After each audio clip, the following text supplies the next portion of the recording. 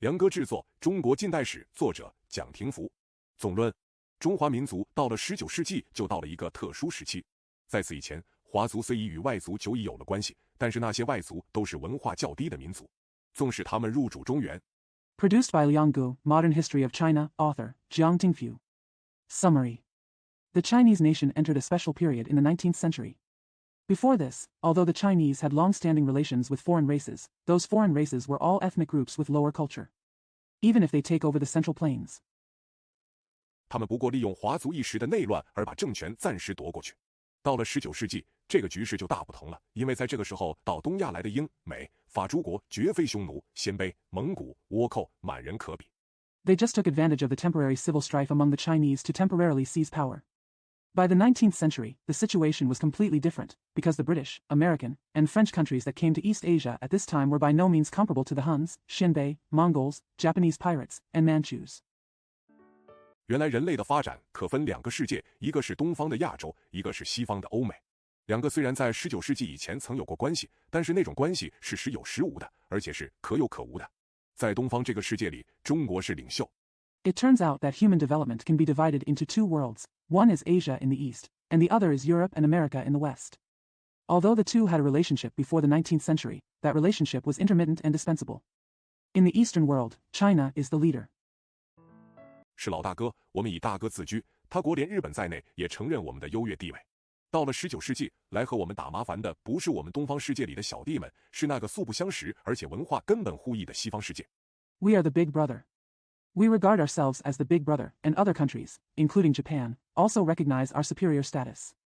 By the 19th century, it was not our little brothers in the Eastern world who were causing trouble for us, but the Western world, which we had never met and whose cultures were fundamentally different. 嘉庆道光年间的中国人当然不认识那个西方世界，直到现在，我们还不敢说我们完全了解西洋的文明。不过有几点我们是可以断定的：第一，中华民族的本质可以与世界上最优秀的民族比。Of course, the Chinese during the Daoguang period of Jiaqing did not know that Western world. Until now, we dare not say that we fully understand Western civilization.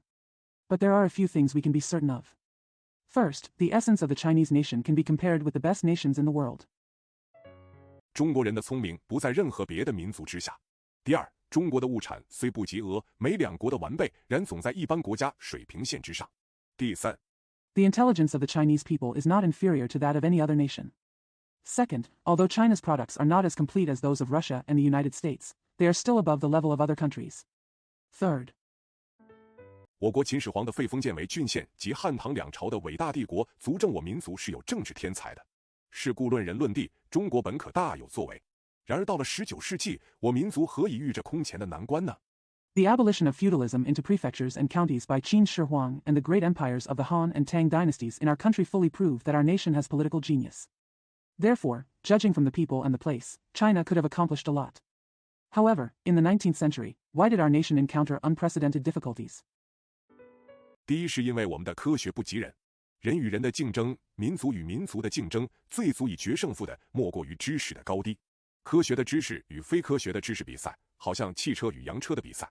在嘉庆道光年间， The first is because our science is inferior to humans. In the competition between people and the competition between nations, the most decisive factor is the level of knowledge.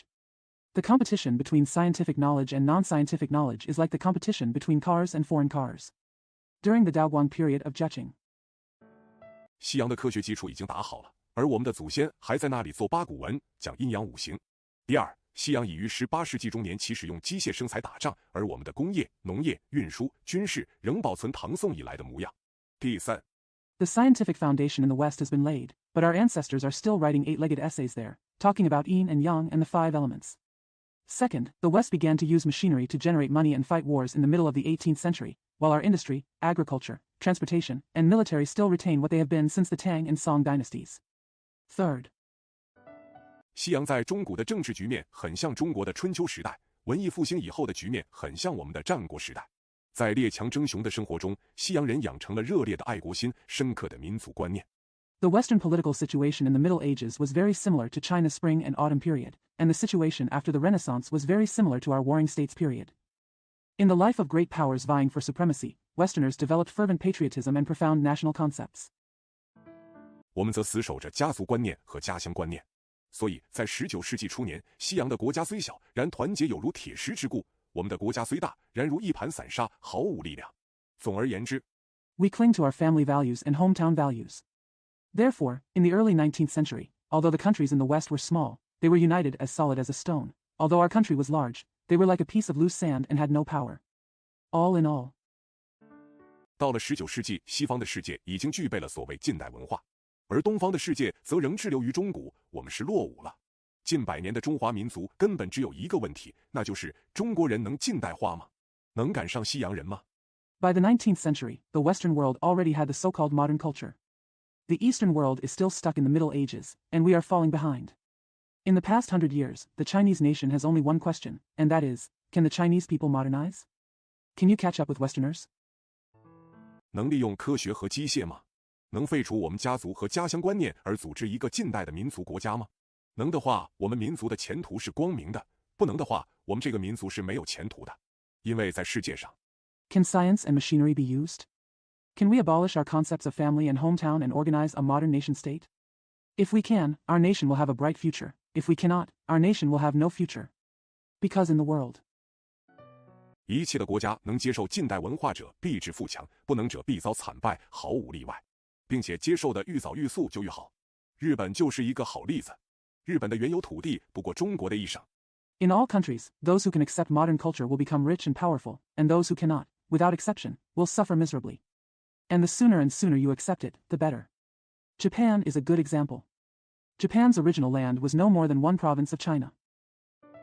原有的文化几乎全是隋唐以来自中国学去的。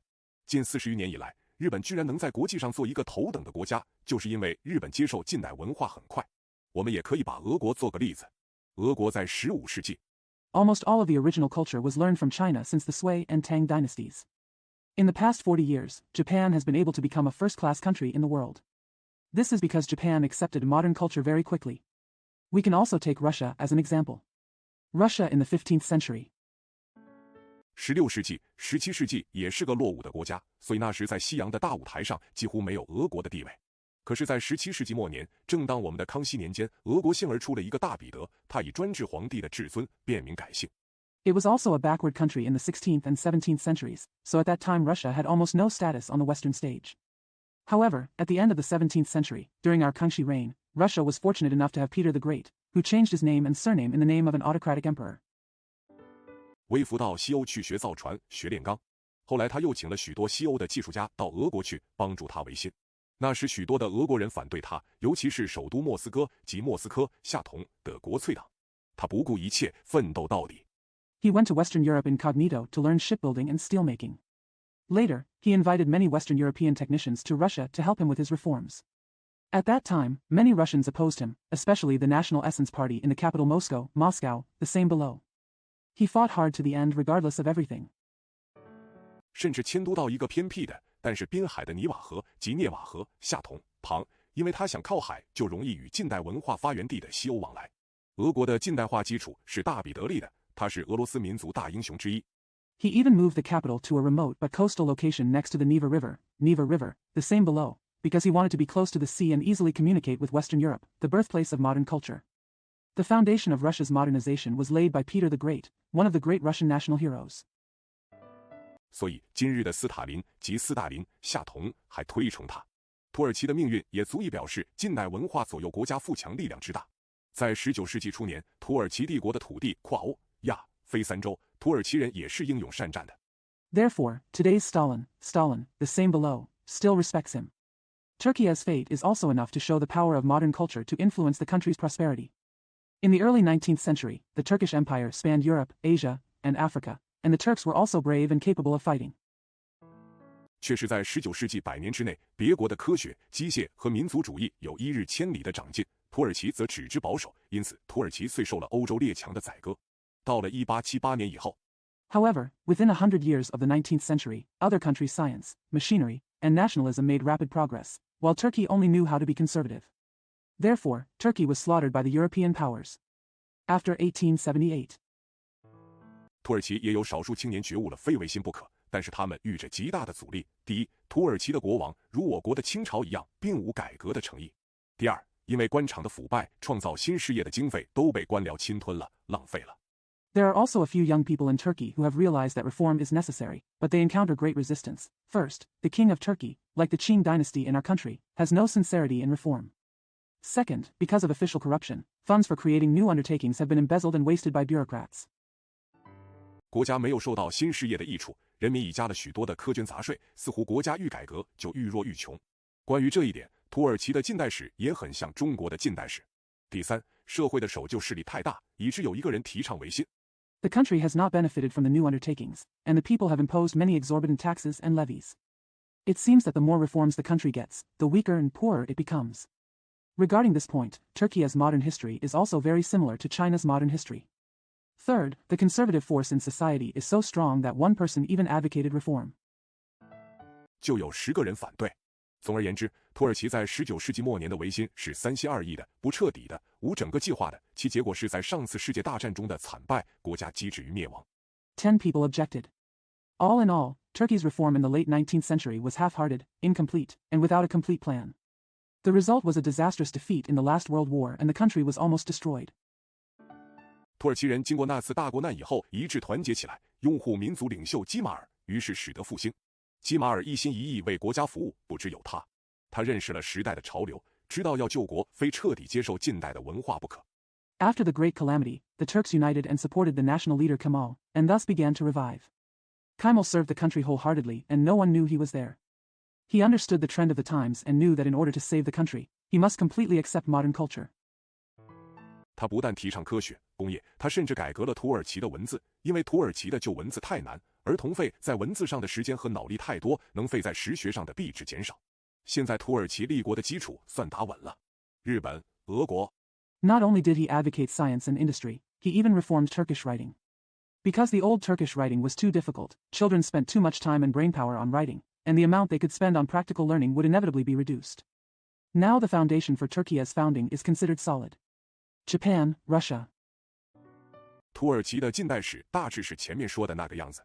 这三国接受了近代的科学、机械及民族主义，于是复兴了、富强了。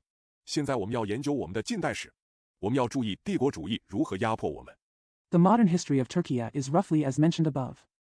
These three countries accepted modern science, machinery, and nationalism, and thus revived and became rich and powerful. Now we are going to study our recent history. We need to pay attention to how imperialism oppresses us. 我们要仔细研究每一个时期内的抵抗方案，我们尤其要分析每一个方案成败的程度和原因。我们如果能找出我国近代史的教训，我们对于抗战建国就更能有所贡献了。第一章：剿夷与辅夷。We must carefully study the resistance plan in each period. In particular, we must analyze the extent and reasons for the success or failure of each plan. If we can find out the lessons of our country's modern history, we will be able to contribute even more to the war of resistance and nation building. Chapter 1: Suppressing the Barbarians and Fubbing the Barbarians. 第一节：英国请中国订立邦交。在19世纪以前，中西没有邦交，西洋没有派遣驻华的使节，我们也没有派大使公使到外国去。此中的缘故是很复杂的。第一，中西相隔很远，交通也不方便。In the first section, Britain invites China to establish diplomatic relations. Before the 19th century, China and the West had no diplomatic relations. The West does not send envoys to China, and we do not send ambassadors or ministers to foreign countries. The reason for this is very complicated. First, China and the West are far apart, and transportation is not convenient. 西洋到中国来的船只都是帆船，那时没有苏伊士运河，中西的交通需绕非洲顶南的好望角，从伦敦到广州顶快需3个月，因此商业也不大。西洋人从中国买的货物不外丝茶及别的奢侈品。The ships that came to China from the West were all sailing ships. There was no Suez Canal at that time, and transportation between China and the West had to go around the Cape of Good Hope in the south of Africa. It took 3 months to get from London to Guangzhou. Therefore, the business is not big either. The only goods Westerners bought from China were silk, tea, and other luxury goods.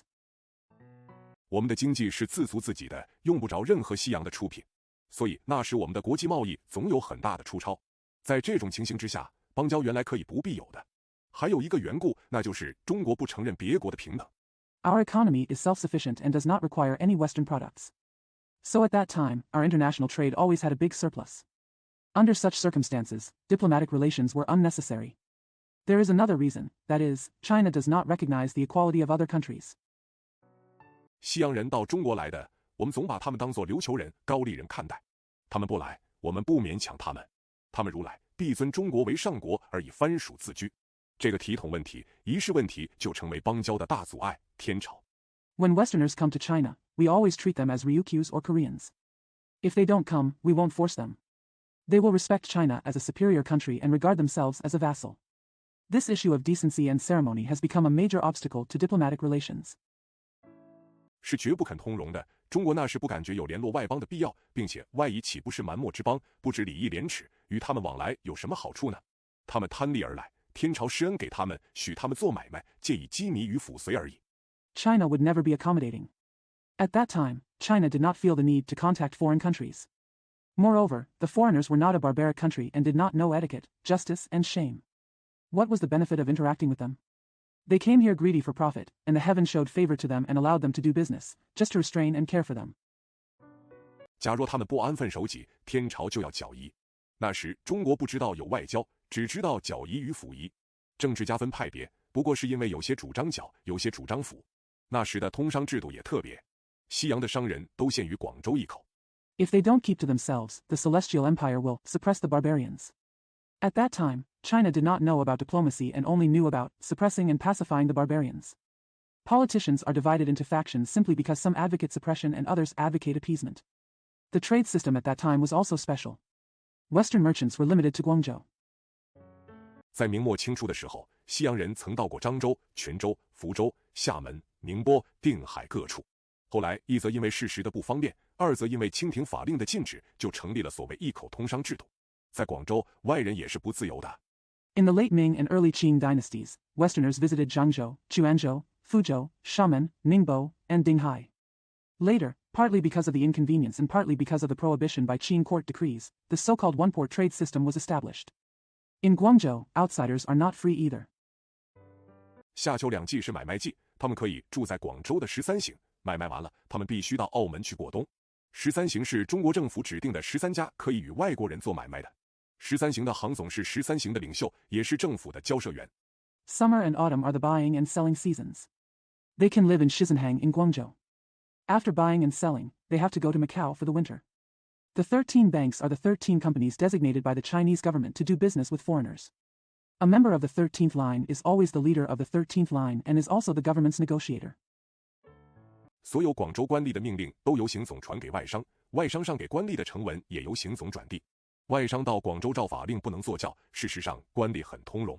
他们在13行住的时候，照法令不能随便出游，逢八那就是初八。All orders from Guangzhou officials were passed on to foreign businessmen by the general manager of the business. Submissions from foreign businessmen to officials were also forwarded by the general manager of the business. According to the law, foreign businessmen cannot ride in sedan chairs when they come to Guangzhou. In fact, the officials are very accommodating.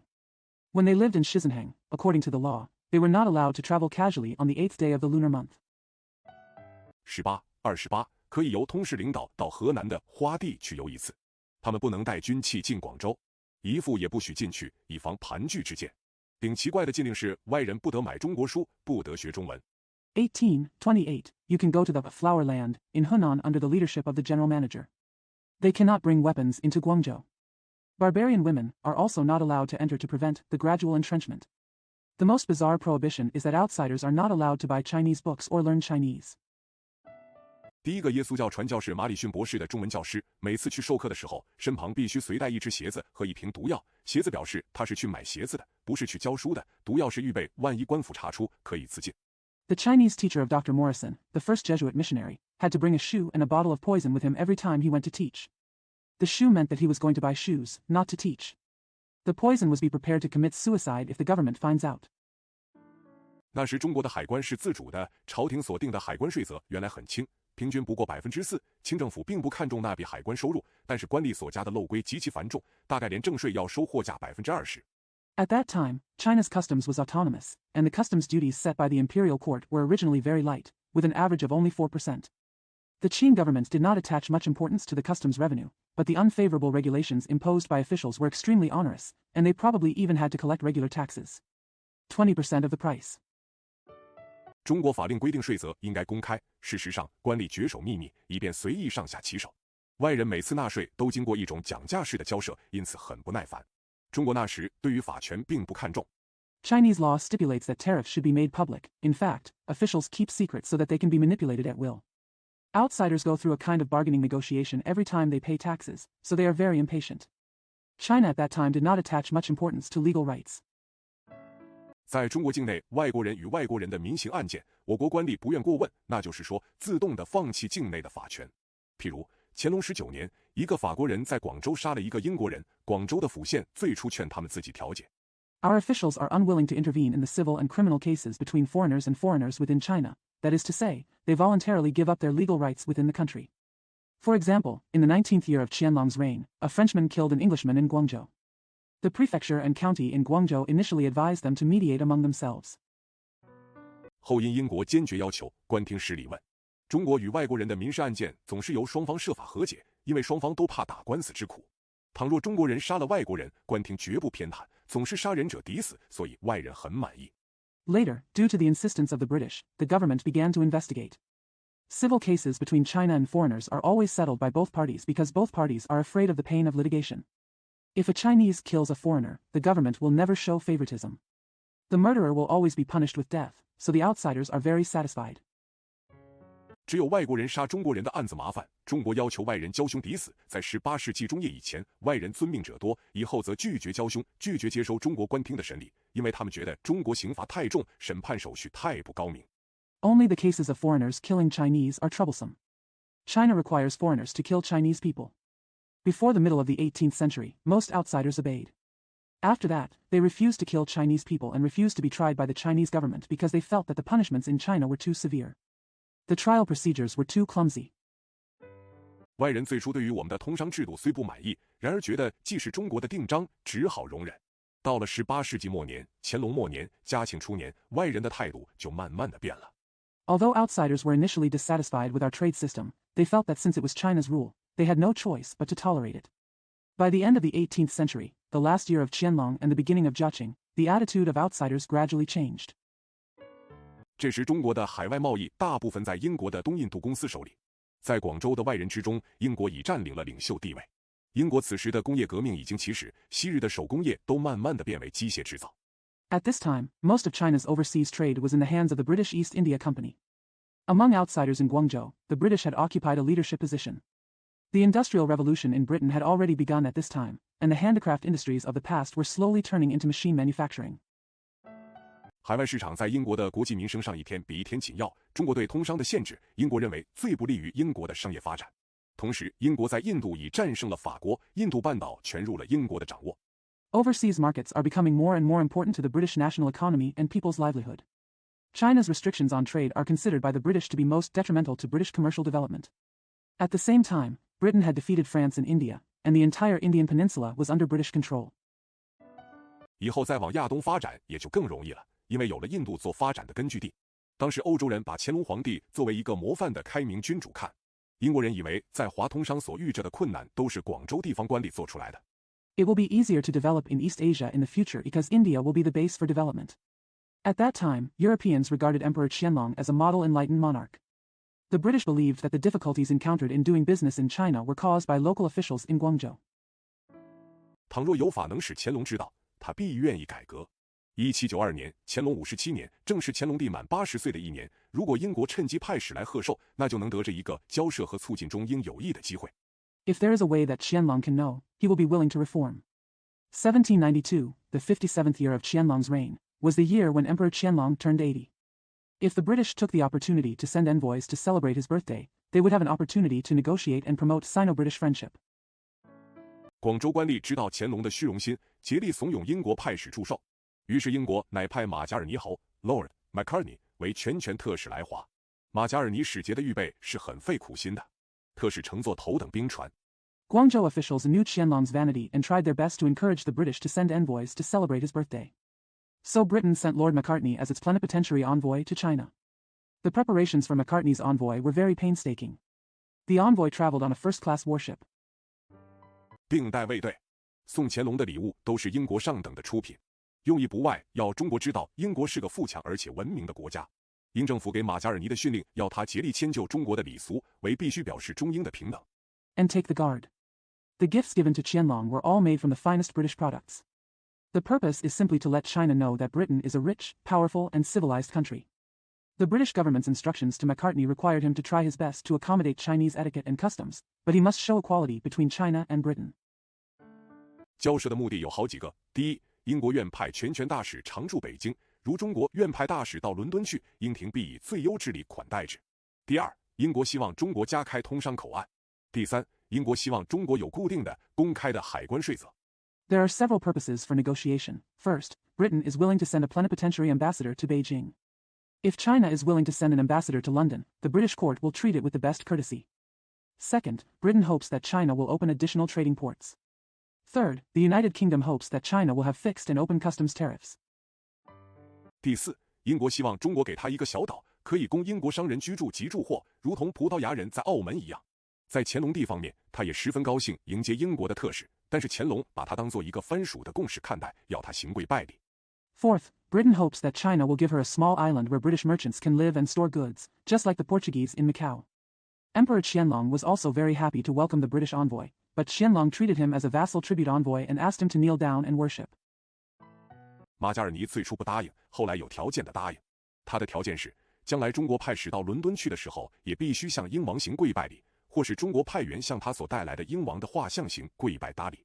Macartney initially refused, but later agreed conditionally. His condition was that when China sent envoys to London in the future, they must also kneel down and pay homage to the British king, or China sent envoys to kneel down and pay homage to the portrait of the British king he brought. 他的目的不外要表示中英的平等，中国不接受他的条件，也就拒绝行跪拜礼。乾隆帝很不快乐，接见以后就要他离京回国。至于马加尔尼所提出的要求，中国都拒绝了。His purpose is nothing more than to show the equality between China and Britain. China did not accept his conditions and refused to kneel down.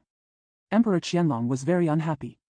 After the interview, he asked him to leave Beijing and return to his country. As for Macartney's requests, China rejected them all. 那次英国和平的交涉要算完全失败了。18世纪末年和19世纪初年，欧洲正闹法兰西革命和拿破仑战争，英国无暇顾及远东商业的发展。等到战事完了，英国遂派第二次的使节来华。That British peace negotiation was a complete failure. At the end of the 18th century and the beginning of the 19th century, the French Revolution and the Napoleonic Wars were going on in Europe, and Britain had no time to take into account the development of commerce in the Far East. When the war was over, Britain sent a second envoy to China. 其目的大致与第一次同，但是嘉庆给英使的待遇远不及乾隆，所以英使不但外交失败，并且私人对我的感情也不好。英国有了这2次的失败，知道和平交涉的路走不通。中西的关系是特别的。The purpose is roughly the same as the first time. However, Jeching's treatment of the British envoys was far less than that of Qianlong. Therefore, not only did the British envoys fail diplomatically, but they also had bad feelings towards me personally. After these two failures, Britain knew that peaceful negotiations would not work. The relationship between China and the West is special.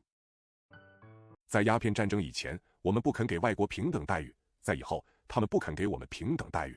到了19世纪，我们只能在国际生活中找出路，但是嘉庆、道光、咸丰年间的中国人不分汉满，仍图闭关自守。Before the Opium War, we refused to give equal treatment to foreign countries. After that, they refused to give us equal treatment. By the 19th century, we could only find a way out in international life, but the Chinese in the Jiaqing, Daoguang, and Xianfeng years, regardless of Han and Manchu, still tried to close themselves off. 要维持历代在东方世界的光荣地位，根本否认那个日益强盛的西方世界。我们倘若大胆地踏进大世界的生活，我们需要高度的改革，不然我们就不能与列强竞争。To maintain the glorious position of the past dynasties in the Eastern world, we simply deny the increasingly powerful Western world. If we boldly step into the life of the big world, we need a high degree of reform, otherwise, we will not be able to compete with the great powers. 但是我们有与外人并驾齐驱的人力物力，只要我们有此决心，我们可以在19世纪的大世界上得着更光荣的地位。我们研究我民族的近代史，必须了解近代的邦交是我们的大困难。But we have the manpower and material resources to keep pace with outsiders. As long as we are determined, we can gain a more glorious position in the great world of the 19th century. When we study the modern history of our nation, we must understand that modern diplomatic relations are our great difficulty. 也是我们的大机会。第二节，英国人做鸦片买卖。在19世纪以前，外国没有什么大宗货物是中国人要买的，外国商船带到中国来的东西只有少数是货物，大多数是现银。那是经济学者。It is also a big opportunity for us. In the second section, the British engage in opium trade. Before the 19th century, there were no large quantities of foreign goods that the Chinese wanted to buy. Only a small number of things brought to China by foreign merchant ships were goods, and most of them were cash. Economists at that time 部分中外都以为金银的输出是与国家有害的，各国都在那里想法子加增货物的出口和金银的进口。在中国的外商经过多年的试验，发现鸦片是重上等的商品。Everyone, both Chinese and foreign, believes that the export of gold and silver is harmful to the country. Countries are trying to find ways to increase the export of goods and the import of gold and silver. After years of experiments, foreign businessmen in China have discovered that opium is a high-quality commodity. 于是，英国东印度公司在印度乃奖励种植、统治运销。乾隆初年，鸦片输入每年约400箱，每箱约100斤。乾隆禁止内地商人贩卖，但是没有效果。到了嘉庆初年，输入竟加了10倍，每年约4000箱。Therefore, the British East India Company encouraged planting and controlled transportation and marketing in India. In the early years of Qianlong's reign, about 400 boxes of opium were imported every year, each box weighing about 100 kilograms. Qianlong banned mainland merchants from selling, but it had no effect. In the early years of Zheching, imports increased tenfold, to about 4,000 boxes a year. 嘉庆下令禁止入口，但是因为官吏的腐败和查禁的困难，销路还是继续加增。道光对于鸦片是最痛心的，对于禁烟是最有决心的。即位之初，他就延伸禁令，可是在他的时代，鸦片的输入加增最快。Zheching ordered a ban on imports, but due to official corruption and difficulties in censorship, sales continued to increase. Daoguang was the most distressed about opium and the most determined about banning smoking. At the beginning of his accession to the throne, he issued a strict ban. However, in his era, the import of opium increased the fastest.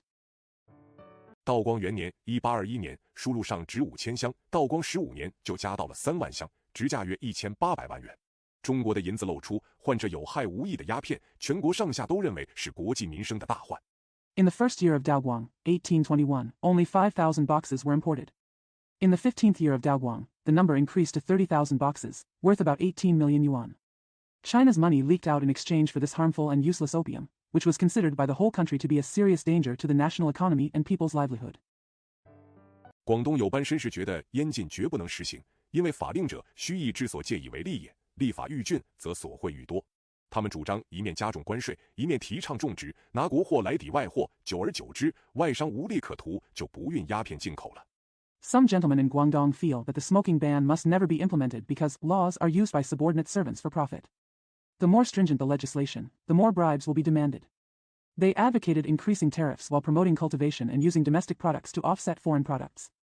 Over time, foreign businessmen would no longer be able to make profits and would stop importing opium. 道光14、15年的时候，这一派的议论颇得势，但是除许乃基一人外，没有一人敢冒天下之大不韪，公开提倡这个办法。道光18年，皇觉赐上了一封奏折，大声疾呼地主张严禁。他的办法是严禁吸食。In the 14th and 15th years of Daoguang's reign, this group's discussion was quite popular, but except for Su Naiji, no one dared to risk the disapproval of the world and openly advocate this method. In the 18th year of Daoguang's reign, Huang Juezi wrote a memorial, loudly advocating strict prohibition. His method is to strictly prohibit smoking. 他说没有人吸就没有人卖，所以吸者应治以死罪。请皇上严降谕旨，自今年某月某日起，至明年某月某日止，准给1年限戒烟。倘若1年以后仍然吸食，是不奉法之乱民，治之重刑，无不平允。查就令。He said that if no one smokes, there will be no one to sell, so those who smoke should be punished with death. Please give the emperor a strict edict that from a certain day of this year to a certain day of next year, you are allowed to give up smoking for 1 year. If you still smoke after 1 year, you are a rioter who does not obey the law. He will be punished severely and there will be no injustice. Allow. Check old examples. 吸食鸦片者仅加杖，其不指出兴犯者罪只杖100，洗3年，然皆系活罪。断饮之苦，甚于加杖与洗杖，故干犯明刑，不肯断绝。若罪以死论，是临刑之惨，更苦于断饮。臣知其情愿绝饮而死于家。Those who smoke opium only have a cane and a cane.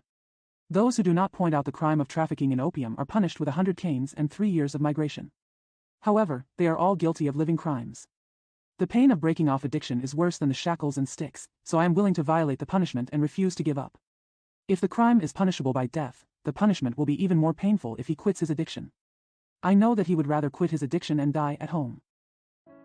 不愿受刑而死于世，为皇上既甚用刑之意，诚恐立法稍严，互相告诫，必致波及无辜。然吸食鸦片是否有瘾无瘾，道官熬审，立刻可辨。如非吸食之人，无大深仇，不能勿往良善，果系吸食者，就亦无从掩饰。He did not want to be punished and died in the city. However, the emperor is cautious in using punishment, and is afraid that if the legislation is too strict, the innocent people will be affected if they criticize each other. However, whether opium smoking is addictive or not will be determined immediately after the official trial. If you are not a person who smokes opium, it will not be profound. Hatred cannot be falsely accused of good deeds, and there is no way to hide the fact that the fruit is addicted. 故虽用刑，并无留弊。这封奏折上了以后，道光令各省的督府讨论。他们虽不张明地反对黄觉滋，总觉得他的办法太激烈。他们说，吸食者尚只害自己，贩卖者则害许多别人，所以贩卖之罪。Therefore, although punishment is used, there is no harm. After the memorial was published, Dao Guang ordered the governors of each province to discuss it. Although they did not openly oppose Huang Juezi, they always felt that his method was too drastic. They said that drug addicts only harm themselves, while traffickers harm many others, so it is a crime of trafficking. 重于吸食之罪，广州是鸦片烟的总进口，大贩子都在那里，要禁烟应从广州下手。唯独两湖总督林则徐完全赞成黄觉滋的主张，并建议各种实施办法。道光决定吸食与贩卖都要加严禁止。More serious than the crime of smoking, Guangzhou is the main importer of opium cigarettes, and the big dealers are there. If you want to ban smoking, you should start in Guangzhou. Only Lin Zexu, the governor of the Two Lakes, fully agreed with Huang Juezi's ideas and suggested various implementation methods. Dao Guang decided to strictly prohibit both smoking and selling. 并派林则徐为钦差大臣，持赴广州查办烟禁。林文忠公是当时政界声望最好、办事最认真的大员，士大夫尤其信任他，他的自信力也不小。他虽然以前没有办过遗物，他对外国人说：“本大臣家居民海。” He also sent Lin Zexu as an imperial envoy to Guangzhou to investigate the smoking ban. Duke Lin Wenzhong was the most prestigious and conscientious official in the political circles at that time. The scholar bureaucrats especially trusted him, and his self-confidence was not small. Although he had never handled barbarian affairs before, he said to foreigners, "This minister lives in the Fujian Sea." 于外夷一切伎俩，早皆深悉其详。实在当时的人对禁烟问题都带了几分客气。在他们的私函中，他们承认禁烟的困难，但是在他们的奏章中，他们总是逢迎上风的意志，唱高调。All the foreigners' tricks have long been understood in detail. In fact, people at that time were somewhat polite about the issue of banning smoking. In their private letters, they acknowledged the difficulties of banning smoking, but in their memorials, they always catered to the wishes of the superiors and sang a high profile. 这种不诚实的行为是我国士大夫阶级大毛病之一。其实，禁烟是个极复杂、极困难的问题。纵使没有外国的干涉，禁烟已极其困难，何况在道光间，英国人绝不愿意我们实行禁烟呢？ This kind of dishonest behavior is one of the major problems of the scholar bureaucrat class in our country. In fact, banning smoking is an extremely complex and difficult issue. Even without foreign interference, it would be extremely difficult to ban smoking. What's more, during the Daoguang period, the British were absolutely unwilling for us to implement a smoking ban. 那时，鸦片不但是通商的大利，而且是印度政府财政收入之大宗。英国对于我们独自尊大、闭关自守的态度已不满意，要想和我们算一次账，倘若我们因鸦片问题给予英国任何借口。At that time, opium was not only a great benefit to trade, but also a major source of fiscal revenue for the Indian government. Britain is no longer satisfied with our arrogant and closed-door attitude. If it wants to settle accounts with us, if we give Britain any excuse because of the opium problem. 英国绝不惜以武力对付我们。那次的战争，我们称为鸦片战争，英国人则称为通商战争，两方面都有理由。关于鸦片问题，我方力图禁绝，英方则希望维持原状，我攻匕首。关于通商问题 Britain will never hesitate to use force against us. We call that war the Opium War, and the British call it the Trade War. There are reasons for both sides. Regarding the opium issue, we strive to ban it, while the British hope to maintain the status quo, we attack and the other defends. Regarding trade issues, 英方力图获得更大的机会和自由，我方则硬要维持原状，比攻我守。就世界大事论，那次的战争是不能避免的。第三节，东西对打。林则徐于道光19年正月25日行抵广州。The British side strives to gain greater opportunities and freedom, while we insist on maintaining the status quo. They attack and we defend. In terms of the general trend of the world, that war was inevitable. In the third quarter, East and West fight. Lin Zexu arrived in Guangzhou on the 25th of the first month of the 19th year of Dao Guang's reign. 经1个星期的考虑和布置，他就动手了。他预告外国人说：“利己不可害人，何得将尔国不实之鸦片烟带来内地，骗人财而害人命乎？”他要外国人做2件事：第一，把已到中国而尚未出卖的鸦片。After a week of thinking and planning, he took action. He told foreigners, "You should not harm others if you want to benefit yourself. Why bring the opium smoke that your country does not eat into the inland to defraud people of their money and harm their lives?" He asked the foreigners to do two things. First, take advantage of yourself. Opium that has arrived in China but has not yet been sold. 尽数缴官。第二，出具干解，声明以后不带鸦片来华，如有带来，一经查出，甘愿或进梅官，人即正法。外国人不知林则徐的品格，以为他不过是个普通官僚，到任之初，总要出个告示，大讲什么礼义廉耻。Send all the goods to the officials. Secondly, issue a ganjia, declaring that he will not bring opium to China in the future. If he does bring any opium, once it is found out, he is willing to turn all the goods away from the officials and the person will be punished. Foreigners do not know Lin Zexu's character and think that he is just an ordinary bureaucrat. When he first takes office, he always makes a notice and talks about propriety, justice, and integrity. 实在还不是要价，价钱讲好了，买卖就可以照常做了，因此他们就观望，就讲价。殊不知林则徐不是那类的人，若鸦片一日未决，本大臣一日不回，是与此事相始终，断无终止之理。到了2月初时 Isn't that really the asking price? Once the price is agreed upon, the transaction can proceed as usual. So they wait and see and bargain. Little did they know that Lin Zexu was not that kind of person. If opium is not exhausted for a day, and this minister does not come back for a day, I swear to stay with this matter forever, and there will be no reason to stop. On the 10th day of February. 外人尚不肯交烟，林则徐就下命令断绝广州出海的交通，派兵把13行围起来，把行里的中国人都撤出，然后禁止一切的出入。换句话说，林则徐把13行做了外国人的监牢。When outsiders still refused to exchange cigarettes, Lin Zexu issued an order to cut off Guangzhou's sea traffic, sent troops to surround the 13th bank, evacuated all Chinese in the bank, and then prohibited all entry and exit. In other words, Lin Zexu made the 13 lines a prison for foreigners. 并且不许人卖粮食给他们。当时在13行里约有350个外国人，连英国商业监督义律 Captain Charles Elliot 在内，他们在里面当然要受相当的苦，煮饭、洗碗。And no one was allowed to sell grain to them. At that time, there were about 350 foreigners in the 13th line, including the British commercial supervisor Elliot, Captain Charles Elliot.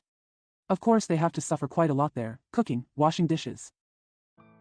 打扫都要自己动手，但是粮食还是有的。外人预铸了不少，行商又秘密的接济，义律原想妥协，但是林则徐坚持他的2种要求。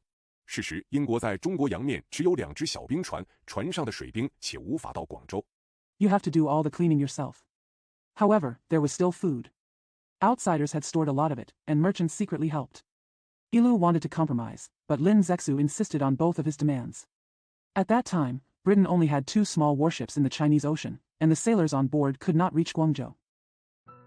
义律不能抵抗，只好屈服。他屈服的方法很值得我们注意。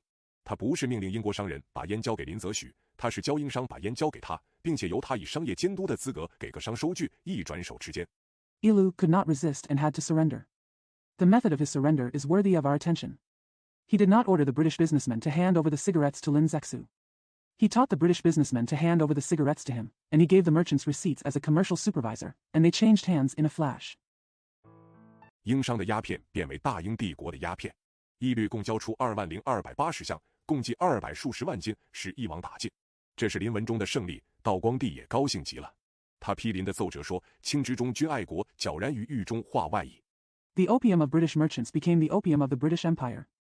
Ilu handed over a total of 20,280 boxes, totaling 2.1 million kilograms, and captured them all in one fell swoop. This was Lin Wenzhong's victory, and Emperor Daoguang was also very happy. His memorial to criticize Lin said, "Your loyalty to the emperor and your love for the country are as clear as day in the domain and have been transformed into the outside world." 外人尚不完全相信林真是要禁烟，他们想林这一次发大财了。林在虎门海滩挑成2个池子，前设涵洞，后通水沟，先由沟道引水入池，撒盐其中，自投箱中烟土，再抛石灰煮之，烟灰汤沸，颗粒稀尽。Outsiders still don't fully believe that Lin really wants to ban smoking. They think Lin will make a fortune this time. Lin built 2 ponds on Human Beach. There is a culvert in front and a ditch in the back. First, water is diverted into the pond through the ditch, and salt is sprinkled in it. Then the soot is put into the box, and then lime is thrown in to boil it. The soot soup is boiled and the particles are collected. All. 其味之恶，鼻不可嗅，潮退，起放涵洞，随浪入海，然后刷涤池底，不留涓滴。共历23日，全数使尽销毁。逐日皆有文武官员监视，外人之来观者，详记其事，深赞钦差大臣之坦然无私。The smell is so bad that you can't smell it with your nose. When the tide recedes, the culverts are opened and flowed into the sea with the waves, and then the bottom of the pond is washed away without leaving a drop. It lasted for 23 days, and everything was destroyed. Every day, civil and military officials monitored it. Outsiders came to watch and remembered the incident in detail, deeply praising the imperial envoy's frankness and selflessness. 义律当时把搅淹的经过详细报告英国政府以后，静待政府的训令。林文中的大功告成，似乎可以休手了，并且朝廷调他去做两江总督，他可是不去。他说：“已到的鸦片既已销毁，但是以后还可以来。” At that time, Yilu reported the details of the cigarette collection to the British government and waited for the government's instructions. Lin Wenzhong's work is done and it seems he can rest. Moreover, the imperial court transferred him to be the governor of Liangjiang, but he refused to go. He said, the opium that has arrived has been destroyed, but it can still come in the future. 他要彻底，方法就是要外商人人出具干结，以后不做鸦片买卖。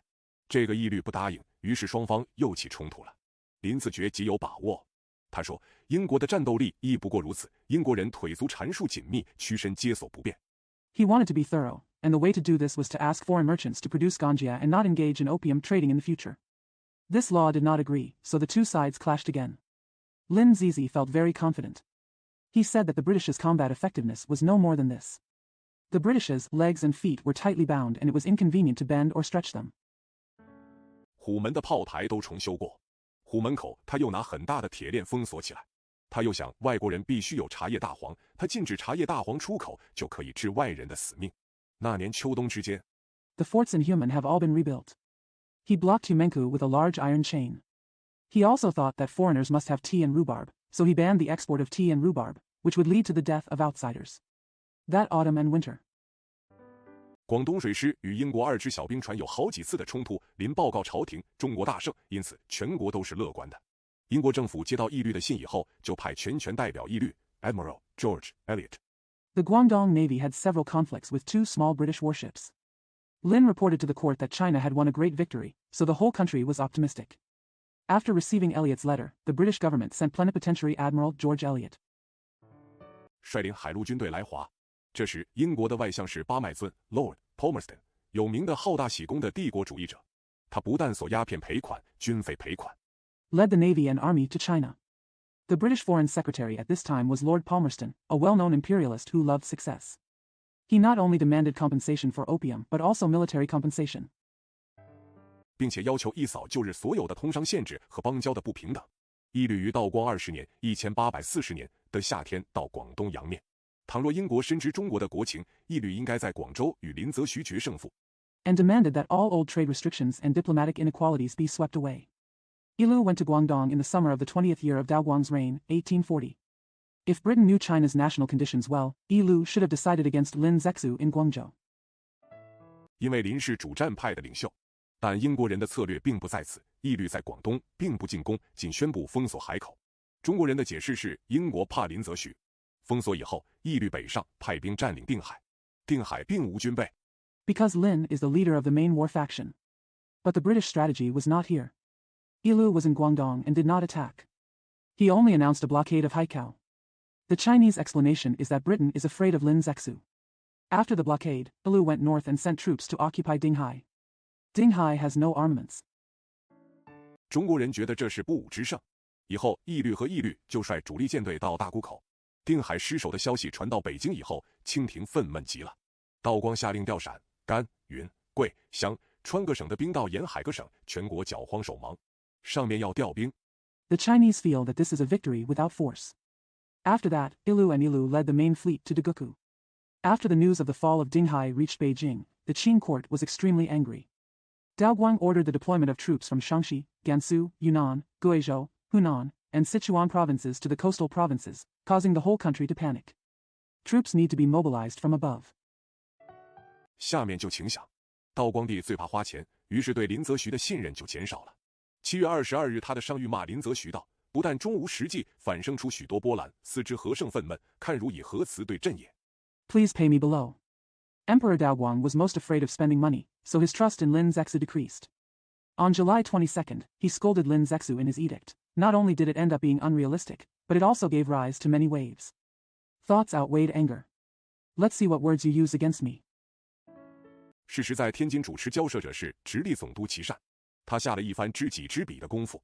他派人到英国船上假交涉之名去调查英国军备，觉得英人的船坚炮利远在中国之上，他国的汽船无风无潮，顺水逆水。The person presiding over the negotiations in Tianjin at that time was Qishan, the governor of Zhili. He worked hard to know himself and his enemy.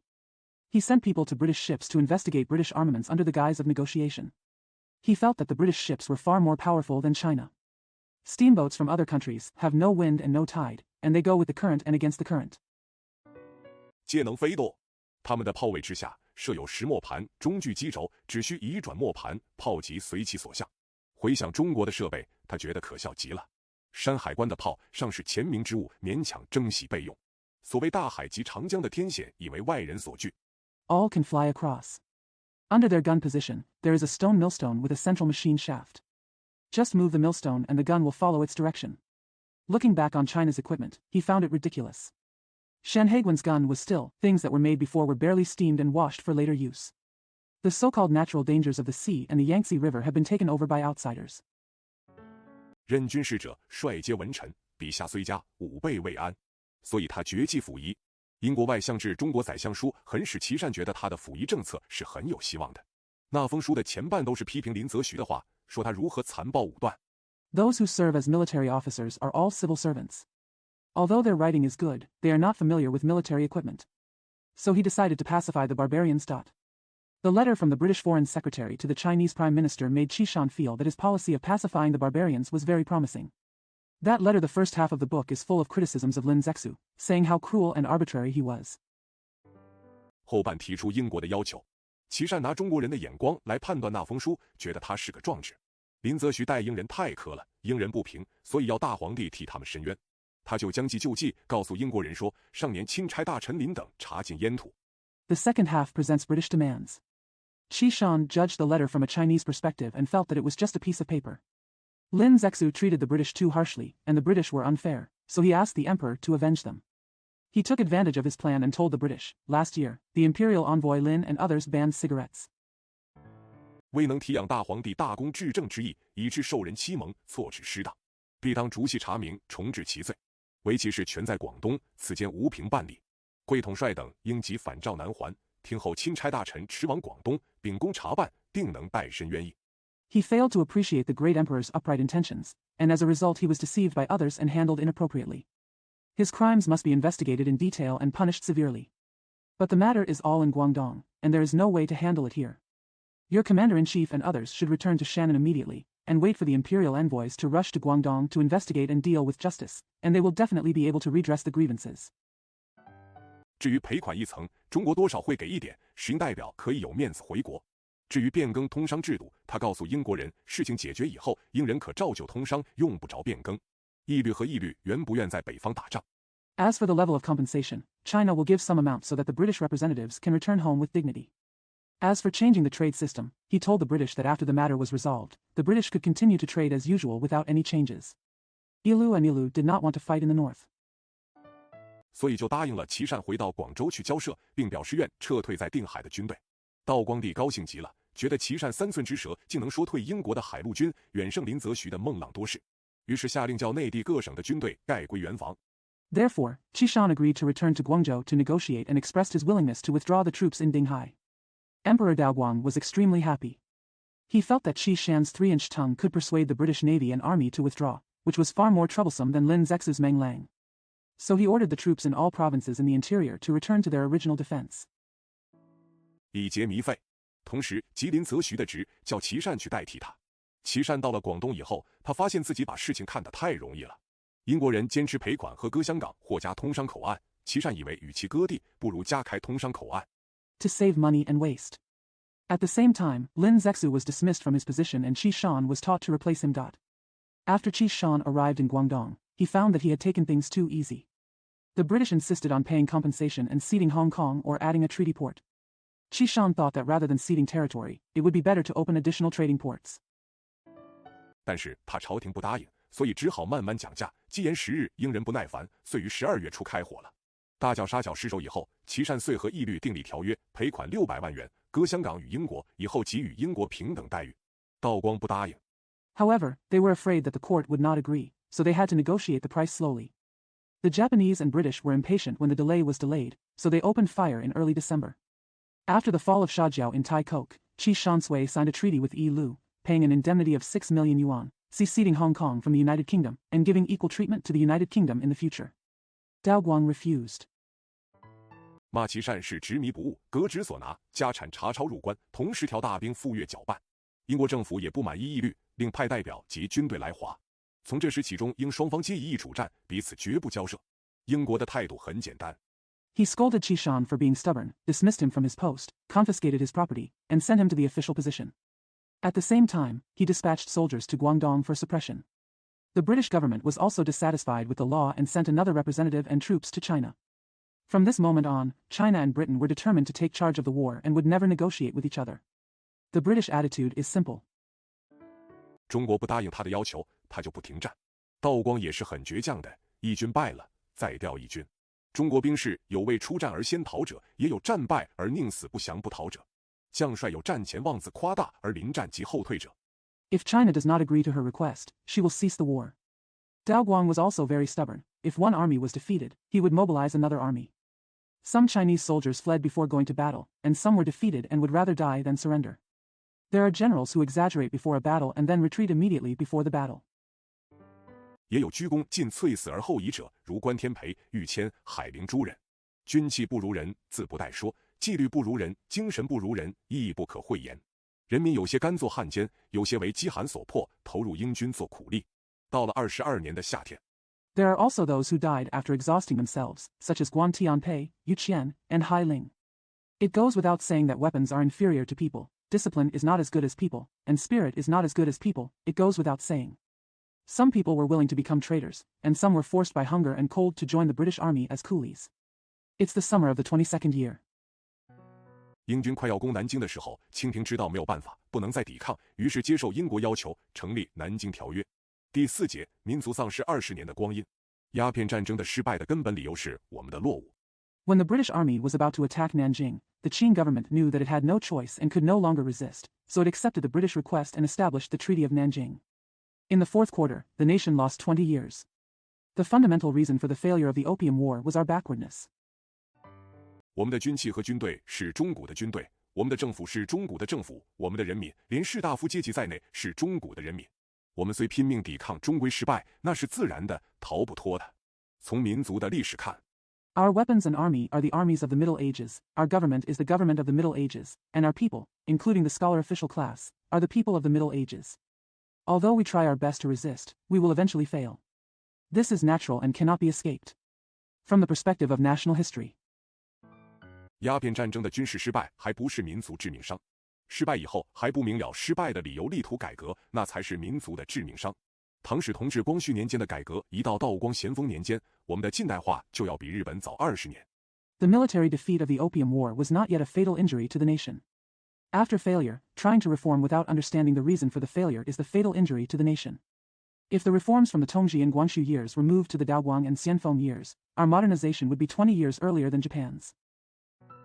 远东的近代史就要完全变更面目。可惜道光咸丰年间的人没有领受军事失败的教训，战后与战前完全一样，麻木不仁，妄自尊大。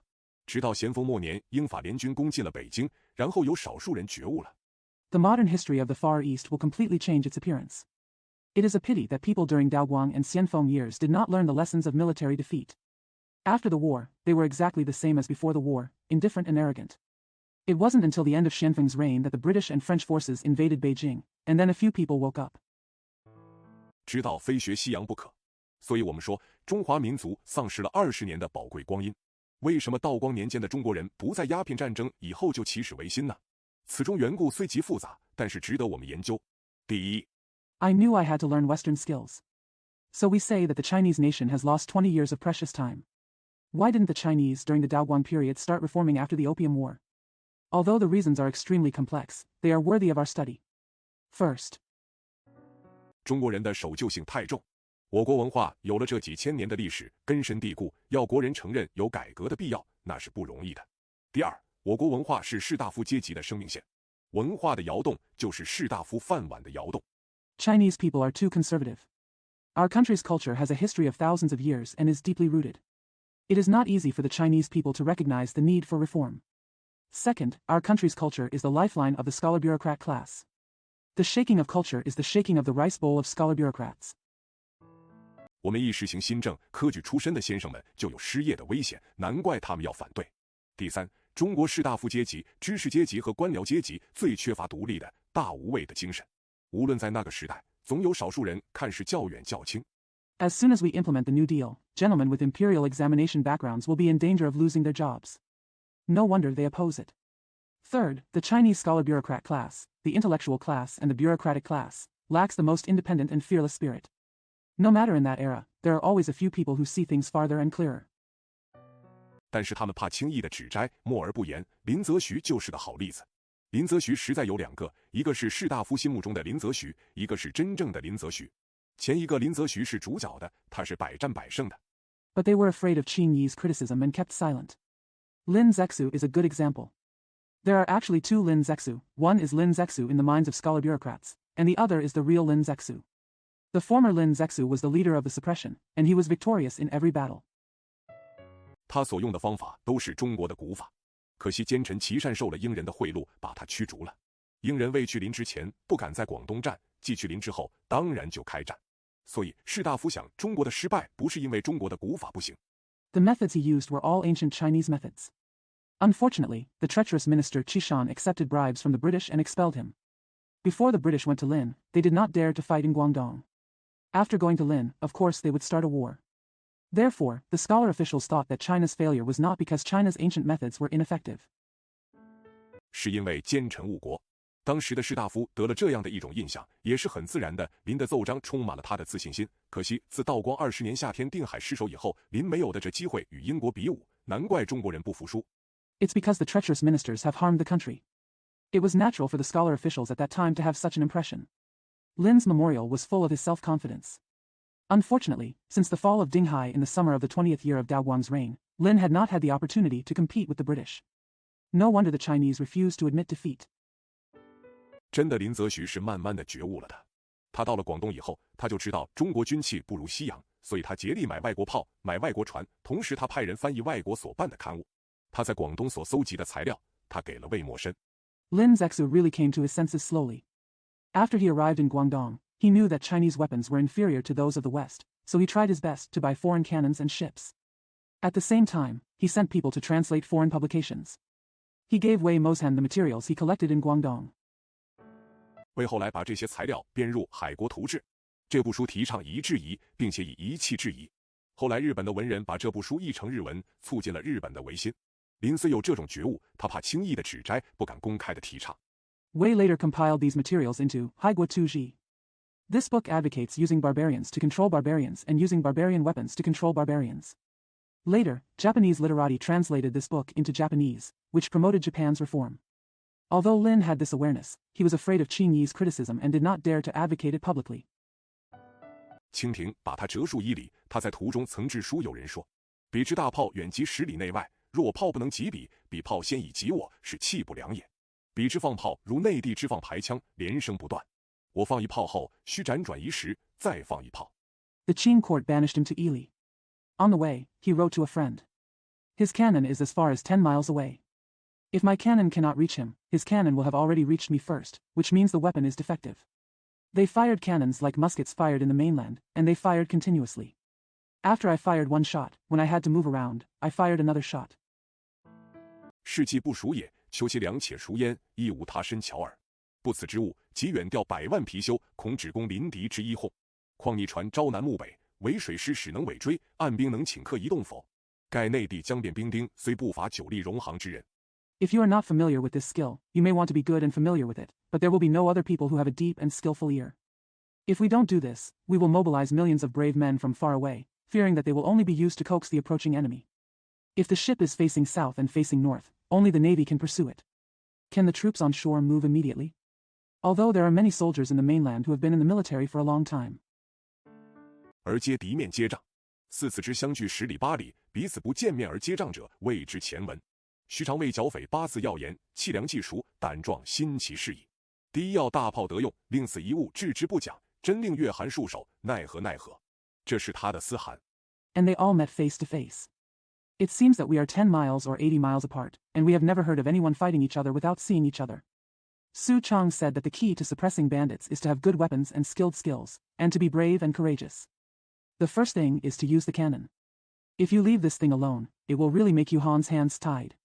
There is nothing you can do. This is his personal letter. 道光22年9月写的，他请他的朋友不要给别人看。换句话说，真的林则徐，他不要别人知道。难怪他后来又做陕甘总督和云贵总督，他总不肯公开提倡改革。他让主持清议的士大夫睡在梦中。Written in September of the 22nd year of Daoguang. He asked his friend not to show it to anyone else. In other words, the real Lin Zexu doesn't want others to know. No wonder that although he later served as governor of Shaanxi and Gansu and governor of Yunnan and Guizhou, he was always unwilling to openly advocate reforms. He let the scholar officials who presided over the Qing dynasty sleep in their dreams.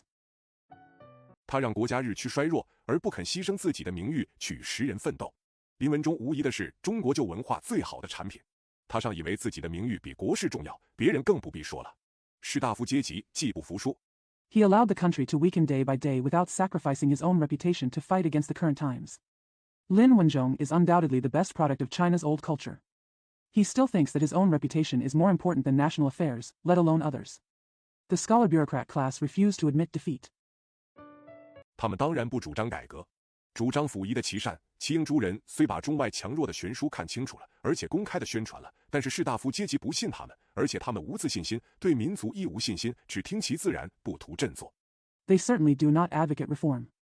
Although Qishan and Xieying, who advocated pacifying the barbarians, clearly saw the disparity in strength between China and foreign countries and publicized it publicly, the scholar bureaucrat class did not believe them. Moreover, they had no self-confidence and no confidence in the nation. They just let nature take its course and did not picture cheer up. 不图改革，我们不责备他们，因为他们是不足责的。第5节不平等条约开始。道光22年8月29日在南京所定的中英条约，不过是战后新邦交及新通商制度的大纲。No attempt to reform.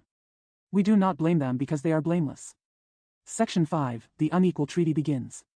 The Sino-British Treaty, signed in Nanjing on August 29th, the 22nd year of Daoguang's reign, was nothing more than the outline of the new diplomatic relations and new trade system after the war. 次年的虎门条约才规定细则。我们知道战后的整个局面应该把2个条约合并起来研究。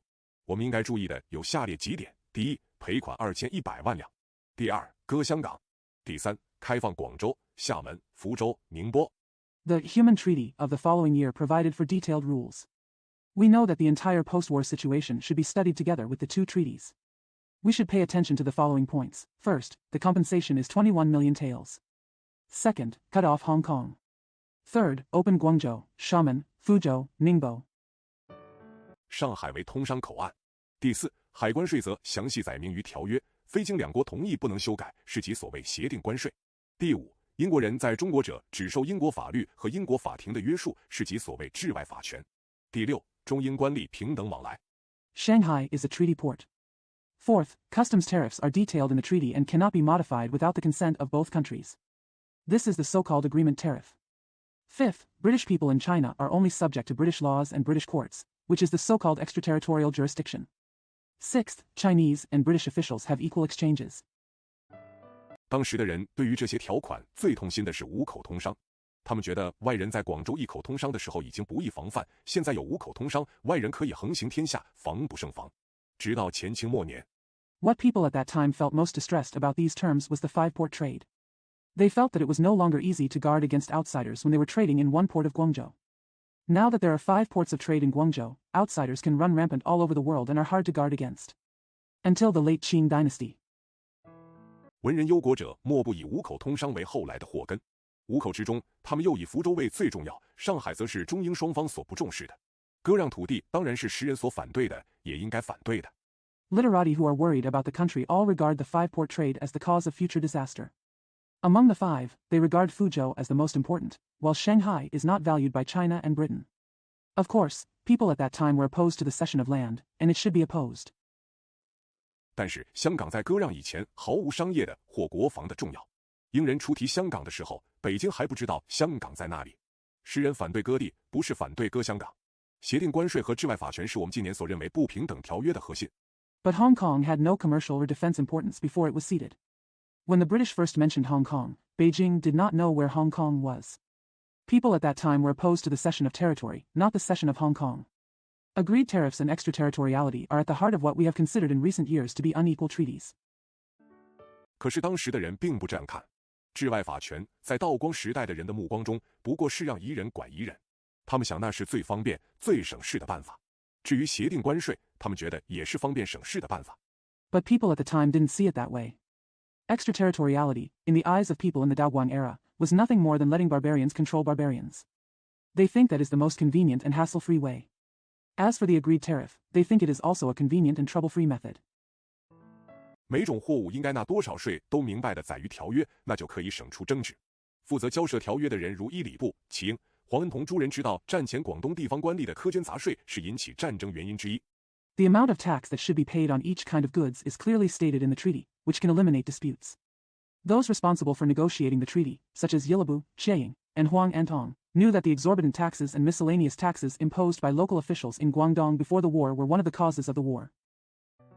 现在把关税明文规定，岂不是一个釜底抽薪、一劳永逸的办法？而且新的税则平均到5%，比旧日的自主关税还要略微高一点。附交涉责任者计算以后，海关的收入比以前还要多。Wouldn't it be clear that tariffs are now clearly stipulated as a way to remove the firepower once and for all? Moreover, the new tariff averages 5%, which is slightly higher than the old independent tariff. The person responsible for negotiation calculated at the customs revenue will be higher in the future than before. 所以他们洋洋得意，以为他们的外交成功。其实他们牺牲了国家的主权，贻害不少。总而言之，道光年间的中国人完全不懂国际公法和国际形势，所以他们争所不当争，放弃所不应当放弃的。So they were complacent, thinking that their diplomacy was successful. In fact, they sacrificed the country's sovereignty and caused a lot of harm. All in all, the Chinese during the Daoguang period did not understand international public law and the international situation at all, so they fought for what they should not fight for and gave up what they should not give up. 我们与英国订了这种条约，是因为万不得已，如别的国家来要求同样的权利，我们又怎样对付呢？在鸦片战争的时候，国内分为两派，剿一派和抚一派。前者以林则徐为领袖，后者以琦善为领袖。We concluded this kind of treaty with Britain because we had no choice but to do so. If other countries come to demand the same rights, how will we deal with it? During the Opium War, the country was divided into two factions, the suppressing barbarians faction and the pacifying barbarians faction. The former was led by Lin Zexu, and the latter was led by Qi Shan. 战争失败以后，抚一派当然得势了。这一派在朝者是军机大臣穆彰阿，在外的是伊礼部和齐英。中英订了条约以后，美法两国就派代表来华，要求与我国订约。抚一派的人当然不愿意与美国。After the defeat of the war, the Fui faction certainly gained power. The person in charge of this faction is Mu Zhanghe, the Minister of Military and Aircraft, and those outside are Yilabu and Chiang. After China and Britain signed a treaty, the United States and France sent representatives to China to request a treaty with our country. Of course the Fui people are not willing to fight with the United States and 法国又打仗，所以他们自始就决定给美法的人平等的待遇。他们说，倘若中国不给美法的人，大可以假冒英人来做买卖，我们也没有法子查出。这样做下去，美法的人既靠英国人。France was at war again, so they decided from the beginning to give equal treatment to Americans and French people. They said that if China did not give it, people in the United States and France could pretend to be British people to do business, and we would have no way to find out. If this continues, the Americans and the French will rely on the British. 势必与英国人团结一致来对付我们。假使中国给美法通商权利，那美国、法国必将感激中国。我们或者还可以联络美法来对付英国，并且伊礼部、齐英诸人以为中国的贸易是有限的。They will definitely unite with the British to deal with us. If China gives the United States and France trade rights, then the United States and France will definitely be grateful to China. We may also contact the United States and France to deal with Britain. Moreover, Yilabu and Chiang believed that China's trade was limited. 这有限的贸易不让英国独占，让美法分去一部分，与中国并无妨碍。中国何不做个顺水人情？英国为避免别国的妒忌，早已声明他欢迎别国平等竞争。所以美国、法国竟能和平与中国订约。This limited trade is not allowed to be monopolized by the United Kingdom, and part of it is allowed to be divided between the United States and France. This does not hinder China. Why not make China a favor? In order to avoid the jealousy of other countries, Britain has long stated that it welcomes equal competition from other countries. Therefore, the United States and France were able to make peace with China. 不平等条约的根源，一部分由于我们的无知，一部分由于我们的法治未达到近代文明的水准。第6节，教义派又抬头。在鸦片战争以前，广州与外人通商已经300多年。The root cause of unequal treaties is partly due to our ignorance, and partly due to the fact that our legal system has not reached the level of modern civilization. In the 6th section, the suppressing faction reared its head again. Before the Opium War, Guangzhou had been trading with outsiders for more than 300 years. 好像广州人应该比较的多知道外国的情形，比别处的中国人应该更能与外人相安无事。其实不然，五口通商以后，唯独广州人与外人感情最坏，冲突最多。此中原因复杂。第一， It seems that people in Guangzhou should know more about foreign situations and be more at peace with outsiders than Chinese elsewhere. In fact, this is not the case. After the trade of 5 people, only people in Guangzhou have the worst feelings and the most conflicts with outsiders. The reasons are complex. First, 英国在广州受了多年的压迫，无法出气。等到他们打胜了，他们觉得他们出气的日子到了，他们不能平心静气地原谅中国人因受了战争的痛苦而对他们自然不满意，自然带几分的仇视。第二， the British had been oppressed in Guangzhou for many years and could not vent their anger. When they won the battle, they felt that the day had come for them to vent their anger. They could not calmly forgive the Chinese people for suffering the pain of the war, so they were naturally dissatisfied with them. Of hatred. Second, 广东地方官商最感觉南京条约给他们私人利益的打击。在鸦片战争以前，因为中外通商集中于广州，地方官吏不分大小都有发大财的机会。南京条约以后，他们的意外财源都尽绝了。local officials and businessmen in Guangdong felt the greatest blow to their private interests from the Treaty of Nanjing. Before the Opium War, because Chinese and foreign trade was concentrated in Guangzhou, local officials, regardless of size, had the opportunity to make a fortune. After the Treaty of Nanjing, their unexpected financial resources were blocked. 难怪他们要恨外国人，商人方面也是如此。在战前，江浙的丝茶都由陆路经江西过梅岭，而由广州的13行卖给外国人。据外人的估计，5家的颐和行在战前有财产8000多万。No wonder they hate foreigners. The same goes for businessmen. Before the war, silk tea from Jiangsu and Zhejiang was sold to foreigners by the 13th Bank in Guangzhou via land route through Jiangxi and Meiling. According to outsiders' estimates, the Wu family's Yaihexing had a fortune of more than 80 million before the war. 恐怕是当时世界上最富的资本家。南京条约以后，江浙的丝茶外人直接到江浙去买，并不经过广州。5口之中，上海日盛1日，而广州则日行衰落。不但富商受其影响， Probably the richest capitalist in the world at that time. After the Treaty of Nanjing, outsiders went directly to Jiangsu and Zhejiang to buy silk tea, without passing through Guangzhou. Among the 5, Shanghai is prospering day by day, while Guangzhou is declining. Not only wealthy businessmen are affected by it. 就是劳工直接间接受影响的都不少，难怪民间也恨外国人。仇外心理的表现之一就是杀外国人。他们到郊外去玩的时候，乡民出其不意就把他们杀了。齐英知道这种仇杀一定要引起大祸。Even workers are affected directly and indirectly. No wonder the people also hate foreigners. One of the manifestations of xenophobia is the killing of foreigners. When they went to play in the countryside, the villagers took them by surprise and killed them. Chiang knew that this kind of vendetta would definitely cause disaster. 所以竭力防御，绝不宽容。他严厉地执行国法，杀人者处死。这样一来，士大夫骂他是洋奴。他们说，官民应该一致对外，那可以压迫国民以顺夷情呢。因此，齐英在广东的地位一天困难一天。So try your best to defend and never tolerate. He strictly enforced the laws of the country and executed murderers. As a result, the scholar officials called him a foreign slave. They said, the government and the people should be united in dealing with the outside world. How can we oppress the people in order to comply with the barbarian sentiments? Therefore, the status of Chiang in Guangdong is becoming more and more difficult every day. 在广东还有外人进广州城的问题。照常识看来，许外国人到广州城里去似乎是无关宏旨的。在外人方面，不到广州城里去似乎也没任何损失。可是这个入城问题竟成了核战问题。在上海 In Guangdong, there is also the problem of outsiders entering Guangzhou city. According to common sense, it seems to be of no great importance to allow foreigners to come to Guangzhou. From the perspective of outsiders, there seems to be no loss in not going to the city of Guangzhou, but the issue of entering the city has turned into a peace and war issue. In Shanghai, 就全无这种纠纷。南京条约以后，外人初到上海的时候，他们在上海城内租借民房，后来他们感觉城内街道狭小，卫生情形也不好，于是请求在城外划一段地作为外人居留地区。there are no such disputes at all. After the Treaty of Nanjing, when outsiders first arrived in Shanghai, they rented private houses in Shanghai. Later, they felt that the streets in the city were narrow and the sanitary conditions were not good, so they requested that a section of land be designated outside the city as a residence area for outsiders. 上海道台也感觉华洋杂处，不便管理，乃划洋泾浜以北的小块地作为外人住宅区。这是上海租界的起源。广州13行原在城外，鸦片战争以前，外人是不许入城的。广州人简直把城内作为神圣之地。Shanghai Daotai also felt that it was too complicated to manage because of its overcrowded Chinese style, so it designated a small plot of land to the north of Yangjingbang as a residential area for outsiders.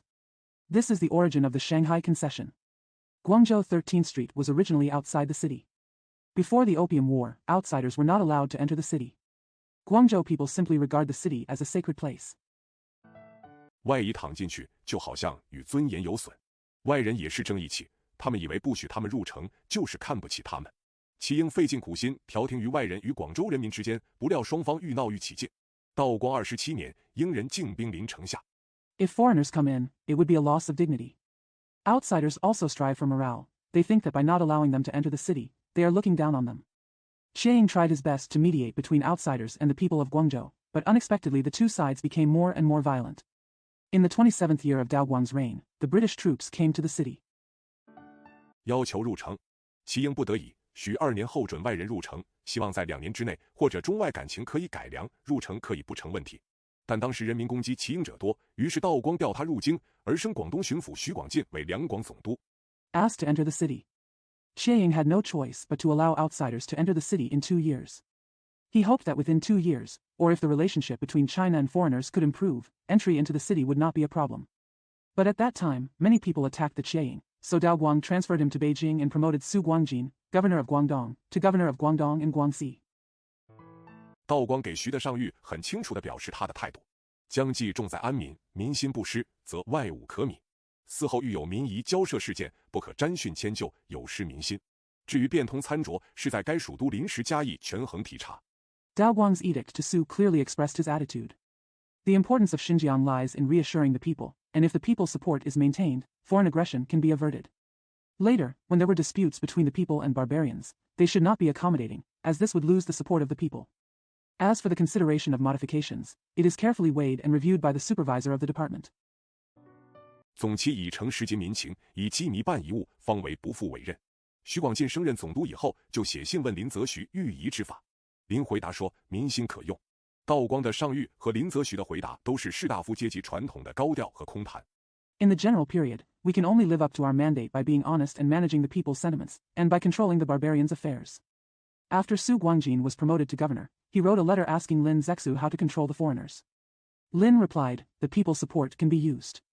Daoguang's edict and Lin Zexu's answer were both high-profile and empty talk in the tradition of the scholar official class. 仅以民心对外人的炮火，当然是自杀。民心固不可失，可是一般人民懂得什么国际关系？主政者应该负责指导舆论，如不指导或指导不生效，这都是政治家的失败。徐广进也是怕轻易的指责。It is of course suicidal to attack outsiders based solely on public sentiment. People's support cannot be lost, but what do ordinary people know about international relations? Politicians should be responsible for guiding public opinion. If there is no guidance, or if the guidance is not effective, this is a failure of politicians. Su Guangjin was also afraid of Qing Yi's accusations. 也是把自己的名誉看得重，国家是看得轻。当时广东巡抚叶明琛比徐广进更顽固，他们继承了林则徐的衣钵，他们上台就是剿夷派的抬头。道光29年，2年后许入城的约到了期。He also takes his own reputation more seriously than national affairs. At that time, the governor of Guangdong, Yi Mingchen, was more stubborn than Su Guangjin. They inherited Lin Zexu's mantle, and their rise to power was the beginning of the suppression of barbarians. In the 29th year of Daoguang's reign, Su's appointment to enter the city expired 2 years later. 英人根据条约提出要求，广州的士大夫和民众一致反对。徐广进最初犹疑，后亦无可奈何，只好顺从民意。叶明琛自是极坚决反对履行条约。他们的办法分2层：第一，不与英人交易；第二，组织民众。The British made demands under the treaty. The scholar bureaucrats and people in Guangzhou were unanimously opposed. Su Guangjin was hesitant at first, but later had no choice but to obey public opinion. Yi Mingchen firmly opposed the implementation of the treaty from the beginning. Their approach is twofold. First, they do not trade with the British. Second, organize the people. 英人这时不愿为义气之争与中国决裂，所以除声明保存条约权利以外，没有别的举动。徐也认为这是他们的大胜利，事后他们报告北京说，即自正月27日至3月20日，居民则以工人。At this time, the British were unwilling to break with China over a dispute of temper, so they took no other action other than declaring that they would retain their treaty rights. Xi thought this was their great victory, and they reported to Beijing afterwards. From the 27th of the first lunar month to the 20th of March, residents are considered workers. 铺户则以伙伴，均则其强壮可靠者充补。挨户注册，不得在外雇募。公开筹备经费，制造器械，添设栅栏，共团勇至10万余人。无事则各安工作，有事则立处捍卫。明处则不见合割持己之人。Shopkeepers will choose partners who are strong and reliable to supplement them. Door-to-door registration is required, and recruitment from outside is not allowed. Funds were publicly prepared, equipment was manufactured, fences were added, and a total of more than 100,000 people were recruited. If nothing happens, everyone will go about their work. If something happens, they will stand up to defend themselves. No one with a halberd or a halberd can be seen in the bright light. 暗中实皆折冲御武之事，主批朕出不料卿等有此妙用，众志成城，鉴于今时用能内及土匪，外尽华夷。为纪念胜利，道光帝赏了徐广进子爵，世袭双眼花翎；叶明琛男爵，世袭花翎。道光又特降谕旨。Secretly, they are all trying to resist the insult. Zhu Pai, I didn't expect you to have such a wonderful effect at first. A city with a united will is stronger than gold and stone. It can use its power to defeat bandits internally and police barbarians externally. To commemorate the victory, Emperor Daoguang rewarded Viscount Su Guangjin with hereditary double-eyed flower feathers and Baron Yi Mingchen with hereditary flower feathers. Daoguang also issued a special edict. 加冕广州民众，我粤东百姓素称骁勇，乃近年深明大义，有勇之方，故由化道之神，亦系天性之后。朕念其一代之功，能无恻然有动于中乎？30年，1850年年初，道光死了，咸丰即位。To encourage the people of Guangzhou. The people in eastern Guangdong are known as brave. In recent years, he has gained a deep understanding of righteousness, has the courage to know the right way, and is a god of solid guidance. This is also due to his strong nature. I think about the power of Yi Dai, how can I be moved in it without pity? At the beginning of the 30th year, 1850, Daoguang died and Xianfeng came to the throne. 在咸丰年间，国内有太平天国的内战，对外则剿一派的势力更大。30年5月，有个御史曹履泰上奏说，查阅东夷物林史之而徐中之两臣皆为英夷所敬畏，去岁林则徐起甲回击。During the Xianfeng period, there was a civil war between the Taiping Heavenly Kingdom at home, and the suppression of barbarians' faction became more powerful externally. In May of the 30th year, a censor, Chao Lutai, wrote a memorial. The investigation of Yiwu Lin in eastern Guangdong began and ended with Su. Both ministers were respected by the British and foreigners. Last year Lin Zexu begged for leave to return home. 今春取到江西养疾，时此日应疑顽梗不化，应请旨赤江西辅臣速令林则徐赶紧来京，后必见后，令其协办遗物，庶及宋朝中国副相司马之意。若精神尚未复原，亦可养科京中，勿惧回籍。This spring, I traveled to Jiangxi to recover from illness. In order to prevent the stubbornness of the British barbarians from changing today, I should ask for an order to order Lin Zexu, the governor of Jiangxi, to come to Beijing quickly. After waiting for your majesty to see him, I asked him to assist in the affairs of the barbarians, so that the Song dynasty could return to China as Prime Minister Sima. If the spirit has not recovered, you can also take care of yourself in Beijing, and do not return home suddenly. 臣之应一必望风而靡，伎俩悉无可施，可永无消干之虑矣。咸丰也很佩服林则徐，当即下令叫林来京。林的运气真好，他病大重，以后不久就死了，他的名誉借此保存了。第7节，剿一派崩溃。I know that the British and foreigners will be swept away by the wind, and there is no way to use any tricks, but they will never have to worry about the end of the day. Xianfeng also admired Lin Zexu very much and immediately ordered Lin to come to Beijing to teach him. Lin was lucky, he fell seriously ill and died shortly afterwards, and his reputation was thus preserved. Section 7, the suppression faction collapsed. 林则徐死了，徐广进离开广东去打太平天国去了。在广东负外交重责的是叶明琛，他十分轻视外人，自然不肯退让。在外人方面，他们感觉已得的权力不够，他们希望加开通商口岸。Lin Zexu died, and Su Guangjin left Guangdong to fight against the Taiping Heavenly Kingdom. The person responsible for diplomatic affairs in Guangdong is Yi Mingchen. He looked down upon outsiders very much and naturally refused to give in. As for outsiders, they feel that the rights they have obtained are not enough, and they hope to open additional trading ports. 旧有的五口只包括江、浙、闽、粤四省海岸，现在他们要深入长江，要到华北，其次他们要派公使驻北京。此外，他们希望中国地方官吏不拒绝与外国公使领事往来。最后，他们要求减轻关税并废除厘金。The old five only included the coasts of the 4 provinces of Jiangsu, Zhejiang, Fujian, and Guangdong. Now they have to go deep into the Yangtze River and go to North China. Secondly, they have to send envoys to Beijing. In addition, they hope that Chinese local officials will not refuse consular exchanges with foreign ministers. Finally, they demanded the reduction of tariffs and the abolition of Li-jin. 这些要求除最后一项外，并没有什么严重的性质。但是咸丰年间的中国人反而觉得税收一向道可通融，至于北京驻使、长江及华北通商及官吏与外人往来各项，简直有关国家的生死存亡。These demands, except for the last, are not of a serious nature. However, during the Xianfeng period, the Chinese felt that taxation could be accommodated. As for the ambassador in Beijing, trade in the Yangtze River and North China, and the exchanges between officials and outsiders, all matters were related to the life and death of the country. 绝对不可妥协的。咸丰4年1854年，英美两国联合要求修改条约。当时中国没有外交部，所有的外交都由两广总督办。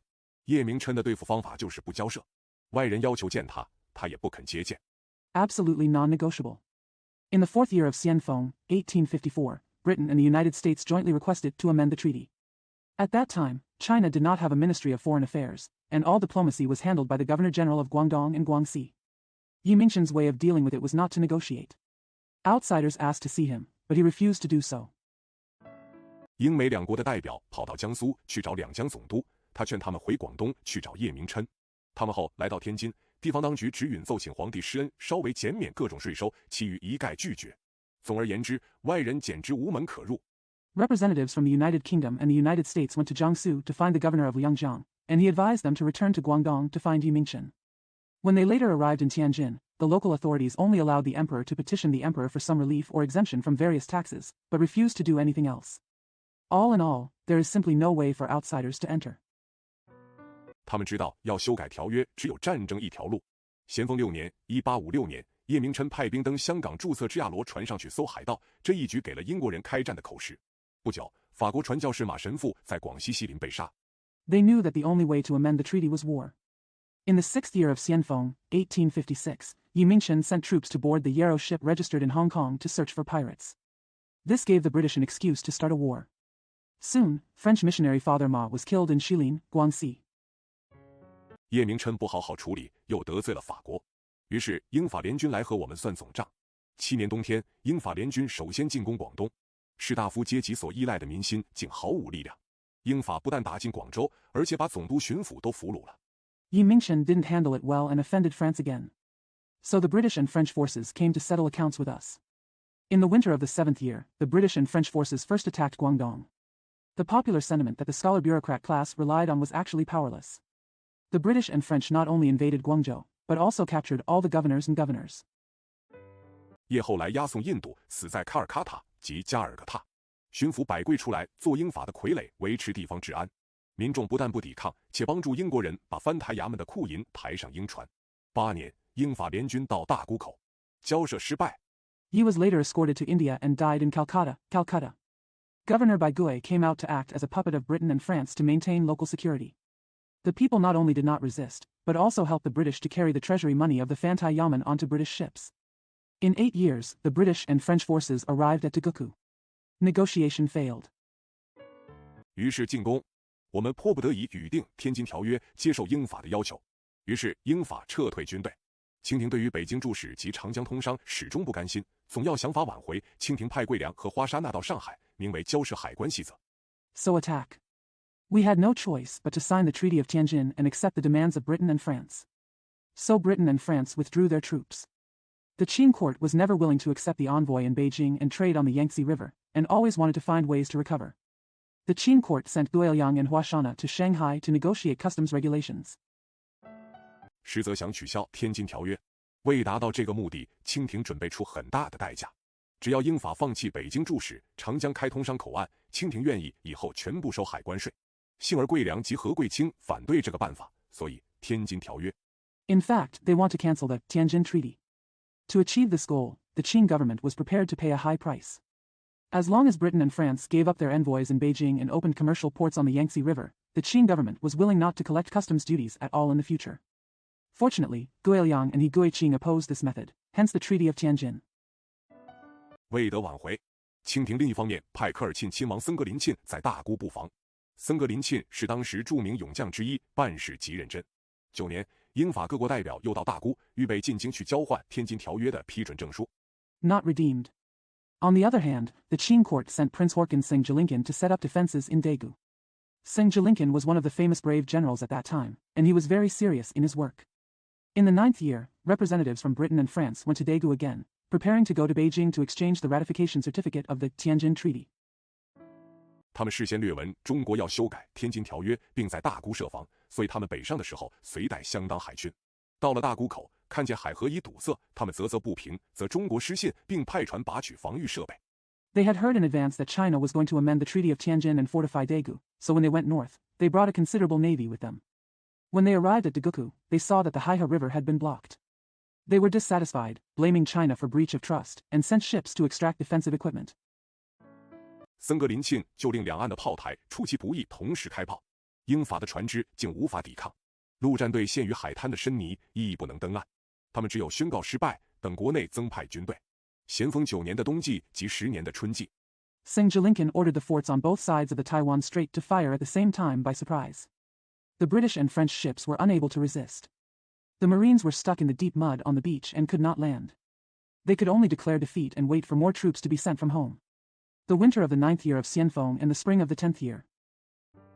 正是清廷与太平天国内战最紧急的时候，苏州被太平军包围，危在旦夕。江浙的官吏及上海、苏州一带的绅士听见北方又与英法开战，简直惊慌极了。It was the most urgent time for the civil war between the Qing court and the Taiping rebellion. Suzhou was surrounded by the Taiping army and was in danger. Officials in Jiangsu and Zhejiang and gentry in Shanghai and Suzhou were completely panicked, and they heard that the north was at war with Britain and France. 因为他们正竭力寻求英法的援助来对付太平军，所以他们对北京再三请求辅夷，说明外人兵力之可畏及长江下游局势之险急。清廷虽不许他们求外人的援助，恐怕视若愚人。Because they were trying their best to seek assistance from Britain and France to deal with the Taiping army. Therefore, they repeatedly requested Beijing to appease the barbarians, indicating the formidable military strength of outsiders and the dangerous situation in the lower reaches of the Yangtze River. Although the Qing government did not allow them to ask for help from outsiders, they were afraid of showing weakness to others. 但外交政策并不因大沽口的胜利而转强硬。北京此时反愿意承认《天津条约》。关于大沽的战事，清廷的辩护亦极有理。唐使英法各国代表的真意只是在进京换约，何必随带重兵？ However, foreign policy did not become tougher because of the victory in Daegu. Beijing was now willing to recognize the Treaty of Tianjin. Regarding the war in Taku, the Qing court's defense was also very reasonable. If the true intention of the representatives of Britain and France was to go to Beijing to exchange treaties, why would they need to bring heavy troops with them? 海河既为中国领河，中国自有设防的权，而这种防御或者是对太平军并非对外仇视的表示。海河虽阻塞，外国代表尚可在北塘上岸，有陆路进北京。我国根据以上理论的宣传颇生效力。Since the Haihe River is a river controlled by China, China has the right to fortify it, and this defense may be against the Taiping army, not an expression of foreign hostility. Although the Haihe River is blocked, foreign representatives can still disembark at Beitang and enter Beijing by land. Our country's propaganda based on the above theory is quite effective. 大沽之役以后，英法并不坚持要报复、要雪耻，他们只要求赔偿损失及其他不关重要之条约解释与修改。这种天津条约以外的要求，遂成为咸丰10年英法联军的起因。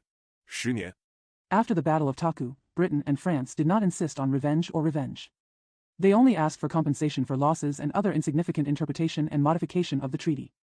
This kind of request beyond the Tianjin Treaty became the cause of the British and French coalition forces in the Xianfeng decade. 10 years. 英法的军队由侧面进攻大沽炮台，森格林沁不能支持，连天津都不守了。清廷又派桂良等出面在天津交涉，格外的要求答应了。但到签字的时候，一则英法代表要求率卫队进京。The British and French troops attacked the Daegu fort from the side. Sengelinkin could not support it, and even Tianjin could not defend it. The Qing court sent Guiliang and others to negotiate in Tianjin. The extra request was granted. But when it came time to sign, a British and French representative asked to lead the guard to Beijing. 二则因为他们以为桂良的全权的证书不合格式，疑他的交涉不过是中国的缓兵之计，所以又决裂了。英法的军队直向北京推进。清廷改派怡亲王载元为钦差大臣，在通州交涉，条件又讲好了。Secondly, they thought that Guoyang's certificate of full authority was not in the correct format and suspected that his negotiations were just a delaying tactic by China, so they broke off again. British and French troops advanced directly towards Beijing. The Qin court reassigned Prince Zayuan as the imperial envoy to negotiate in Tongzhou. The conditions were agreed upon again.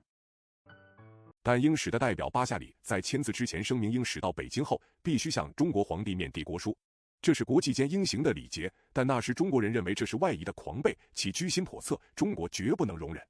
However, Parkes, the representative of the British envoy, stated before signing that the British envoy must submit his credentials to the Chinese emperor in person after arriving in Beijing. This is the etiquette that should be followed internationally, but at that time the Chinese believed that this was the madness of foreigners and their ulterior motives, which China would never tolerate. 载元乃令军队捕拿英法代表到通州来交涉人员，这一举激怒外人，军事又起了。咸丰帝原想亲统六师，直抵通州，以身天讨而章挞伐。可是通州决裂以后，他就逃避热河，派公亲王奕欣留守北京。Zayuan ordered the army to arrest the British and French representatives who came to Tongzhou to negotiate. This move angered outsiders, and the military started again. Emperor Xianfeng originally wanted to personally unify the 6th Division and go straight to Tongzhou to attack the sky and attack with Tat. But after the breakup of Tongzhou, he fled Rihe and sent Prince Gong Yi to stay in Beijing. 奕欣是咸丰的亲弟，这时只28岁，他当然毫无新知识。8年天津交涉的时候，他竭力反对长江通商，捕拿外国交涉代表最初也是他提议的，所以他也是属于较一派的。但他是个有血性的人。Yi was Xianfeng's biological brother. He was only 28 years old at this time. Of course, he had no new knowledge. During the negotiations in Tianjin in the 8th year, he tried his best to oppose Yangtze River trade. It was he who initially proposed the capture of foreign representatives, so he also belonged to the suppressing barbarians faction. But he is a bloody person. 且真心为国图谋，他是清朝后百年宗室中之贤者。在道贤时代，一般士大夫不明天下大事是可原谅的，但是战败以后而仍旧虚骄，如附和林则徐的较一派，或是服输而不图振作，不图改革。And he sincerely plans for the country. He was a sage in the clan for 100 years after the Qing dynasty. In the Daoxian era, it was understandable that the general scholar bureaucrats were ignorant of the general trend of the world. However, after defeat, they remained arrogant, such as joining Lin Zexu's suppressing barbarians, or surrendering without trying to cheer up or reform. 如附和齐英的溥仪派，那就不可救药了。恭亲王把握政权以后，天下大事为之一变，他虽缺乏魄力，他有文祥做他的助手。文祥虽是亲贵，但他的品格可说是中国文化的最优代表，他为人十分廉洁。If the Fui faction agrees with the Qiang, it will be hopeless. After Prince Gong took power, the general trend of the world changed. Although he lacked courage, he had Wen Xiang as his assistant. Although Wen Xiang is a relative, his character can be said to be the best representative of Chinese culture, and he is very honest. 最近孝道，他可以做督府，但因为有老母在堂，不愿远行，所以坚持。他办事负责而认真，且不怕别人的批评。我们如细读文中年谱，我们觉得他真是一个先天下之忧而忧，后天下之乐而乐。The most filial piety. He could be the governor, but because his old mother was in the house and he didn't want to travel far, he refused. He is responsible and serious in his work and is not afraid of criticism from others. If we read the Annals of Wen Wenzhong carefully, we feel that he is really a person who worries about the world first and rejoices after the world is happy. 的大政治家，奕欣与文祥在元首逃难、京都将要失守的时候接受大命。他们最初因无外交经验，不免举棋不定。后来把情势看清楚了，他们就毅然决然承认外人的要求，与英法订立《北京条约》。Great politician. Yi and Wenxiang accepted their fate when the head of state fled and Kyoto was about to fall. At first, they were hesitant because they had no diplomatic experience. Later, when they saw the situation clearly, they resolutely recognized the demands of outsiders and signed the Treaty of Beijing with Britain and France. 条约签订以后，英法退军，中国并没丧失一寸土地。咸丰6年的《天津条约》和10年的《北京条约》是3年的战争和交涉的结果。条款虽很多，主要的是北京驻使和长江通商。After the treaty was signed, Britain and France withdrew their troops, and China did not lose an inch of land. The Treaty of Tianjin in the 6th year of Xianfeng and the Treaty of Beijing in the 10th year were the results of 3 years of war and negotiation. Although there are many terms, the main ones are Beijing's ambassador and Yangtze River trade. 历史上的意义不外，从此中国与西洋的关系更要密切了。这种关系故可以为祸，亦可以为福，看我们振作与否。奕欣与文祥绝不转头回看，留恋那一去不复回的闭关时代。他们大着胆向前进。The historical significance is that from then on, the relationship between China and the West became even closer. This relationship can be a curse or a blessing, depending on whether we cheer up or not. Yi Shi and Wen Xiang never look back, nostalgic for the seclusion era that is gone and will never return. They moved forward boldly. 到国际生活中去找新出路。我们研究近代史的人所痛心的就是这种新精神不能出现于鸦片战争以后，而出现于20年后的弦墨同出。一寸光阴一寸金，个人如此，民族更如此。第2章 Find a new way out in international life. What makes those of us who study modern history sad is that this new spirit could not appear after the Opium War but 20 years later during the late Xian dynasty and the early Tang dynasty. Every inch of time is worth every inch of gold. This is true for individuals and even more so for the nation. Chapter 2. 洪秀全与曾国藩。第1节，旧社会走循环套。第1章已经讨论了道光、咸丰年间自外来的祸患。我们说过，那种祸患是不可避免的，因为我们无法阻止西洋科学和机械势力使其不到远东来。Hong Xiuquan and Zeng Guofan. In the first section, the old society followed the cycle dash. The first chapter has discussed the disasters from outside during the Daoguang and Xianfeng years. We said that disaster was inevitable because we could not prevent the Western scientific and mechanical forces from coming to the Far East.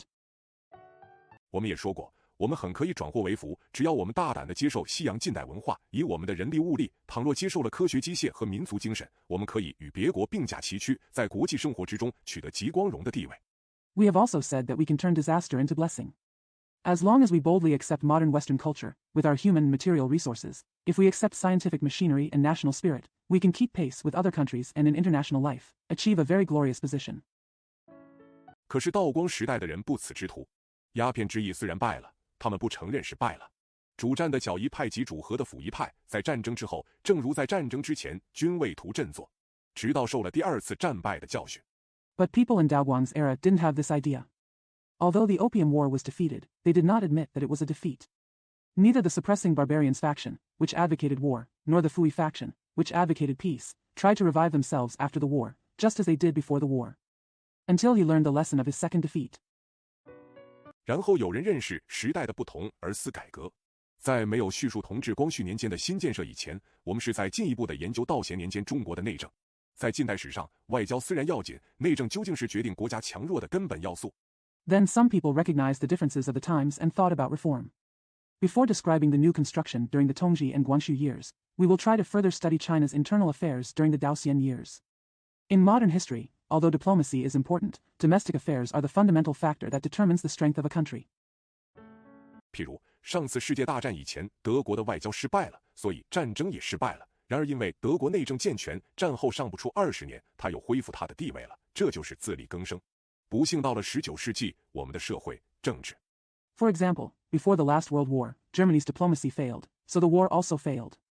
However, because Germany's internal affairs were sound, less than 20 years after the war, she regained her status. This is self-reliance. Unfortunately, in the 19th century, our society, politics, 经济都已到腐烂不堪的田地。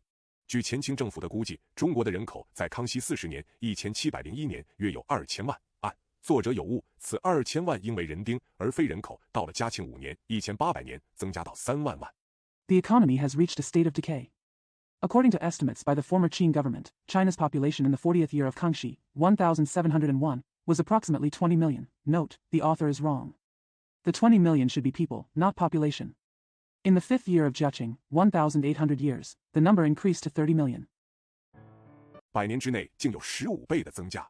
这种估计虽不可靠，然而我国人口在18世纪有很大的增加，这是毫无疑问的。17世纪是个大屠杀的世纪，开出有明朝末年的内乱。There was a 15-fold increase in 100 years. Although this estimate is unreliable, there is no doubt that our country's population increased greatly in the 18th century.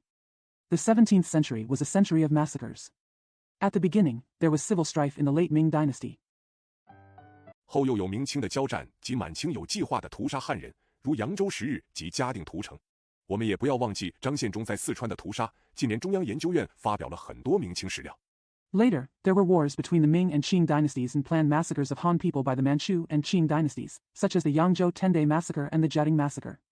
Let us not forget Zhang Xianzong's massacre in Sichuan. In recent years, the Academia Sinica has published many historical materials of the Ming and Qing dynasties. 其中有一件是康熙初年四川某县知事的人口年报，那位县老爷说他那县的人口在大乱之后只有900余人，而在1年之内老虎又吃了一大半。康熙、雍正、乾隆3朝是大乱之后的大治。One of them is the annual population report of a county governor in Sichuan in the early years of Kangxi. The county master said that after the chaos, the population of his county was only more than 900 people, and within a year, tigers ate more than half of it. The three dynasties of Kangxi, Yongzheng and Qianlong were great periods of great rule after great chaos. 于是人口增加，这是中国几千年来的圈套，演来演去就是圣贤也无法脱逃。那时的人一方面不知利用科学节制生育，另一方面又不知利用科学增加生产。在大乱之后，大治之初，人口减少。So the population increased. This is a trap that has been played out in China for thousands of years. It has been played out over and over again, and even the sages cannot escape. People at that time did not know how to use science to control births on the one hand, and they did not know how to use science to increase production on the other. After the Great Rebellion and at the beginning of the Great Reign, the population decreased. 有荒可垦，故人民安居乐业，生活程度略为提高，这是老百姓心目中的黄金时代。后来人口一天多一天，荒地则一天减少一天，而且新垦的地不是土质不好，就是水源不足，于是每人耕地的面积减少。There is wasteland that can be cultivated, so the people live and work in peace and contentment, and their living standards are slightly improved. This is the golden age in the minds of ordinary people. Later, the population increased day by day, and the wasteland decreased day by day. Moreover, the newly cultivated land either had poor soil quality or insufficient water resources, so the area of cultivated land per person decreased. 生活程度降低，老百姓莫名其妙，只好烧香拜佛，嗟叹自己的命运不好。士大夫和政府纵使有救世之心，亦无救世之力，只好听天灾人祸自然演化。等到土匪一起，人民更不能生产，于是小乱变为大乱。The standard of living is reduced. The common people were confused and had no choice but to burn incense and worship Buddha, lamenting their bad fate. Even if the scholar bureaucrats and the government have the intention to save the world, they have no power to save the world and have no choice but to let natural and man-made disasters evolve naturally. When the bandits come together, the people can no longer produce, and small chaos turns into big chaos. 中国历史还有一个循环套，每朝的开国君主及元勋大部分起自民间，自奉极薄，心目中的奢侈标准是很低的，而且比较能体恤民间的痛苦，办事亦比较认真，这是内政倡明、立志澄清的时代。There is another cycle in Chinese history. Most of the founding monarchs and founding fathers of each dynasty came from the common people, had very little self-respect, and had a very low standard of luxury. They were more sympathetic to the suffering of the people, and were more conscientious in their work. This was an era when internal affairs advocated clarification of officials. 后来慢慢的统治阶级的欲望提高，奢侈标准随之提高，因之官吏的贪污亦大大的长进。并且旧社会里，政界是才子唯一的出路，不像在近代文化社会里，有志之士除做官以外，可以经营工商业。Later, the desires of the ruling class gradually increased, and the standard of luxury increased accordingly. As a result, the corruption of officials also greatly increased. Moreover, in the old society, politics was the only way out for talented people, unlike in modern cultural society, where people with lofty ideals can engage in industry and commerce in addition to being officials. 可以行医，可以做新闻记者、大学教授、科学家、发明家、探险家、音乐家、美术家、工程师，而都名利两全，其所得往往还在大官之上。有人说，中国旧日的社会很平等，因为官吏都是科举出身。You can practice medicine, be a journalist, a university professor, a scientist, an inventor, an explorer, musician, an artist, or an engineer, and all of them have both fame and fortune, and their income is often higher than that of a high official. Some people say, China's society in the old days was very equal because all officials came from the imperial examination. 而且旧日的教育是很不费钱的，这种看法过于乐观。前清一代的翰林那一个在未得志以前曾经下过苦力，我们可以进一步的问，前清一代的翰林那一个的父亲曾下过苦力？林则徐。Moreover, education in the old days was very cost-effective. This view is too optimistic. Which Hanlin of the former Qing dynasty had worked as a coolie before he succeeded? We can further ask, among the Hanlins of the former Qing dynasty, which one's father had ever worked as a coolie? Lin Zexu. 曾国藩是前清有名的贫苦家庭的子弟，但是细考他们的家世，我们就知道他们的父亲是教书先生，不是劳力者。中国旧日的资本家有几个不是做官起家？ Zheng Guofan was a child of a famous poor family in the former Qing dynasty, but if we look closely at their family background, we know that their father was a teacher, not a laborer. How many of China's old capitalists didn't start out as officials? 中国旧日的大商业那一种没有官吏做后盾，仗官使发财，总而言之，在中国旧日的社会里，有心事业者集中于政界，专心利禄者也都挤在官场里。结果是每个衙门的人员涌在加增之中。Which kind of big business in China in the old days did not have the backing of officials and relied on official power to make a fortune? All in all, in the old Chinese society, those who were interested in career were concentrated in the political circles, and those who were dedicated to making money were also crowded in the officialdom. The result is that the number of personnel in each yamen is always increasing. 而衙门的数目一天天加多，所以每个朝代到了天下太平已久，人口加增很多，民生痛苦的时候，官吏加多，每个官吏的贪污更加厉害，人民所受的压榨也更加严重。And the number of yamen is also increasing every day. Therefore, in each dynasty, when the world has been at peace for a long time, the population has increased a lot, and people's livelihood is suffering, the number of officials has increased, the corruption of each official has become more severe, and the oppression of the people has become more serious. 中国到了嘉庆年间，已到了循环套的最低点。嘉庆初年所革除的权臣和珅，据故宫博物院所保存的档案，既有私产到9万万两之多，当时官场的情形可想而知。历嘉庆道光两朝。By the Jiaqing period, China had reached the lowest point of the cycle. According to the archives preserved in the Palace Museum, the powerful minister He Shen, who was dismissed in the early years of Jiaqing, accumulated as much as 90,000 taels of private property. One can imagine the situation in the officialdom at that time. Calendar of the Jiaqing and Daoguang dynasties. 中国几无日无内乱，最初有湖北、四川、陕西3省白莲教徒的叛乱，后有西北回教徒之乱、西南苗瑶之乱，同时东南沿海的海盗一审猖獗。这还是明目张胆与国家对抗者。There is rarely a day without civil strife in China. Initially, there was the rebellion of the White Lotus Christians in Hubei, Sichuan, and Shaanxi provinces. Later, there was the rebellion of the Muslims in the northwest and the Miaowei rebellion in the southwest. At the same time, pirates were also rampant along the southeast coast. This is someone who is blatantly confronting the country. 至于潜伏于社会的匪徒，几遍地皆是。道光15年，御史常大纯上奏说，直隶、山东、河南向有教匪，辗转传习，获重敛钱。玉碎欠，白昼火抢，名曰军粮。近来见货拿办，不断跟诛。湖南之永州、郴州、贵阳。As for gangsters lurking in society, they are everywhere. In the 15th year of Daoguang's reign, censor Chang de Chuanshan reported, there are religious bandits in Jili, Shandong, and Hunan. They spread the teachings and deceive the public to collect money. When the year is poor, they gang up during the day to rob, which is called equalizing grain. Recently, they have occasionally taken action. Keep growing roots in Yongzhou, Qinzhou, and Guiyang in Hunan. 江西之南安、赣州与两广接壤，均有会匪结党成群，动成巨案。西洋势力侵略起始的时候，正是我们抵抗力量薄弱的时候。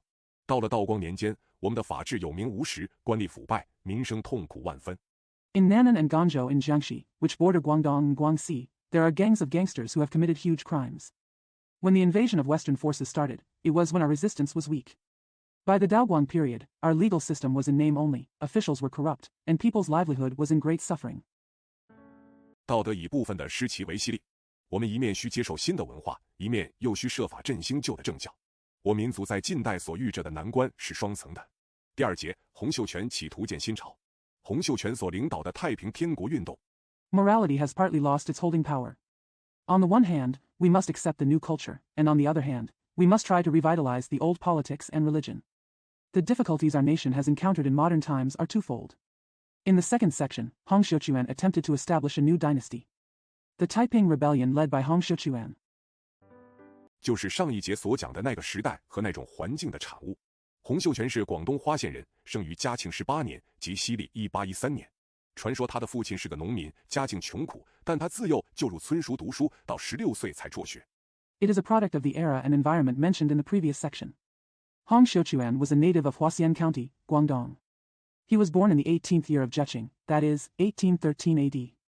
Legend has it that his father was a farmer and his family was poor, but he attended a village school since he was a child and did not drop out of school until he was 16.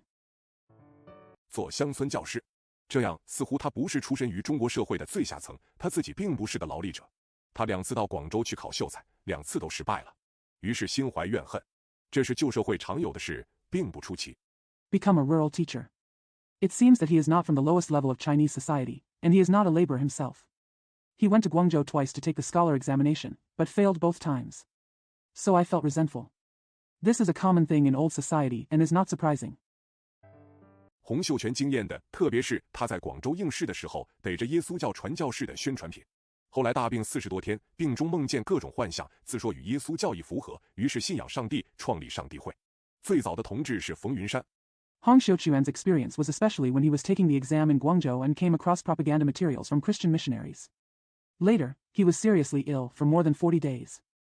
During his illness, he dreamed of various hallucinations, claiming that they were consistent with the teachings of Jesus, so he believed in God and founded the Society of God. The earliest comrade was Feng Yunshan. 也是一位因考试失败而心怀不平者，他们因为在广东传教不顺利，所以迁移其活动于广西桂平县。中国自古以来的民间运动都带点宗教性质，西洋中古的时候也是如此。He was also a person who was dissatisfied because of his failure in the exam. Because their missionary work in Guangdong was not going well, they moved their activities to Guiping County, Guangxi. Since ancient times, folk movements in China have had a religious nature, and this was also the case in the Middle Ages in the West. 可是洪秀全与基督教发生关系不过是偶然的事，他的耶稣教也是个不伦不类的东西。他称耶和华为天父，耶稣为天兄，子为天地。他奉天父天兄之命来救世，他的命令就是天父天兄的命令。However, Hong Xiuquan's relationship with Christianity was just an accident. His Christianity is also nondescript. He called Jehovah his heavenly father, Jesus his heavenly brother, and himself his heavenly brother. He came to save the world on the orders of his heavenly father and brother. His orders are the orders of heavenly father and heavenly brothers.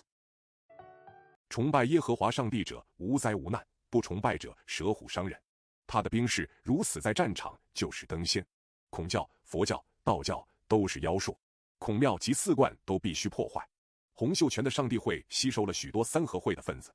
Those who worship Jehovah God will be free from disaster. Those who do not worship will be hurt by snakes and tigers. If his soldiers die on the battlefield, they will become immortals. Confucianism, Buddhism, and Taoism are all witchcraft. Confucius temples and temples must be destroyed. Hong Xiuquan's God Society absorbed many members of the Triad Society.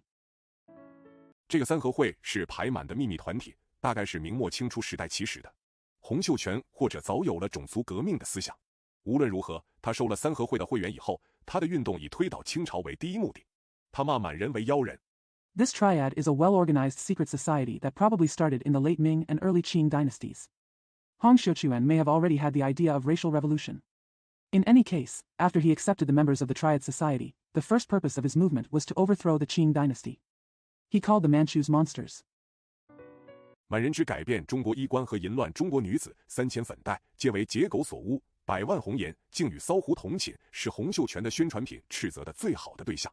洪秀全除推行宗教革命及种族革命以外， The Manchus' changing of Chinese clothes and promiscuous Chinese women, 3,000 beauties were all defiled by Jia dogs, millions of beauties actually slept with coquettish foxes, are the best targets of Hong Xiuquan's propaganda materials. In addition to promoting religious revolution and racial revolution, Hong Xiuquan. 他有社会革命的思想没有？他提倡男女平权，但他的宫廷充满了妃妾，太平天国的王侯将帅一皆多娶妻妾。他的诏书中有田亩制度，其根本思想类似共产主义，有田共耕，有饭同食，有衣同穿。Does he have social revolutionary ideas? He advocated equal rights for men and women, but his palace was full of concubines, and the princes and generals of the Taiping Heavenly Kingdom also had many wives and concubines. His edict included the land acreage system, whose basic idea is similar to communism. We have fields to cultivate together, we have food to eat together, and we have clothing to wear together. 有钱同时，但是他的均田主义虽有详细的规定，并未实行。是他不愿实行呢，还是感觉实行的困难而不愿试呢？就现在我们所有的史料判断。If you have money, use it together. However, although his land equalization policy had detailed provisions, it was not implemented. Is it because he was unwilling to implement it? Or did he feel that it was difficult to implement and was unwilling to try? Based on all the historical data we have, we can judge. 我们可以说，洪秀全对于宗教革命及种族革命是十分积极的，对于社会革命则甚消极。他的党徒除冯云山以外，尚有烧炭的杨秀清，后封东王；耕种山地的萧朝贵，后封西王。We can say that Hong Xiuquan was very positive towards religious revolution and racial revolution, but very negative towards social revolution. In addition to Feng Yunshan, his party members also included Yang Xiuqing, who burned charcoal, and was later granted the title of King of the East, Xiao Chaogui, who farmed the mountains, was later granted the title of King of the West. 曾捐建生与衙门胥吏为伍的韦昌辉，后封北王，及富豪石达开，后称义王。他的运动当然是个民间运动，反映当时的民间痛苦和迷信，以及潜伏于民间的种族观念。道光30年夏天， Wei Changhui, who had donated his students to work as subordinate officials in the Yamen, was later named King of the North, and the rich man Shirdekai was later named King of Wings. His movement was of course a folk movement, reflecting the pain and superstition of the people at that time, as well as the racial concepts lurking among the people. The summer of the 30th year of Daoguang. 洪秀全在广西金田村起兵，9月占蒙山县，旧名永安，于是定国号为太平天国，自称天王。清兵进围永安，洪秀全于咸丰2年春突围，进攻桂林，未得，改图湖南。他在长沙遇着很坚强的抵抗。Hong Xiuquan raised troops in Jintian village, Guangxi. In September, he occupied Mengshan County, formerly known as Yong'an, so he named the country the Taiping Heavenly Kingdom and called himself the Heavenly King. Qing's soldiers invaded Yong'an. Hong Xiuquan raised troops in Jintian village, Guangxi. In September, he occupied Mengshan County, formerly known as Yong'an, so he named the country the Taiping Heavenly Kingdom and called himself the Heavenly King. Qing's soldiers invaded Yong'an. Hong Xiuquan broke out in the spring of the second year of Xianfeng and attacked Guilin, but failed, so he changed his plan to Hunan. He encountered strong resistance in Changsha. 乃向湘江下流进攻，他在越州得着吴三桂留下来的军械，并抢夺了不少的帆船。实力补充了以后，他直逼武汉。他虽打下了汉阳、武昌，他不留兵防守，设官立制。他一直向长江下游进攻。Then attacked the lower reaches of the Xiangjiang River. In Yuezhou, he obtained the ordnance left by Wu Sangui and robbed many sailing ships. After his strength was replenished, he went straight to Wuhan. Although he captured Hanyang and Wuchang, he did not leave troops to defend them and established officials to govern them. He has been attacking the lower reaches of the Yangtze River. 沿途攻破了九江、安庆、芜湖。咸丰3年春打进南京，就定都于此，名叫天京。在定都南京以前，洪秀全的行动类似流寇；定都南京以后，他才开始他的建国工作。从道光30年1850年。Along the way, they conquered Zhejiang, Anqing, and Wuhu. In the spring of the third year of Xianfeng's reign, they invaded Nanjing and made it their capital. His name is Tianjing. Before establishing the capital in Nanjing, Hong Xiuquan's actions were similar to those of a rogue bandit. After establishing the capital in Nanjing, he began his work of founding the country. 30 years since Daoguang, 1850. 到咸丰3年1853年，可说是太平天国的顺利时期。在这时期内，社会对洪秀全的运动是怎样应付呢？一般安分守己的国民，不分贫富，是手中立的。太平军到了，他们顺从太平军，贡献金钱。By the third year of Xianfeng, 1853, it can be said to be a successful period for the Taiping Heavenly Kingdom. During this period, how did society respond to Hong Xiuquan's movement? Generally speaking, citizens who keep their own laws are neutral, regardless of whether they are rich or poor. When the Taiping army arrived, they obeyed the Taiping army and contributed money. 官军到了，他们又顺从官军，又贡献金钱。他们是顺民，其实他们是左右为难的。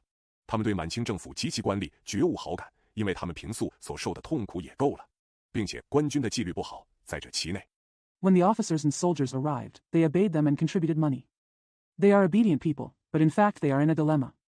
They had absolutely no favorable impression of the Manchu government and its officials, because they had suffered enough.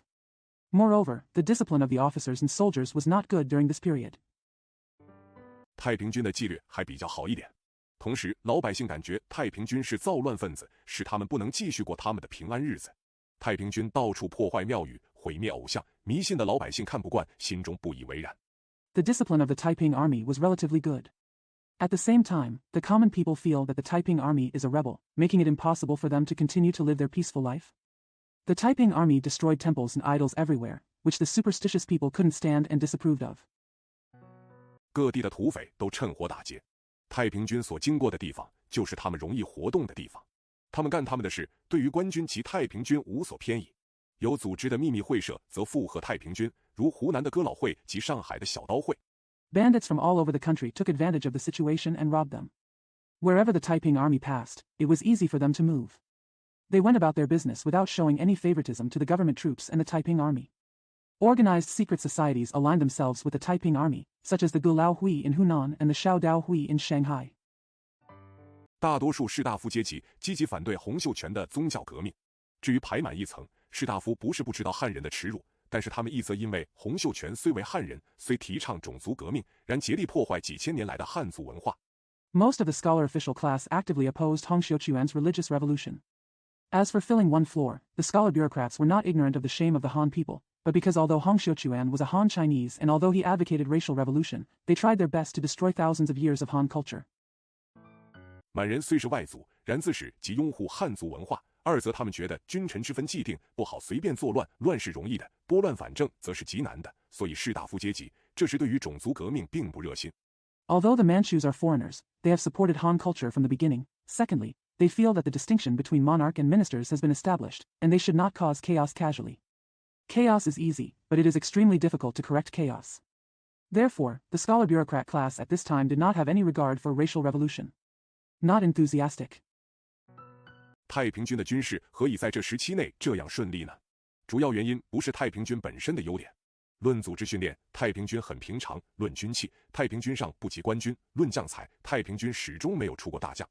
Why was the Taiping Army's military operations so successful during this period? The main reason is not the merits of the Taiping Army itself. In terms of organization and training, the Taiping Army is very ordinary. In terms of weapons, the Taiping Army is not as good as the official army. In terms of general talent, the Taiping Army has never produced a general. 太平军在此时期内所以能得胜，全因为它是一种新兴的势力，富有朝气，能拼命，能牺牲。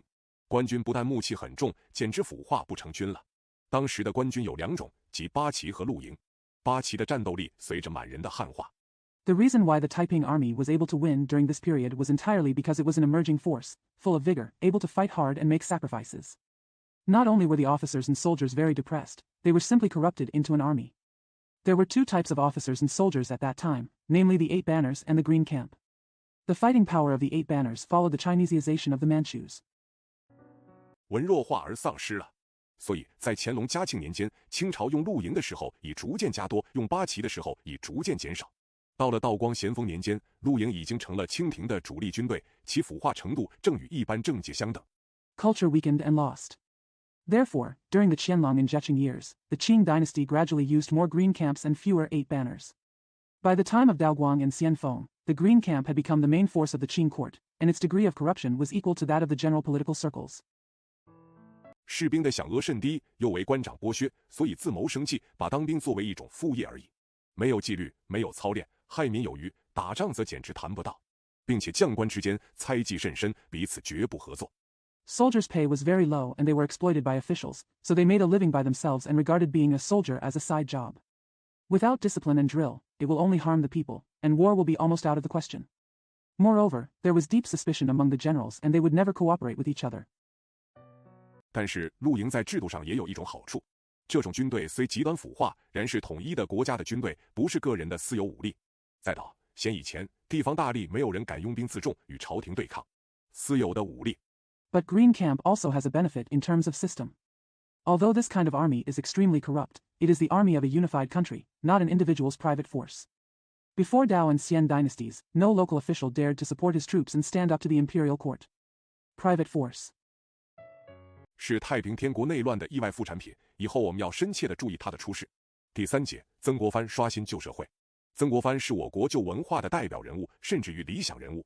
他生在嘉庆16年，1811年。It was an unexpected byproduct of the Taiping Civil War, and we should pay close attention to its emergence in the future. In the third section, Zeng Guofan refreshed the old society. Zeng Guofan is a representative figure of our country's old culture, even an ideal figure. He was born in the 16th year of Zheching, 1811. 比洪秀全大2岁，他是湖南湘乡人，家世业农。他虽没有下过苦力，他的教育是从艰难困苦中奋斗出来的。他成翰林的时候，正是鸦片战争将要开始的时候。他的日记虽提及鸦片战争。2 years older than Hong Xiuquan. He is from Xiangxiang, Hunan, and his family has a farming background. Although he has never done any hard work, his education was gained through hardships and hardships. When he became Hanlin, it was when the Opium War was about to begin. Although his diary mentioned the Opium War. 他似乎不大注意，不了解那次战争的历史意义。他仍埋首于古籍中。他是一个实践主义的理学家。无论我们是看他的字、读他的文章，或是研究他的为人办事。He seemed to pay little attention and did not understand the historical significance of that war. He is still buried in ancient books. He is a practical neo-Confucianist. Whether we read his words, read his articles, or study his conduct as a person. 我们自然地想起我们乡下那个务正业的小农民，他和小农民一样，一生一世不做苟且的事情。他知道文章、学问、道德、工业都只有汗血才能换得来。We naturally think of the small farmer in our country who works hard. Like the small farmer, he never does anything casually throughout his life. He knows that literary achievements, knowledge, and moral achievements can only be obtained with sweat and blood. 正如小农民知道要得一粒一颗的稻麦都非出汗不可。在咸丰初年，曾国藩官做到侍郎，等于现在的各部次长。他的知己固然承认他的文章道德是特殊的，但是他的知己不多。Just as small farmers know that they have to sweat to get grains of rice and wheat. In the early years of Xianfeng, Zhenguofan became a minister, which is equivalent to the current deputy ministers of various ministries. Although his confidants admit that the ethics of his articles are outstanding, he does not have many confidants. 而且少数知己也不知道他有大政治才能，恐怕连他自己也不知道。所以在他的事业起始的时候，他的声望并不高，他也没有政治势力做他的后盾。Moreover, a few close friends do not know that he has great political talents. I am afraid that even he himself does not know. So at the beginning of his career, his reputation was not high, and he had no political power to back him up. 但是湖南地方上的士大夫阶级却承认他的领袖地位。他对洪秀全的态度就是当时一般士大夫的态度，不过比别人更加积极而已。那时的官兵不但不能打仗，连乡下的土匪都不能对付。However, the local scholar bureaucrat class in Hunan confirmed his leadership status. His attitude towards Hong Xiuquan was that of ordinary scholar bureaucrats at that time, but he was more positive than others. Not only were the officers and soldiers at that time unable to fight, they were also unable to deal with bandits in the countryside. 所以人民为自卫计都办团练，这种团练就是民间的武力，是务正业的农民借以抵抗不务正业的游民土匪。这种武力因为没有官场化，又因为与农民有切身利害关系。Therefore, people organize group training for self-defense. This kind of group training is the force of the people, and it is used by farmers who are doing their jobs to resist the homeless bandits who are not doing their jobs. This kind of force is because it is not officialized and because it has a vital interest in the peasants. 保存了我国乡民固有的勇敢和诚实。曾国藩的事业就是利用这种乡勇而加以组织训练，使他成为一个军队。这就是以后著名的湘军。团练是当时全国皆有的，并不是曾国藩独创的。Preserve the inherent bravery and honesty of our country's villagers. Zhenguofan's career was to utilize this kind of rural bravery, organize and train it, and turn it into an army. This was the later famous Hunan army. Team training was common across the country at that time and was not an original creation of Zhenguofan. 但是为什么唯独湘军能成大事呢？缘故就在于曾国藩所加的那点组织和训练。曾国藩治兵的第一个，特别是精神教育的注重，他自己12分相信孔孟的遗教是我民族的至宝。But why is it that only the Hunan army can achieve great things? The reason lies in the little organization and training Zhenguofan added. Zhenguofan's first priority in managing the army was especially the emphasis on spiritual education. He himself firmly believes that the legacy of Confucius and Mencius is the most precious treasure of our nation. 洪秀全既然要废孔教，那洪秀全就是他的敌人，也就是全民族的敌人。他的讨贼檄文骂洪秀全最激烈的一点就在此。举中国数千年礼义人伦、诗书典则，一旦扫地荡尽，此岂独我大清之变？ Since Hong Xiuquan wants to abolish Confucius, then Hong Xiuquan is his enemy, that is, the enemy of the entire nation. The most intense point in his criticism against thieves, against Hong Xiuquan is this. If all the thousands of years of etiquette, justice, human relations, poetry, and books in China are wiped out, this will not be the only change that occurred in the Qing dynasty. 乃开辟以来，明教之奇变，我孔子、孟子之所痛哭于九泉。凡读书识字者，又焉能袖手做事，不思义为之所也？他是孔孟的忠实信徒，他所选的官佐都是他的忠实同志，他是军队的主帅。However, since the founding of the world, the famous religion has undergone extraordinary changes. I, Confucius and Mencius, have cried bitterly in Zhochuan. How can anyone who is educated and literate sit back and watch without thinking about what he has done? He was a loyal believer in Confucius and Mencius, and the officers and assistants he chose were all his loyal comrades. He was the commander-in-chief of the army. 同时也是兵士的导师，所以湘军是个有主义的军队。其实，精神教育是曾国藩终身事业的基础，也是他在我国近代史上地位的特别。他的行政用人都首重主义。He is also a mentor to soldiers. Therefore, the Hunan army is an army with principles. In fact, spiritual education is the foundation of Zhenguofan's lifelong career, and it is also the special position of his in our country's modern history. His administration and employment are all about first-class principles. 他觉得政治的改革必须先有精神的改革。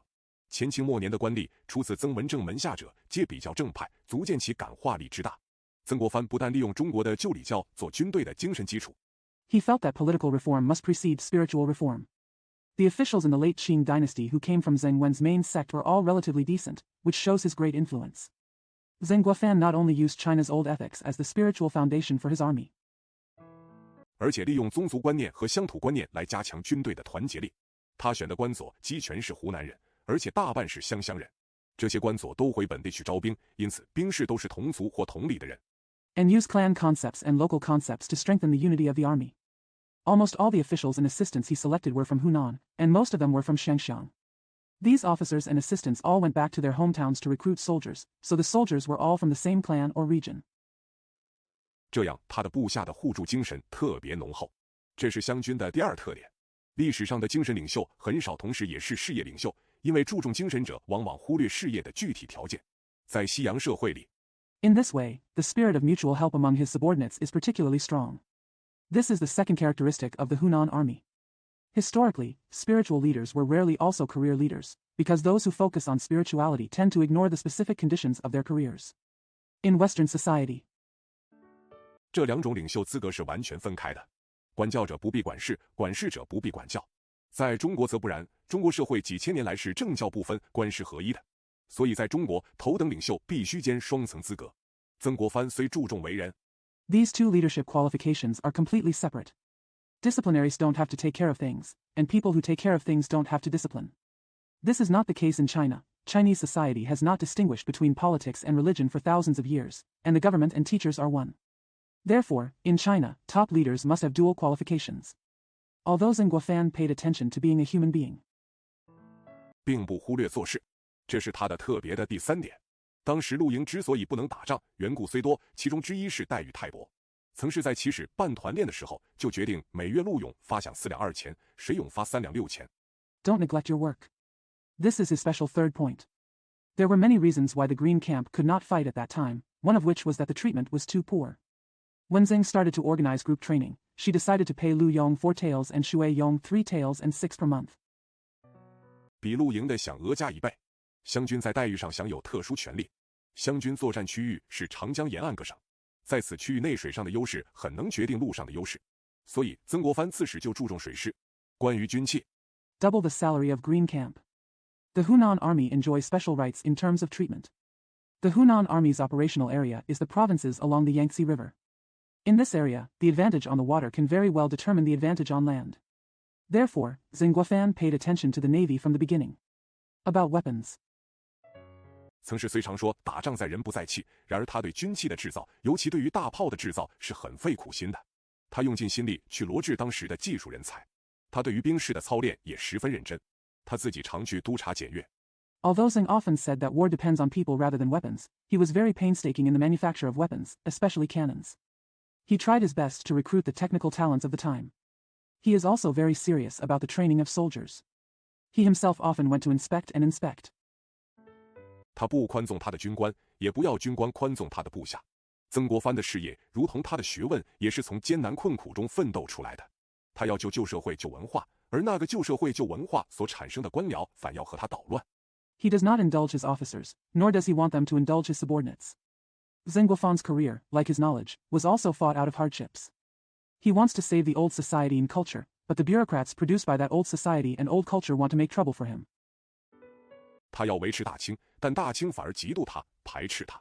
他在长沙练勇的时候，旧时的官兵恨他的新方法、新标准，几乎把他打死了。他逃到衡州去避乱。他最初的一战是个败仗，他投水自尽，幸而被部下救起来。He wanted to maintain the Qing dynasty, but the Qing dynasty was jealous of him and rejected him. When he was practicing bravery in Changsha, the old officers and soldiers hated his new methods and standards and almost beat him to death. He fled to Hangzhou to avoid the chaos. His first battle was a failure, and he committed suicide by drowning. Fortunately, he was rescued by his subordinates. 他练兵打仗，同时他自己去筹饷。以后他成了大事，并不是因为清廷和官僚自动地把政权交给他，是因为他们的失败迫着他们求曾国藩出来任事，迫着他们给他一个做事的机会和权利。第4节 He trained his troops to fight and at the same time raised his own wages. He became a big deal in the future, not because the Qing government and bureaucracy automatically handed over power to him, but because their failure forced them to ask Zheng Guofan to come out to serve, and forced them to give him an opportunity and right to do something. Section 4. 洪秀全失败。洪秀全得了南京以后，我们更能看出他的真实心智不在建设新国家或新社会，而在建设新朝代。他身居宫中，务求想做皇帝的福，对于政事则不放在心上。宫廷的建筑，宫女的征选。Hong Xiuquan failed. After Hong Xiuquan captured Nanjing, we can see that his true intention was not to build a new country or society, but to build a new dynasty. He lived deep in the palace, seeking to enjoy the blessings of being an emperor, and did not care about political affairs. The architecture of the palace and the selection of palace ladies. 金银的聚敛、官制公制的规定，这些事情是太平天王所最注意的。他的宗教后来简直变为疯狂的迷信。杨秀清向他报告国事的困难，他回答说：“朕奉上帝圣旨，天兄耶稣圣旨。” The accumulation of gold and silver, and the regulations of the official and palace systems, these are the things that the Taiping king paid most attention to. His religion turned into crazy superstition. Yang Xiuqing reported to him the difficulties in state affairs, and he replied, I follow the holy will of God, the holy will of brother Jesus. 下凡做天下万国独一真主，何惧之有？不用耳奏，正是不用耳礼。欲出外出，欲在京住。由于耳，朕铁桶江山，你不服，有人服。耳说无兵，朕知天兵多过于水，何惧曾邀国藩乎？快要灭亡的时候，南京绝粮。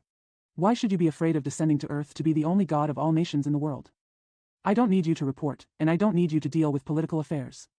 I want to go out, and I want to live in the capital. Because of you, I have an iron bucket for the country. If you don't support me, someone will help you. You said I have no soldiers. My heavenly soldiers are more than water. Why fear Zheng Yao, Guofan? When it was about to be destroyed, Nanjing ran out of food.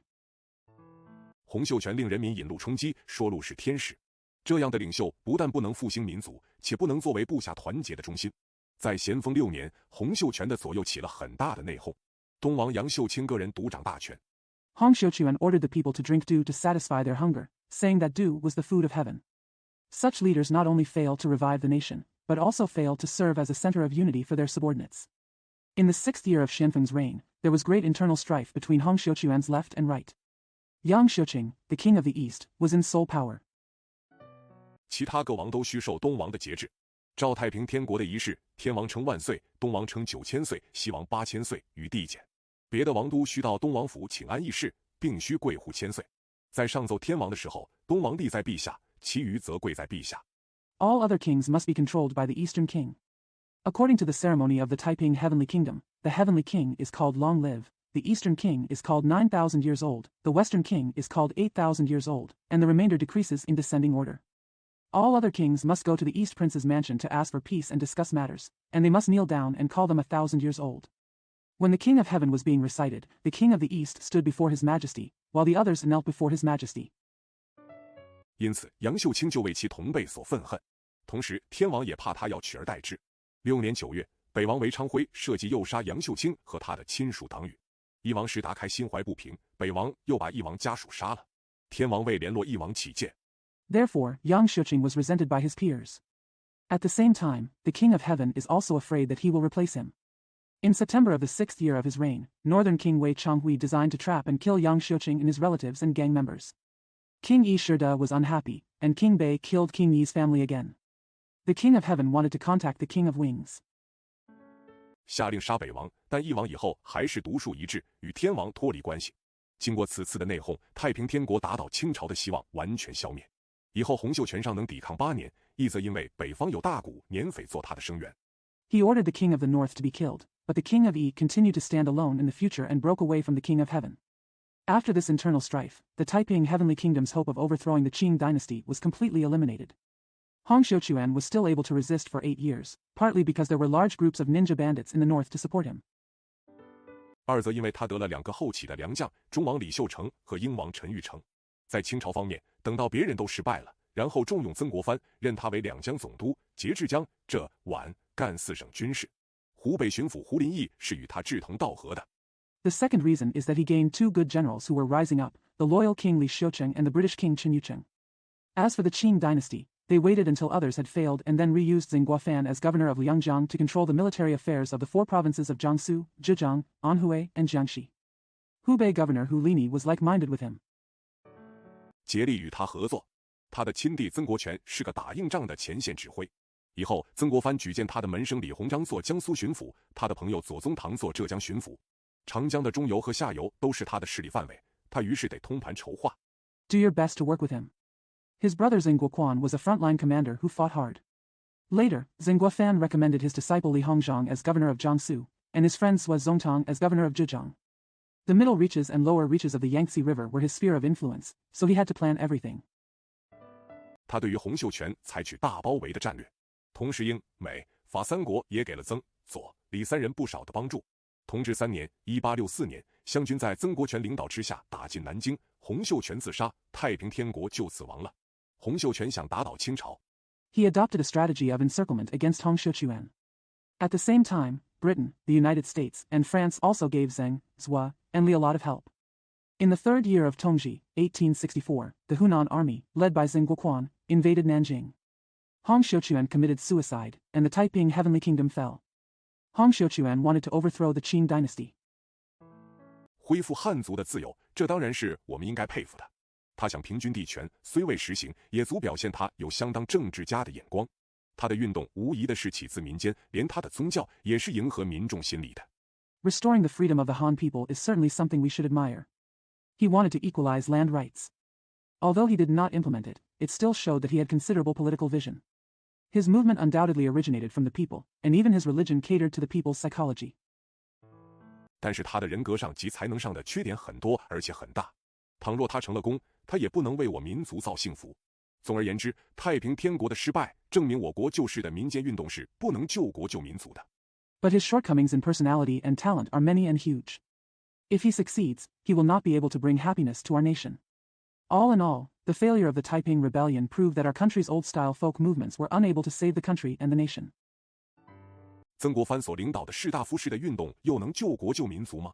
他救了清朝，这是毫无疑问的。但是清朝并不能救中国。倘若他客观的、诚实的研究清朝在嘉庆、道光、咸丰3代的施政。Can the scholar-official movement led by Zhenghua Fan save the country and the nation? He saved the Qing dynasty, there is no doubt about it. But the Qing dynasty could not save China if he objectively and honestly studied the Qing dynasty's governance in the Jiaqing, Daoguang, and Xianfeng dynasties. 他应该知道他是不可救药的。他未尝不知道此中实情，所以他平定太平天国以后，他的态度反趋于消极了。平心而论，曾国藩要救清朝是很自然的，可原谅的。第一，中国的旧礼教既是他的立场。He should have known it was irredeemable. He did not know the truth, so after he pacified the Taiping Heavenly Kingdom, his attitude became negative. To be fair, it is natural and forgivable that Zhenghua Fan wanted to save the Qing dynasty. First, China's old ethics is his stance. 而且士大夫阶级是他的平一，他不能不忠君。第二，他想清廷经过大患难之后，必能有相当觉悟。事实上，同治初年的北京，因为有恭亲王及文祥2人主政，似乎景象一新，颇能有为。所以家道。Moreover, the scholar-bureaucrat class is his support, and he cannot be disloyal to the emperor. Second, he thought that the Qing government would be quite enlightened after going through great tribulations. In fact, in the early years of Tongji, Beijing seemed to have a completely new scene and was quite promising because Prince Gong and Wenxiang were in charge. So Jia, Dao. 咸3代虽是多难的时代，同治年间的清朝却有中兴的气象。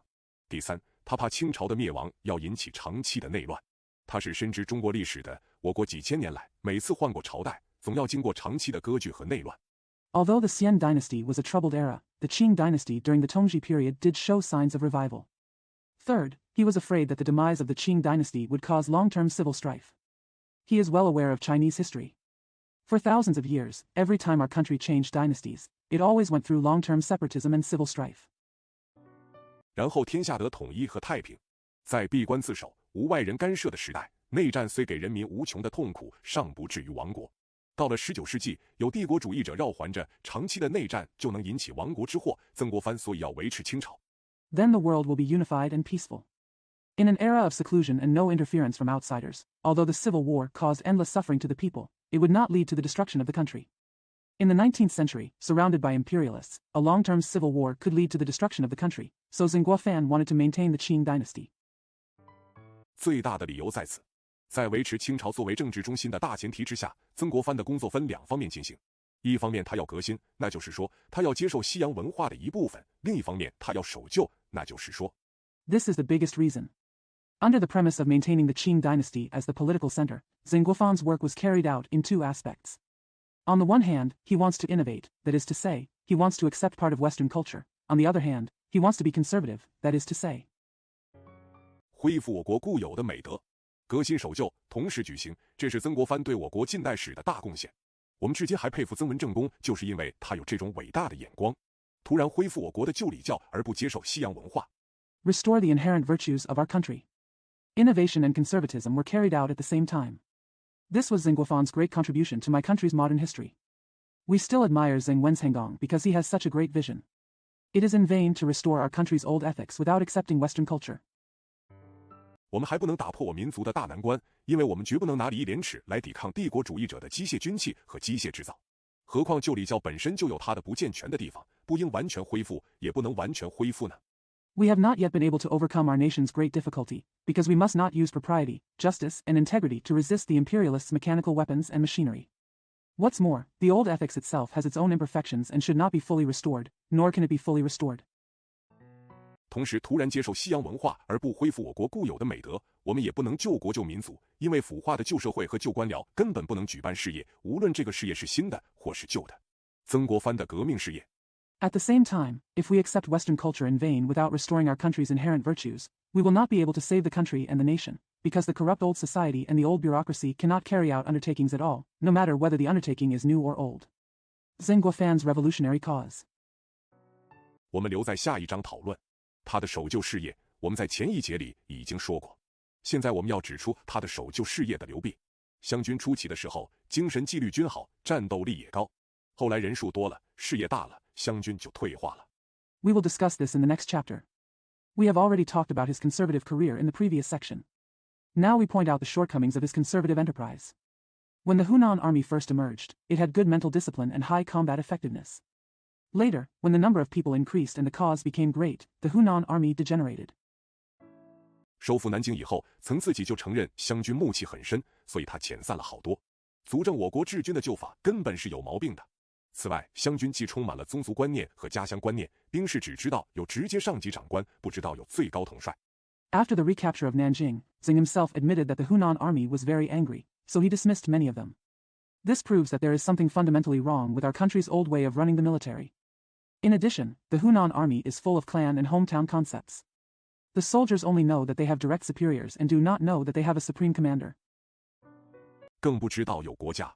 某回，曾国荃回家乡去招兵，把原有的部队交曾国藩暂时管带，这些部队就不守规矩，国藩没有法子，只好催国荃赶快回营。所以湘军是私有军队的开始。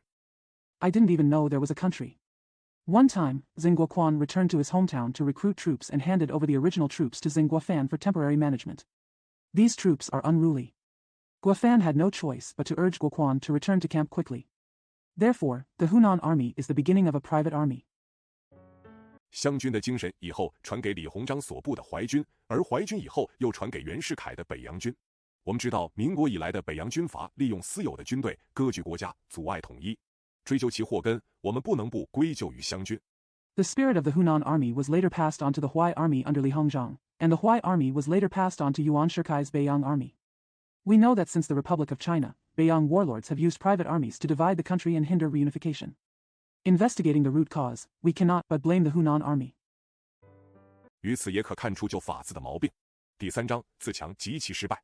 第1节内外合作以求自强。恭亲王吉文祥从英法联军的经验得了3种教训。第一 The shortcomings of the old method can also be seen here. Chapter 3, Self-Improvement and its Failure. Section 1, Cooperate internally and externally for self-improvement. Prince Gong and Wen Xiang learned 3 lessons from the experience of the British and French coalition forces. First, 他们确切地认识西洋的军器和练兵的方法远在我们之上。咸丰10年，担任京津防御者是僧格林沁和盛宝，这2人在当时是有名的大将。他们惨败了以后，时人只好承认西洋军队的优胜。第二 their precise understanding of Western weapons and military training methods is far superior to ours. In the 10th year of Xianfeng's reign, Xing Zhilinkan and Xing Bao served as defenders of Beijing and Tianjin. These 2 men were famous generals at the time. After their disastrous defeat, people had no choice but to admit the superiority of the Western army. Second, 恭亲王吉文祥发现西洋人不但愿意卖军器给我们，而且愿意把制造军器的秘密及训练军队的方法交给我们，这颇出于时人意料之外。他们认为这是我们自强的机会。第三 Prince Gong and Wen Xiang discovered that the Westerners were not only willing to sell weapons to us, but were also willing to teach us the secrets of making weapons and how to train the army. This was quite unexpected. They see this as our opportunity to strengthen ourselves. Third, 恭亲王及文祥发现，西洋人并不是他们以先所想象那样狼子野心、不守信义。英法的军队虽然占了北京，并且实力充足，能为所欲为，但北京条约定了以后，英法居然依据条约撤退军队。Prince Gong and Wen Xiang discovered that Westerners were not as ambitious and dishonest as they had imagined. Although the British and French troops occupied Beijing and had sufficient strength to do whatever they wanted, after the Treaty of Beijing was concluded, the British and French actually withdrew their troops in accordance with the treaty. 交还首都，诗人认为这是了不得的事情，足证西洋人也守信义，所以对付外人并不是全无办法的。从这三种教训，恭亲王及文祥定了一个新的大政方针。第一，他们决定以仪器和仪法来对付夷人。Return the capital. People at the time thought this was a great thing, and it proved that Westerners also kept their faith, so it was not impossible to deal with outsiders. From these three lessons, Prince Gong and Wen Xiang set a new policy. First, they decided to use barbarian weapons and barbarian methods to deal with the barbarians. 换句话说，他们觉得中国应该接受西洋文化之军事部分。他们于是买外国军器，请外国教官。他们说这是中国的自强之道。第二，他们知道自强不是短期内所能成立的。In other words, they felt that China should accept the military part of Western culture. So they bought foreign weapons and hired foreign instructors. They say this is China's way to strengthen itself. Second, they know that self-improvement cannot be established in the short term. 在自强没有达到预期的程度以前，中国应该谨守条约，以免战争。恭亲王及文祥都是有血性的人，下了很大的决心要推行他们的新政。在国家危急的时候，他胆敢出来与外人周旋。Before its self-strength reaches the expected level, China should abide by its treaties to avoid war.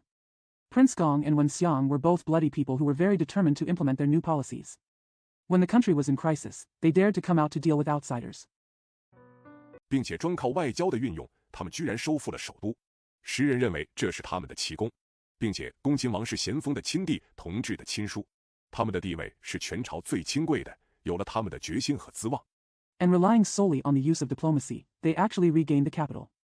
People at the time thought this was their miraculous achievement. Moreover, Prince Gong was Xianfeng's biological brother and Tongji's biological uncle. Their status is the most noble in the whole dynasty, and with their determination and qualifications. 他们在京内成了自强运动的中心，同时在京外的曾国藩、左宗棠、胡林翼、李鸿章诸人也得着同样的教训。最初使他们注意的是外人所用的轮船在长江下游私运军火粮食卖给太平军。They became the center of the self-improvement movement in Beijing. At the same time, Zeng Guofan, Zhuo Zongtang, Hu Lini, and Li Hongzhang outside Beijing also learned the same lesson. What initially attracted their attention was the ships used by outsiders to smuggle arms and food in the lower reaches of the Yangtze River and sell them to the Taiping army. 据说胡林翼在安庆曾有过这样的经验：迟至江滨，忽见二洋船，鼓轮西上，迅如奔马，急如飘风。文中急胡，变色不语，勒马回营，中途偶谢，机智堕马。严丹出上书向在文中幕府，每与文中论及洋务。It is said that Hu Lini had such an experience in Anqing. Riding to the riverside, he suddenly saw two foreign ships with drums heading west, as fast as a galloping horse and as fast as the wind. Wenzhong, namely Hu, changed his face and became silent. He reined up his horse and returned to camp. He vomited blood on the way and almost fell off his horse. Yan Danshu wrote to Shangshang. In the Wenzhong shogunate, he always discussed Western affairs with Wenzhong. 文中者摇首闭目，神色不移者久之，曰：“此非吾辈所能知也。”可见轮船给胡文中印象之深。曾、左、李大致相同，曾在安庆找了几位明数理的旧学者和铁匠木匠去试造轮船，造成了以后不能行动。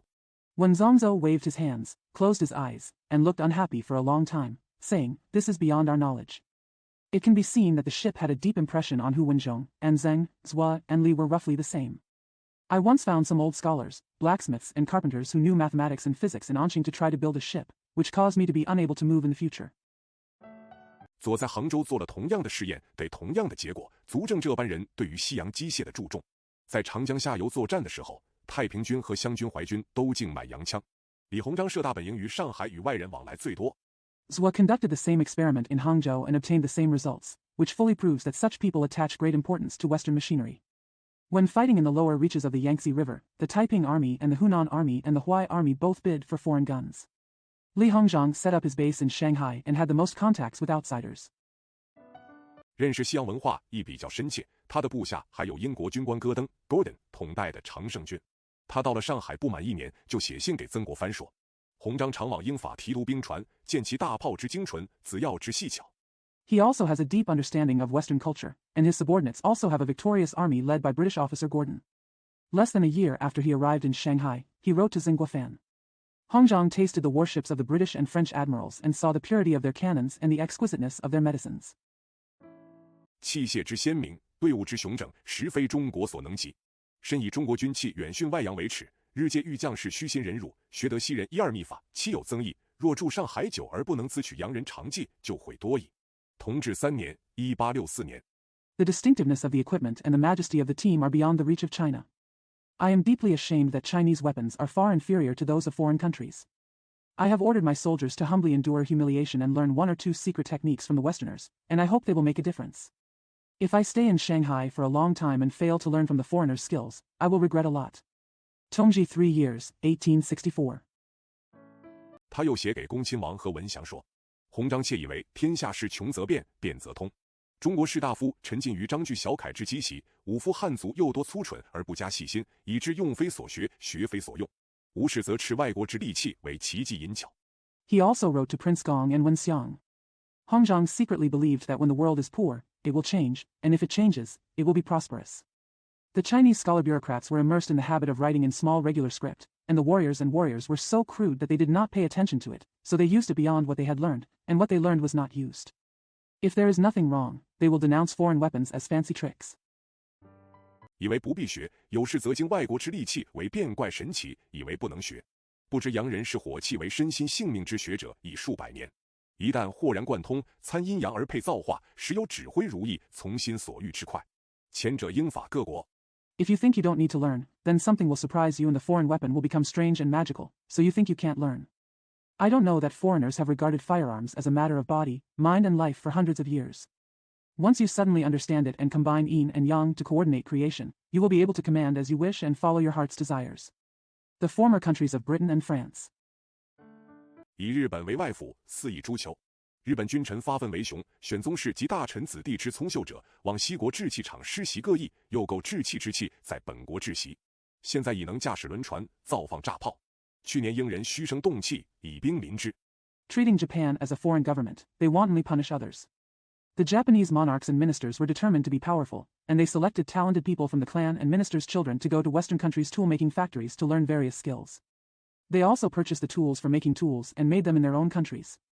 Now he can drive ships and build bombs. Last year, the British made false threats and came to attack with troops. 然英人所恃而为攻战之利者，彼以分散其长，用事宁然不动，而英人故无如之何也。夫今之日本，极明之倭寇也，距西国远而距中国近。我有以自立，则将复利于我；窥伺西人之短长，我无以自强。However, those who the British relied on for the advantage of the attack and war were already good at their own specialties, and they used them to stand still, while the British were nothing like them.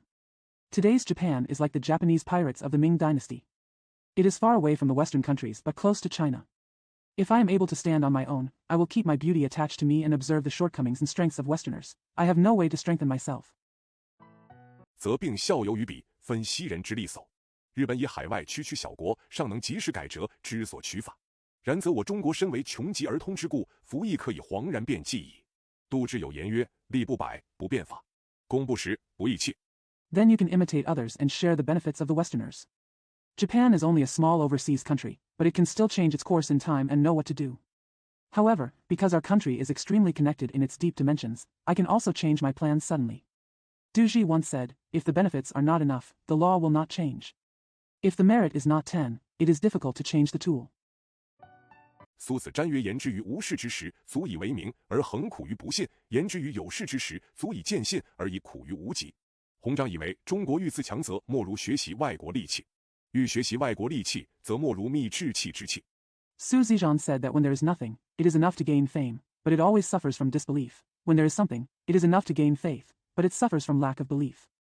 Hongzhang believes that if China wants to strengthen itself, it is better to learn foreign weapons. If you want to learn foreign sharp weapons, there is no better way than to find the tools to make them. 视其法而不必尽用其人，欲觅制器之器，与志气之人，则我专设一科取士，是终身选以为富贵功名之虎，则业可成，业可精，而才艺可期。这封信是中国19世纪最大的政治家。Learn their methods without having to use all their people. If you want to find tools and people to make utensils, I will set up a special subject to recruit scholars. The scholars will be regarded as the swans of wealth and fame throughout their lives, so that their careers can be completed, their careers can be refined, and their talents can also be gathered. This letter was written by China's greatest statesman in the 19th century. 最具历史价值的一篇文章，我们应该再三诵读。李鸿章第一认定我国到了19世纪，唯有学西洋的科学机械，然后能生存。第二，李鸿章在同治3年已经看清中国与日本孰强孰弱。An article of most historical value. We should recite it again and again. Li Hongzhang was the first to believe that in the 19th century, my country could only survive by learning Western scientific machinery. Second, during his 3 years in Tongji, Li Hongzhang had clearly seen which one was stronger between China and Japan. 要看那一国变得快。日本明治维新运动的世界的历史的意义，他一下就看清了，并且大声疾呼的要当时的人猛醒与努力。这一点足以表现李鸿章的伟大。第三 It depends on which country changes quickly. He immediately saw the world historical significance of Japan's Meiji Restoration, and loudly urged people at that time to wake up and work hard. This is especially enough to show the greatness of Li Hongzhang. Third, 李鸿章认定改革要从培养人才下手，所以他要改革前清的科举制度。不但此也，他简直要改革士大夫的人生观。他要士大夫放弃章句小楷之积习，而把科学工程选为终身富贵的骨笛。Li Hongzhang believed that reform should start from cultivating talents, so he wanted to reform the imperial examination system of the former Qing dynasty. Not only that, he simply wanted to reform the scholar officials' outlook on life. He wanted the scholar bureaucrats to give up the old habit of writing in small regular script, and regard science and engineering as a lifelong pursuit of wealth. 因为李鸿章认识时代之清楚，所以他成了同治、光绪年间自强运动的中心人物。在我们这个社会里，做事极不容易。同治年间起始的自强运动虽未达到目的，然而能有相当的成绩。Because Li Hongzhang understood the times clearly, he became a central figure in the self-improvement movement during the Tongji and Guangxu years. In our society, it is extremely difficult to get things done. Although the self-improvement movement started during the Tongji period did not achieve its goal, it was able to achieve considerable results. 已经费了9牛2虎之力。倘若当时没有恭亲王及文祥在京内主持，没有曾国藩、李鸿章、左宗棠在京外推动，那么英法联军及太平天国以后的中国还要麻木不仁，好像鸦片战争以后的中国一样。A lot of effort has been spent. If there had not been Prince Gong and Wen Xiang presiding in Beijing at that time, and if Guofan, Li Hongzhang, and Zhuo Zongtang had not promoted it outside Beijing, then China after the British-French Allied forces and the Taiping Rebellion would still be indifferent, just like China after the Opium War. 所以我们要仔细研究这几位时代领袖人物究竟做了些什么事业。第二节，步步向前进。自强的事业颇多，我现择其要者列表于下。咸丰11年，恭亲王及文祥聘请外国军官训练新军于天津。Therefore, we must carefully study what these leaders of the times have done. The second quarter, moving forward step by step. There are many causes for self-improvement. I will select the most important ones and list them below. In the 11th year of Xianfeng's reign, Prince Gong and Wen Xiang hired foreign officers to train the new army in Tianjin. 同年，恭亲王何文祥设立同文馆于北京，视为中国新学的起始。同年，恭亲王何文祥托总税司赫德 Robert Hart 购买炮舰，聘请英国海军人员来华创设新水师。同治2年。In the same year, Prince Gong and Wen Xiang established Tungguanguan in Beijing. It is the beginning of new learning in China. In the same year, Prince Gong and Wen Xiang asked Robert Hart, the Commissioner of Taxation, to purchase gunboats and hire British naval personnel to come to China to create a new navy. In the second year of Tongji, 李鸿章设外国语文学校于上海。同治4年，曾国藩、李鸿章设江南机器制造局于上海，附设艺书局。同治5年，左宗棠设造船厂于福州，附设船政学校。同治9年，李鸿章设机器制造局于天津。Li Hongzhang established a foreign language school in Shanghai. In the fourth year of Tongji, Guofan and Li Hongzhang established Jiangnan Machinery Manufacturing Bureau in Shanghai, with a translation bookstore attached. In the fifth year of Tongji, Zhuo Zongtang set up a shipyard in Fuzhou with a shipping school attached. In the ninth year of Tongji, Li Hongzhang established the Machinery Manufacturing Bureau in Tianjin. 同治11年，曾国藩、李鸿章挑选学生赴美国留学。同年，李鸿章设轮船招商局。光绪元年，李鸿章筹办铁甲兵船。光绪2年，李鸿章派下级军官赴德学陆军，传政学生赴英法学习造船和驾船。In the 11th year of Tongji, Zheng Guofan and Li Hongzhang selected students to study in the United States. In the same year, Li Hongzhang established the Steamship Investment Promotion Bureau. In the first year of Guangxu, Li Hongzhang prepared an armored warship. In the second year of Guangxu's reign, Li Hongzhang sent junior officers to Germany to study the army, and shipping students to England and France to learn shipbuilding and sailing. 光绪6年，李鸿章设水师学堂于天津，设电报局，请修铁道。光绪7年，李鸿章设开平矿务局。光绪8年，李鸿章驻旅顺军港，创办上海机器织布厂。光绪11年，李鸿章设天津武备学堂。In the 6th year of Guangxu's reign, Li Hongzhang set up a naval academy in Tianjin, set up a telegraph office, and requested railway construction. In the 7th year of Guangxu's reign, Li Hongzhang established the Kaiping Mining Bureau. In the 8th year of Guangxu's reign, Li Hongzhang built the Lushuan military port and founded the Shanghai Machinery Cloth-making factory. In the 11th year of Guangxu's reign, Li Hongzhang established the Tianjin Military Academy. 光绪13年，李鸿章开办黑龙江墨合金矿。光绪14年，李鸿章成立北洋海军。以上全盘建设事业的动机是国防，故军事建设最多。但我们如仔细研究就知道，国防的近代化牵连甚多。In the 13th year of Guangxu's reign, Li Hongzhang opened the Mo gold mine in Heilongjiang. In the 14th year of Guangxu's reign, Li Hongzhang established the Beiyang Navy. The motivation for the above comprehensive construction undertakings is national defense, so military construction is the largest. But if we study carefully, we will know that the modernization of national defense involves many things.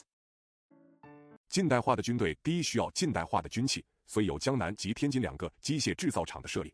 那2个厂实际大部分是兵工厂。第二，新式军器必须有技术人才去驾驶，所以设立武备学堂。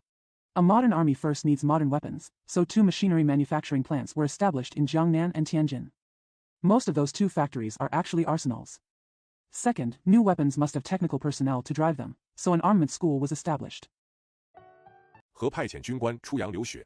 第三，近代化的军队必须有近代化的交通，所以有造船厂和电报局的设立及铁路的建筑。第四，新式的国防比旧式的费用要高几倍。And sending military officers to study abroad. Third, a modern army must have modern transportation, so shipyards and telegraph offices were established, as well as railways were built.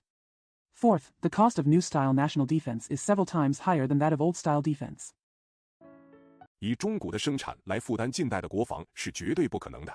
所以李鸿章要办招商局来经营沿江沿海的运输，创立织布厂来挽回权力，开煤矿金矿来增加收入。It is absolutely impossible to finance modern national defense with medieval production. Therefore, Li Hongzhang wanted to set up an investment bureau to operate transportation along the rivers and coasts, establish a cloth-making factory to regain his rights, and open coal and gold mines to increase income. 自强运动的领袖们并不是事前预料到各种需要而定一个建设计划，他们起初只知道国防近代化的必要，但是他们在这条路上前进一步以后，就发现必须再进一步，再进一步以后。The leaders of the self-reliance movement did not plan a construction plan in advance in anticipation of various needs. At first they only knew the need to modernize national defense. But after they took one step forward on this road, they found that they had to take another step, and after another step. 又必须更进一步，其实必须走到尽头，然后能生效。近代化的国防不但需要近代化的交通、教育、经济，并且需要近代化的政治和国民。半新半旧是不中用的。换句话说 We must go further. In fact, it must go to the end before it can take effect. Modern national defense not only requires modern transportation, education, and economy, but also modern politics and people. Half new and half old are of no use. In other words, 我国到了近代，要图生存，非全盘接受西洋文化不可。曾国藩诸人虽向近代化方面走了好几步，但是他们不彻底，仍不能救国救民族。第三节，前进遇着阻碍。In modern times, if our country wants to survive, it must fully accept Western culture.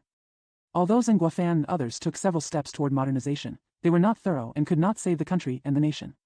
In the third quarter, progress encountered obstacles. 曾国藩及其他自强运动的领袖虽走的路线不错，然而他们不能救国救民族。此其故何在？在于他们的不彻底。他们为什么不彻底呢？一部分因为他们自己不要彻底。Although Zheng Guofan and other leaders of the self-improvement movement followed a good line, they could not save the country and the nation. What's the reason for this? It lies in their incompleteness. Why aren't they thorough? Partly because they don't want to be thorough themselves. 大部分因为时代不容许他们彻底。我们是先研究领袖们的短处。恭亲王奕欣、文祥、曾国藩、李鸿章、左宗棠这5个大领袖都出身于旧社会，受的是旧教育。他们没有一个人能读外国书。Mostly because the times do not allow them to be thorough. Let us first examine the shortcomings of leaders. The 5 great leaders, Prince Gong Yisan, Wen Xiang, Xing Guofan, Li Hongzhang, and Zhuo Zongtang, were all born in the old society and received the old education. None of them can read foreign books. 除李鸿章以外，没有一个人到过外国。就是李鸿章的出洋尚在甲午战败以后，他的建设事业已经过去了。这种人能毅然决然推行新事业就了不得，他们不能完全了解西洋文化是自然的。Except for Li Hongzhang, no one has been to foreign countries. Li Hongzhang's overseas mission was still after his defeat in the Sino-Japanese War of 1894 to 1894, and his construction career had already passed. It is remarkable that such people can resolutely pursue new causes. It is natural that they cannot fully understand Western culture. 很可原谅的，他们对于西洋的机械是十分佩服的，十分努力要接受的。他们对于西洋的科学也相当尊重，并且知道科学是机械的基础。但是他们自己毫无科学机械的常识，此外更不必说了。Very forgivable. They admire Western machinery very much and work very hard to accept it. They also respect Western science and know that science is the basis of machinery. But they themselves have no common sense about science and mechanics, let alone anything else. 他们觉得中国的政治制度及立国精神是至善至美，无需学西洋的。事实上，他们的建设事业就遭了旧的制度和旧的精神的阻碍。我们可以拿李鸿章的事业做例子。李鸿章于同治9年。They feel that China's political system and founding spirit are perfect and there is no need to learn from the West. In fact, their construction career was hindered by the old system and the old spirit. We can take Li Hongzhang's career as an example. Li Hongzhang died in the 9th year of Tongji. 1870年，起始做直隶总督兼北洋大臣。因为当时要人之中，以他最能对付外人，又因为他比较勇于任事，而且他的淮军是全国最近代化、最得力的军队。1870, began to serve as governor of Zhili and minister of Beiyang. Because among the important people at that time, he was the most able to deal with outsiders, and because he was more courageous in taking charge, and his white army was the most powerful army in the country in recent times. 所以，从同治9年到光绪20年的中日战争，李鸿章是那个时代的中心人物，国防的建设全在他手里。他特别注重海军，因为他看清楚了，如果中国能战胜日本海军，无论日本陆军如何强。Therefore, Li Hongzhang was the central figure of that era during the Sino-Japanese War from the 9th year of Tongji to the 20th year of Guangxu. The construction of national defense is all in his hands. He paid special attention to the Navy because he saw clearly that if China could defeat the Japanese Navy, no matter how strong the Japanese army was, 不能进攻高丽，更不能危害中国。那么，李鸿章办海军第一个困难是经费。经费所以困难，就是因为中国当时的财政制度，如同一般的政治制度是中古式的，中央政府没有办海军的经费。We cannot attack Goryeo, let alone harm China. Then, Li Hongzhang's first difficulty in running a navy was funding. Funding was difficult because China's financial system at that time, like the general political system, was medieval. The central government does not have funds for the navy. 只好靠各省协进，各省都成见很深，不愿合作。在中央求各省协助的时候，各省务求其少，认定了以后又不能按期十足拨款，总要延期打折扣。其次，当时皇室用钱漫无限制，而且公私不分。We have to rely on cooperation from various provinces. The provinces are deeply prejudiced and unwilling to cooperate. When the central government asked the provinces for assistance, each province sought the least amount. After it was approved, it could not fully allocate funds on time, so it always had to be postponed and discounted. Secondly, at that time, the royal family used money without any restrictions, and no distinction was made between public and private matters. 同治死了以后，没有祭祀，于是西太后选了一个小孩子做皇帝，年号光绪，而实权还不是在西太后手里。等到光绪快要成年亲政的时候，光绪和他的父亲醇亲王亦怕西太后不愿意把政权交出来。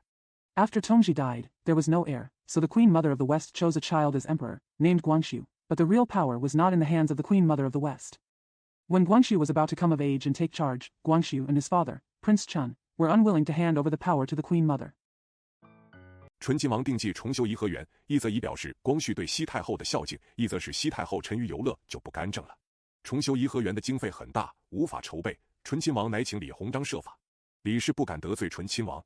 Prince Chun decided to rebuild the Summer Palace, on the one hand to show Guangxu's filial piety to the Queen Mother of the West, and on the other hand to make the Queen Mother of the West indulge in pleasure and stop being involved in politics. The cost of rebuilding the Summer Palace was huge and it was impossible to prepare, so Prince Chun asked Li Hongzhang for help. Mrs. Li did not dare to offend Prince Chun. 更不敢得罪西太后，只好把建设海军的款子移作重修颐和园之用。所以在甲午之战以前的7年，中国海军没有添订过一只新船。在近代政治制度之下，这种事情是不能发生的。Not even daring to offend the Queen Mother of the West, she had no choice but to divert the funds for navy construction to rebuild the Summer Palace. Therefore, in the 7 years before the Sino-Japanese War, the Chinese Navy did not order a single new ship. Under the modern political system, this kind of thing cannot happen. 在李鸿章所主持之机关中，并没有新式的文官制度和审计制度，就是在极廉洁极严谨的领袖之下，没有良好的制度，贪污尚且无法杜绝，何况李氏本人就不廉洁呢？ There is no new civil service system and auditing system in the agency presided over by Li Hongzhang.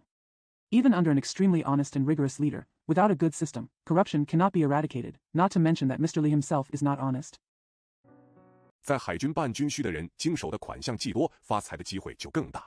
到了甲午战争的时候，我们船上的炮虽比日本的大，但炮弹不够，并且子弹所装的不尽是火药。外商与官吏狼狈为奸，私人发了财。 The more money people handle in the Navy, the greater their chances of making a fortune. By the time of the Sino-Japanese War, although the cannons on our ships were larger than those of Japan, they did not have enough shells, and the bullets were not filled with gunpowder. Foreign businessmen and officials colluded and made private fortunes. 国事就败坏了。李鸿章自己的科学知识的幼稚，也是他的事业失败的缘故之一。北洋海军初成立的时候，他请了英国海军有经验的军官做总教官和副司令。光绪10年左右，中国海军纪律很严。 The affairs of the country were ruined. Li Hongzhang's own naive scientific knowledge was also one of the reasons for the failure of his career. When the Beiyang Navy was first established, he invited experienced officers from the British Navy to serve as chief instructors and deputy commanders. Around the 10th year of Guangxu's reign, China's navy had very strict discipline. 操练很勤，技术的进步很快，那时中国的海军是很有希望的。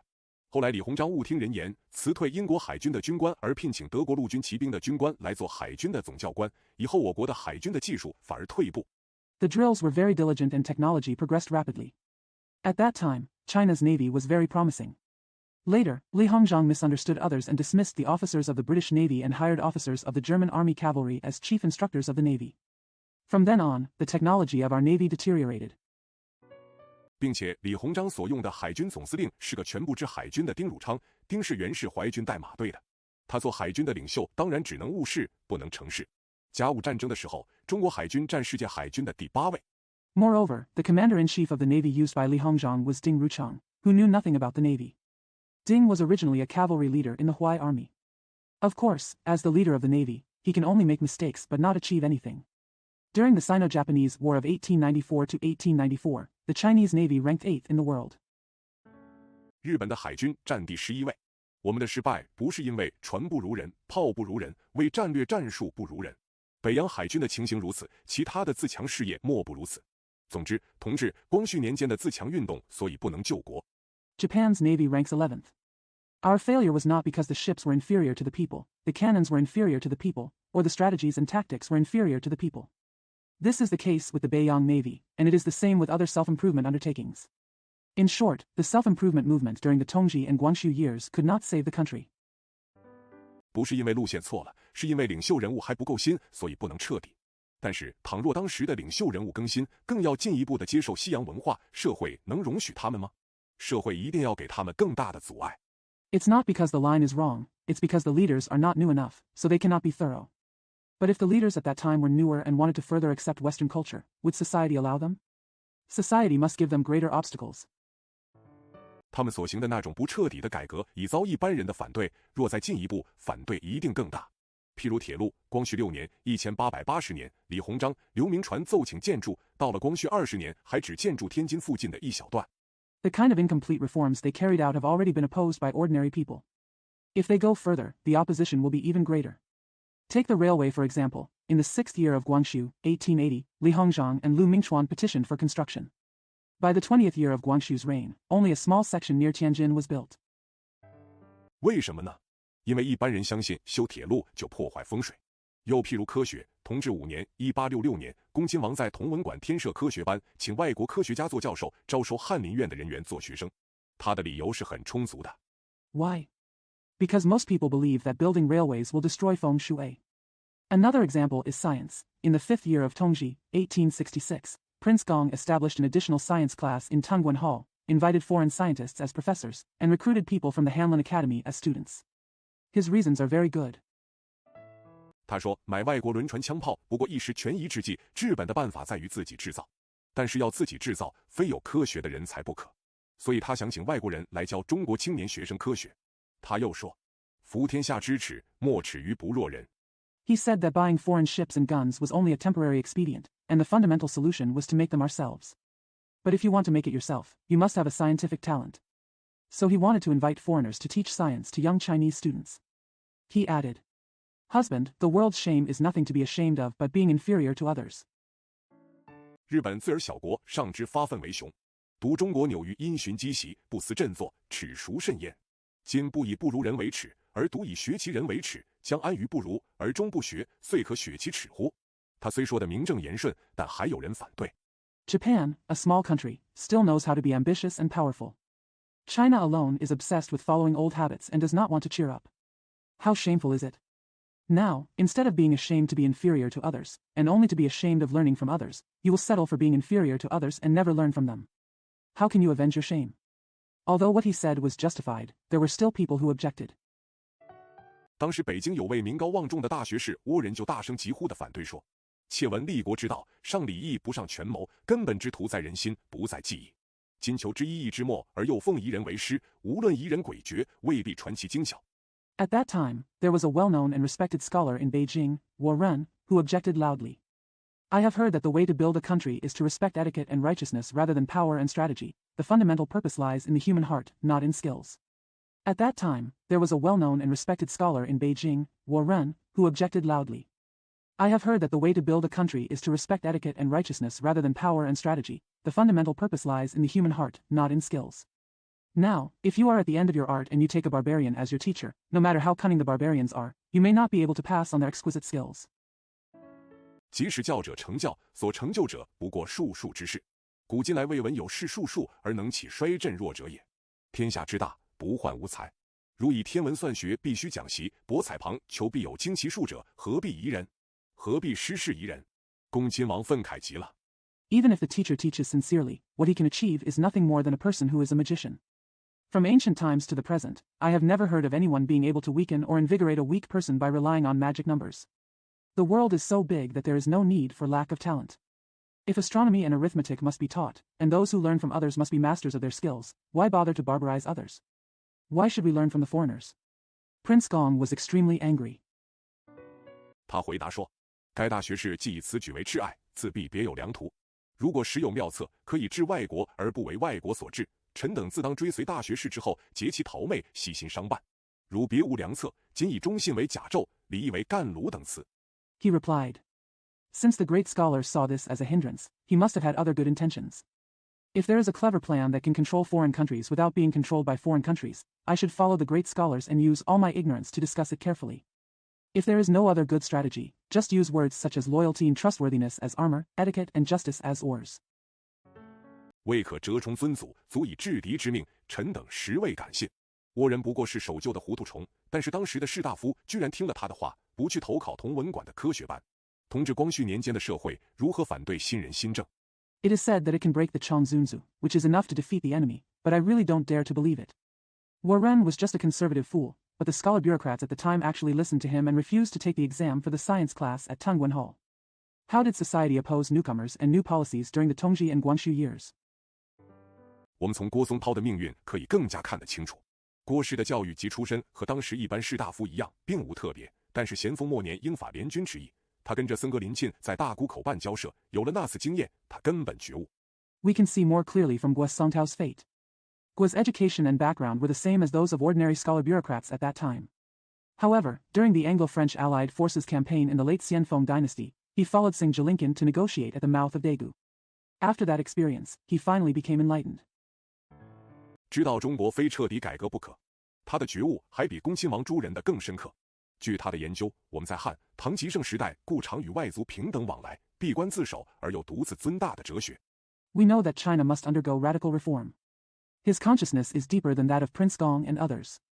According to his research, during the heyday of the Han and Tang dynasties, we often interacted with foreigners on an equal footing. We had a philosophy of being insular and arrogant. 是南宋势力衰弱时代的理学先生们提倡出来的，绝不足以为训。同治初年，江西南昌的士大夫群起毁教堂，杀传教士。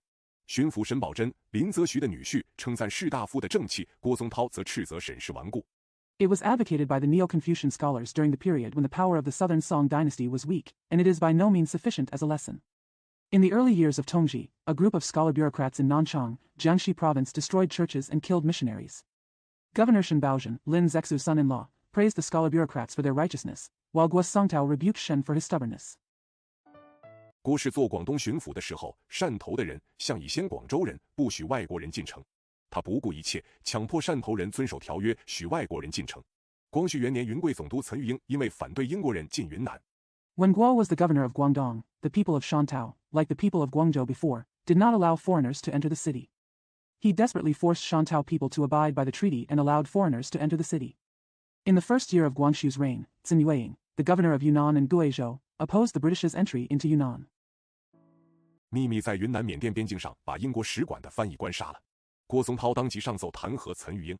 第二年，政府派他出使英法，中国有功使驻外从他起。他在西欧的时候，他努力研究西洋的政治、经济、社会。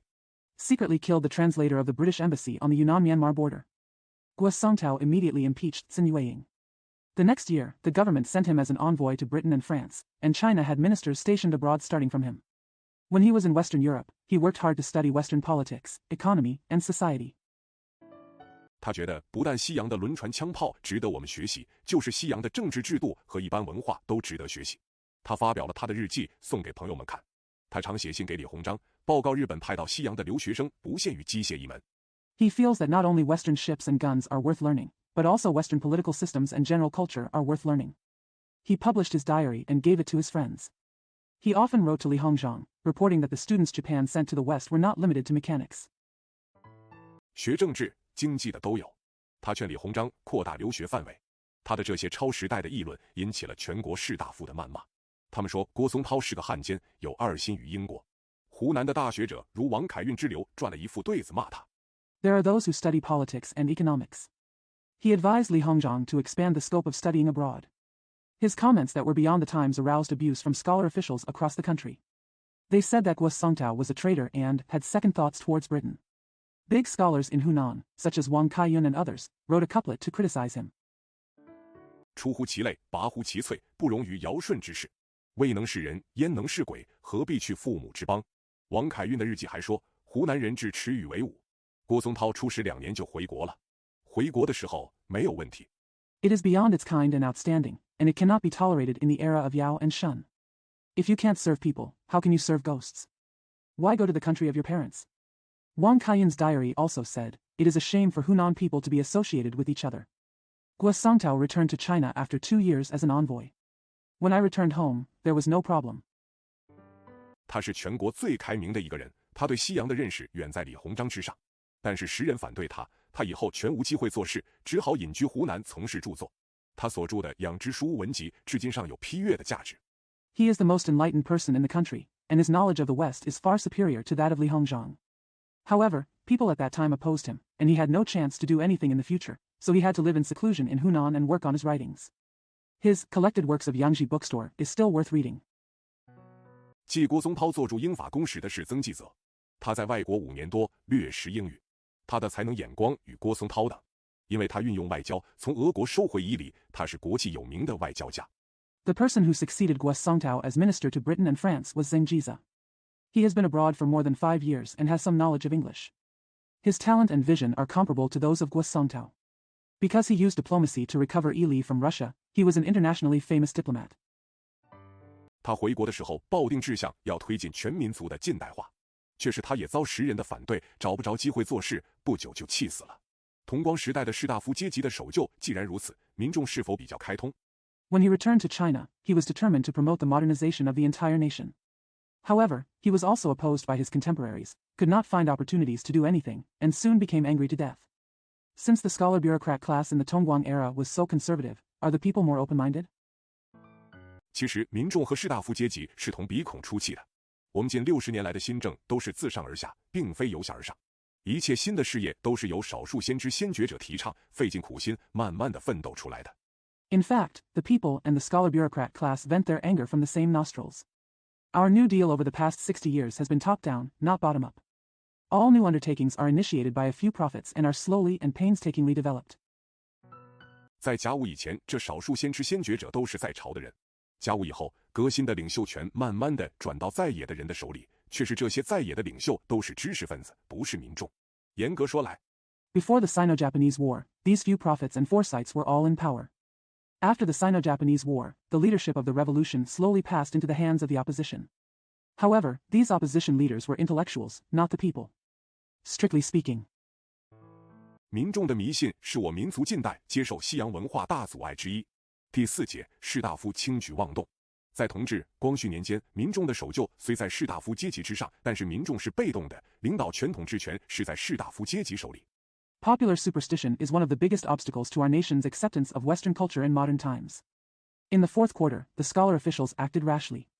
During the Tongji and Guangxu years, although the people were more conservative than the scholar bureaucrat class, the people were passive, and leadership and governance were in the hands of the scholar official class. 不幸，那个时代的士大夫阶级，除极少数外，完全不了解当时的世界大事。同治共13年，从1862年到1874年，在这个时期内，德意志统一了，意大利统一了。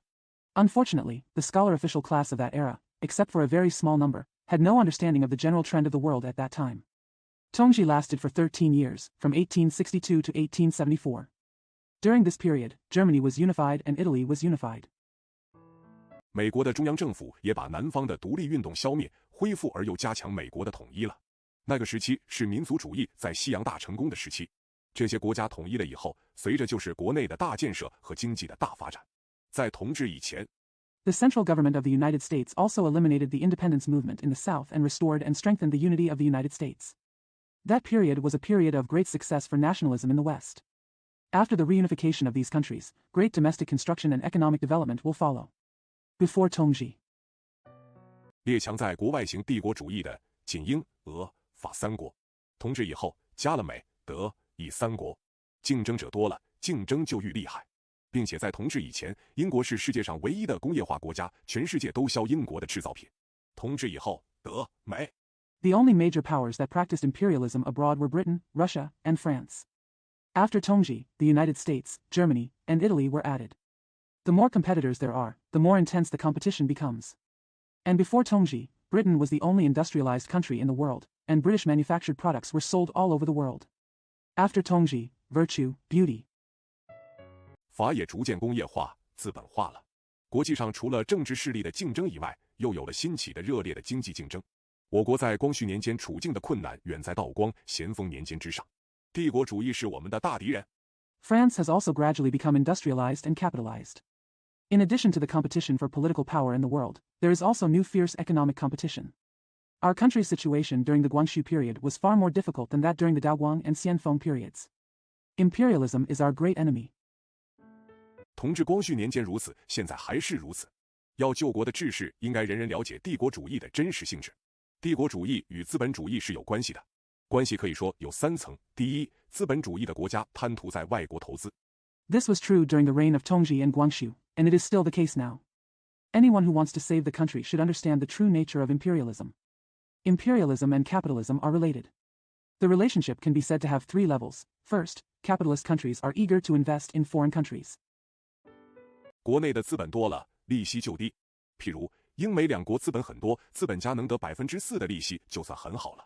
但是如果英美的资本家能把资本投在中国或印度或南美洲，年利很容易达到7%或更高些。The more domestic capital there is, the lower the interest rate will be. For example, Britain and the United States have a lot of capital, and it is considered very good if capitalists can get 4% interest.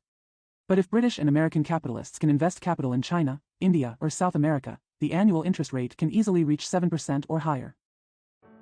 所以英美资本家竟向未开发的国家投资。但是接受外国来的资本不一定有害，英美的资本家也不一定有政治野心。美国在19世纪的下半期的建设大部分是利用英国资本举办的。So British and American capitalists competed to invest in undeveloped countries. But accepting capital from foreign countries is not necessarily harmful, and British and American capitalists do not necessarily have political ambitions.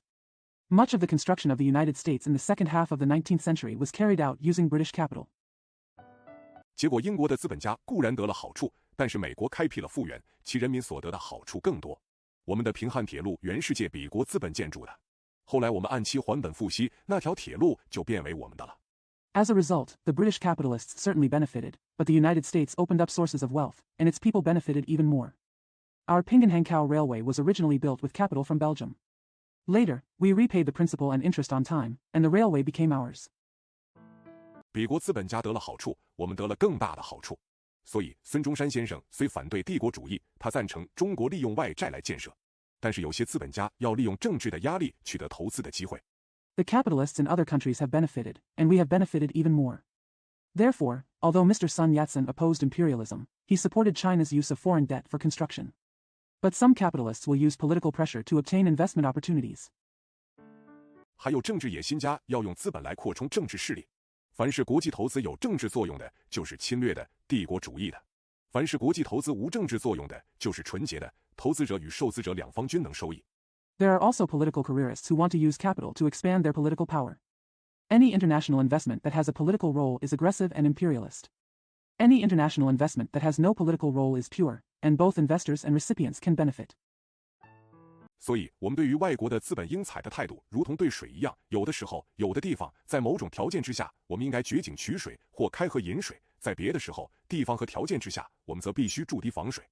Therefore, we should adopt the same attitude towards foreign capital as towards water. Sometimes, in some places, and under certain conditions, we should dig wells to draw water, or open rivers to divert water. At other times, places, and conditions, we must build dikes and water. 帝国主义与资本主义的第二层关系是商业的推销。资本主义的国家都利用机械制造，工厂规模愈大，出品愈多，得利就更厚。困难在市场，各国竞争市场原可以专凭商品之精与价格之廉。The second level of relationship between imperialism and capitalism is the promotion of business. Capitalist countries all use mechanical manufacturing. The larger the factory, the more products it produces, and the greater the profit. The difficulty lies in the market. Competitive markets in various countries could have relied solely on the quality of goods and low prices. 不必靠武力的侵略或政治的压力，但在19世纪末年，国际贸易的自由一天少一天，各国不但提高本国的关税，并且提高属地的关税。这样一来，商业的发展随着政权的发展，争市场等于争属地。It does not have to rely on military aggression or political pressure. But in the late 19th century, international trade became less free. Countries not only raised their own tariffs, but also raised tariffs in their territories. In this way, the development of commerce will follow the development of political power, and the competition for the market is equivalent to the competition for territory. 被压迫的国家一旦丧失关税自主，就永无发展工业的可能。虽然国际贸易大部分还是平等国家坚持贸易，不是帝国与属地之间的贸易。英国与美、德、法、日诸国的贸易额。Once an oppressed country loses its tariff autonomy, it will never be possible to develop industry. Although, most international trade is still trade between equal countries, not trade between empires and dependent territories. The trade volume between the United Kingdom and the United States, Germany, France, and Japan 远大于英国与其属地的贸易额。英国的属地最多，尚且如此，别国更不必说了。帝国主义与资本主义的第三层关系是原料的寻求。世界上没有一国完全不靠外来的原料。最富有原料的国家如印。Far greater than the trade volume between Britain and its dependencies. The United Kingdom has the largest number of dependent territories, let alone other countries. The third level of relationship between imperialism and capitalism is the search for raw materials. There is no country in the world that does not rely entirely on imported raw materials. The countries richest in raw materials include Britain. 美、俄尚且如此，别的国家所需的外来原料更多。日本及意大利是最穷的，棉、煤、铁由4种根本的原料，日、意都缺乏。德国较好，但仍不出棉和石油。那么，一国的工厂虽多，倘若没有原料。This is true for the United States and Russia, but other countries need more foreign raw materials. Japan and Italy are the poorest. The 4 basic raw materials of cotton, coal, iron, and oil were lacking in Japan and Italy. Germany is better, but it still does not produce cotton or oil. So, even if a country has many factories, if there is no raw materials, 就会完全没有办法。所以帝国主义者因为要找工业的原料，就大肆侵略。虽然资本主义不一定要行帝国主义而后使能得到原料，同时出卖原料者不一定就是受压迫者。譬如美国的出口货之中 there will be absolutely no solution. Therefore, the imperialists, in search of raw materials for industry, engage in large-scale aggression. Although, capitalism does not necessarily have to practice imperialism before it can obtain raw materials. At the same time, those who sell raw materials are not necessarily the oppressed. For example, among U.S. exports, 石油和棉花是大宗。日本、德国、意大利从美国输入石油和棉花，不能也不必行帝国主义，因为美国不但不禁止石油和棉花的出口，且竭力推销。总之，资本主义可变为帝国主义。Oil and cotton are bulk commodities. Japan, Germany, and Italy cannot and do not need to be imperialistic by importing oil and cotton from the United States, because the United States not only does not prohibit the export of oil and cotton, but also does its best to promote it. In short, capitalism can turn into imperialism. 也可以不变为帝国主义。未开发的国家容易受资本主义的国家的压迫和侵略，也可以利用外国的资本来开发自己的复原，及利用国际的通商来提高人民的生活程度。资本主义如同水一样。It does not have to turn into imperialism. Undeveloped countries are susceptible to oppression and aggression by capitalist countries. They can also use foreign capital to develop their own sources of wealth and international trade to improve people's living standards. Capitalism is like water. 水可以自灌溉，可以便利交通，也可以成灾，要看人怎样对付。同时，我们不要把帝国主义看得过于简单，以为世界上没有资本主义就没有帝国主义了。700年以前的蒙古人还在游牧时代。Water can provide irrigation, facilitate transportation, or cause disasters. It depends on how people deal with it. At the same time, we should not take imperialism too simply and think that without capitalism, there would be no imperialism in the world. 700 years ago, the Mongols were still in the nomadic age. 无资本也无工业，但是他们对我的侵略还在近代资本主义国家之上。300年以前的满洲人也是如此。在西洋方面，中古的亚拉伯人以武力推行回教，大行其宗教的帝国主义。There is no capital or industry, but their aggression against me is still greater than that of modern capitalist countries. The same was true for the Manchus 300 years ago. In the West, the Arabs in the Middle Ages used force to promote Islam and promoted their religious imperialism. 18世纪末年，法国革命家以武力强迫外国接受他们的自由平等，大行其革命的帝国主义。据我们所知，历史上各种政体，君主也好，民主也好，各种社会经济制度，资本主义也好，封建主义也好。At the end of the 18th century, French revolutionaries used force to force foreign countries to accept their freedom and equality, and promoted their revolutionary imperialism. As far as we know, there have been various political systems in history, whether monarchy or democracy, various social and economic systems, whether capitalism or feudalism. 共产主义也好，都有行帝国主义的可能。同光时代的士大夫完全不了解时代的危险及国际关系的运用，他们只知道破坏李鸿章诸人所提倡的自强运动。同时，他们又好多事。Whether it is communism or not, it is possible to practice imperialism. The scholar officials of the Tongguang era had no understanding of the dangers of the era and the application of international relations. They only know how to destroy the self-improvement movement advocated by Li Hongzhang and others. At the same time, they are very busy. 倘若政府听他们的话，中国几无年无日不与外国打仗。长江流域有太平天国之乱的时候，北方有捻匪、陕、甘，新疆有回乱，清廷令左宗棠带湘军去收复西北。俄国趁我回乱的机会就占领了伊犁。If the government listened to them, China would hardly be at war with foreign countries every day of the year. During the Taiping Rebellion in the Yangtze River Basin, Mian bandits in the north, and Hui rebellions in Shaanxi, Gansu, and Xinjiang, the Qing government ordered Zhuozongtang to lead the Hunan army to recover the northwest. Russia took advantage of my revolt and occupied Ili. 这是俄国趁火打劫的惯技。在19世纪，俄国占领我们的土地最多。咸丰末年，俄国趁太平天国之乱及英法联军，强占我国黑龙江以北及乌苏里以东的地方，共30万方英里。This is Russia's habit of taking advantage of others' misfortune. In the 19th century, Russia occupied the most of our lands.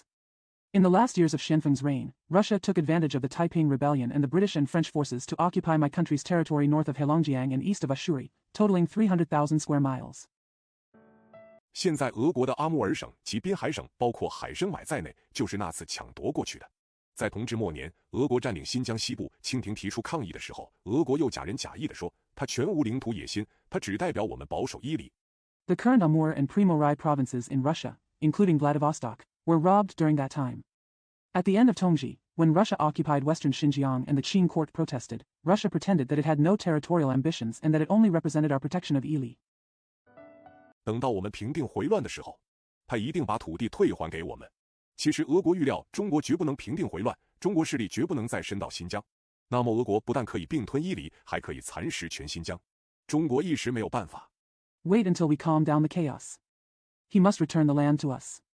In fact, Russia predicts that China will never be able to quell the rebellion, and China will never be able to extend its influence to Xinjiang.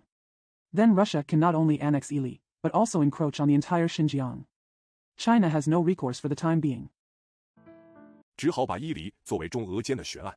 左宗棠军事的顺利不但出于俄国意料之外，还出于我们自己的意料之外。他次第把陕西甘肃收复了。到了光绪元年，他准备进攻新疆，军费就成了大问题。I have no choice but to regard Ili as an unsolved case between China and Russia. Zhuozongtang's military success was not only unexpected by Russia, but also unexpected by ourselves. He recovered Shaanxi and Gansu one after another. In the first year of Guangxu, he was preparing to attack Xinjiang, and military expenditure became a big problem. 从道光30年洪秀全起兵到光绪元年25年之间，中国无时不在内乱内战之中施以兵疲力尽和能在经营新疆呢？并且交通不便，新疆民族复杂，面积浩大，成败似乎毫无把握。于是发生大辩论。From the 30th year of Daoguang's reign when Hong Xiuquan launched his army to the first year of Guangxu's reign, for 25 years, China was constantly in the midst of civil strife and civil war. It was exhausted. How could it continue to manage Xinjiang? In addition, transportation is inconvenient. Xinjiang has complex ethnic groups in a vast area, so success or failure seems uncertain. A big debate ensued. 左宗棠颇好大喜功，他一意主进攻。他说，祖宗所遗留的土地，子孙没有放弃的道理。他又说，倘若新疆不保，陕甘就不能保；陕甘不保，山西就不能保；山西不保，河北就不能保。他的理由似乎充足。Zhuozongtang was very fond of making great achievements, and he focused on attacking. He said that descendants have no reason to give up the land left by their ancestors. He also said that if Xinjiang is not preserved, Shaanxi Gansu cannot be preserved, Shaanxi Gansu cannot be preserved, Shaanxi cannot be preserved, and Shaanxi cannot be preserved, Hebei cannot be preserved. His reasons seemed to be sufficient. 言论十分激昂。李鸿章的看法正与左的相反。李说，自从乾隆年间中国占领新疆以后，中国没有得着丝毫的好处，徒费驻防的兵费，这是实在的情形。The remarks were very passionate. Li Hongzhang's view is exactly the opposite of Zhuo's. Li said that since China occupied Xinjiang during the Qianlong period, China has not received any benefits and has wasted money on military garrison. This is a real situation. 他又说，中国之大祸不在西北，而在东边沿海的各省，因为沿海的省份是中国的精华，而且帝国主义者的压迫在东方的过于在西方的。自从日本维新以后，李鸿章更加焦急。He also said that China's great disaster was not in the northwest but in the coastal provinces in the east, because the coastal provinces were the essence of China, and the oppression of the imperialists was more in the east than in the west. Since the Japanese restoration, Li Hongzhang has become even more anxious. 他觉得日本是中国的真敌，因为日本一心一意谋我，他无所图，而且相隔既近，动兵比较容易。至于西洋各国彼此互相牵制，向外发展不限于远东，相隔又远，用兵不能随便。He feels that Japan is China's real enemy because Japan is bent on pursuing me and he has no plans. Moreover, they are so close that it is easier to mobilize troops. As for the Western countries' mutual restraint, their outward development is not limited to the Far East. They are far apart and cannot use their troops casually. 李鸿章因此主张不进攻新疆，而集中全国人力物力于沿海的国防及腹地各省的开发。边省虽然要紧，但是腹地倘有损失，国家大事就去了。反过来说，倘若腹地强盛起来， Therefore, Li Hongzhang advocated not attacking Xinjiang but concentrating the country's manpower and material resources on coastal defense and the development of hinterland provinces. Although the border provinces are important, if there are losses in the hinterland, the general situation of the country will be lost. On the other hand, if the hinterland becomes stronger, 边省及藩属自然的就保存了。左宗棠的言论比较动听，李的比较合理，左是高调，李是低调。士大夫阶级一贯的上感情，唱高调，当然拥护左宗棠。于是借外债，一用各省的建设费。Border provinces and vassals were naturally preserved. Zhuozongtang's remarks are more pleasant, while Li's are more reasonable. Zhuo is high profile, while Li is low key. The scholar bureaucrat class has always advocated sentiments and sang a high profile, so of course they supported Zhuozongtang. So we borrowed foreign debt and diverted construction costs from each province. 以供左宗棠进攻新疆之用。左宗棠的运气真好，因为新疆发生了内讧，并没有遇着坚强的抵抗。光绪30年底，他把全疆克服了。中国乃派崇厚为特使到俄国去交涉伊犁的退还。For Zhuozongtang's attack on Xinjiang. Zhuozongtang is so lucky. Because internal strife broke out in Xinjiang, there was no strong resistance. At the end of Guangxu's 30th year, he conquered all Xinjiang.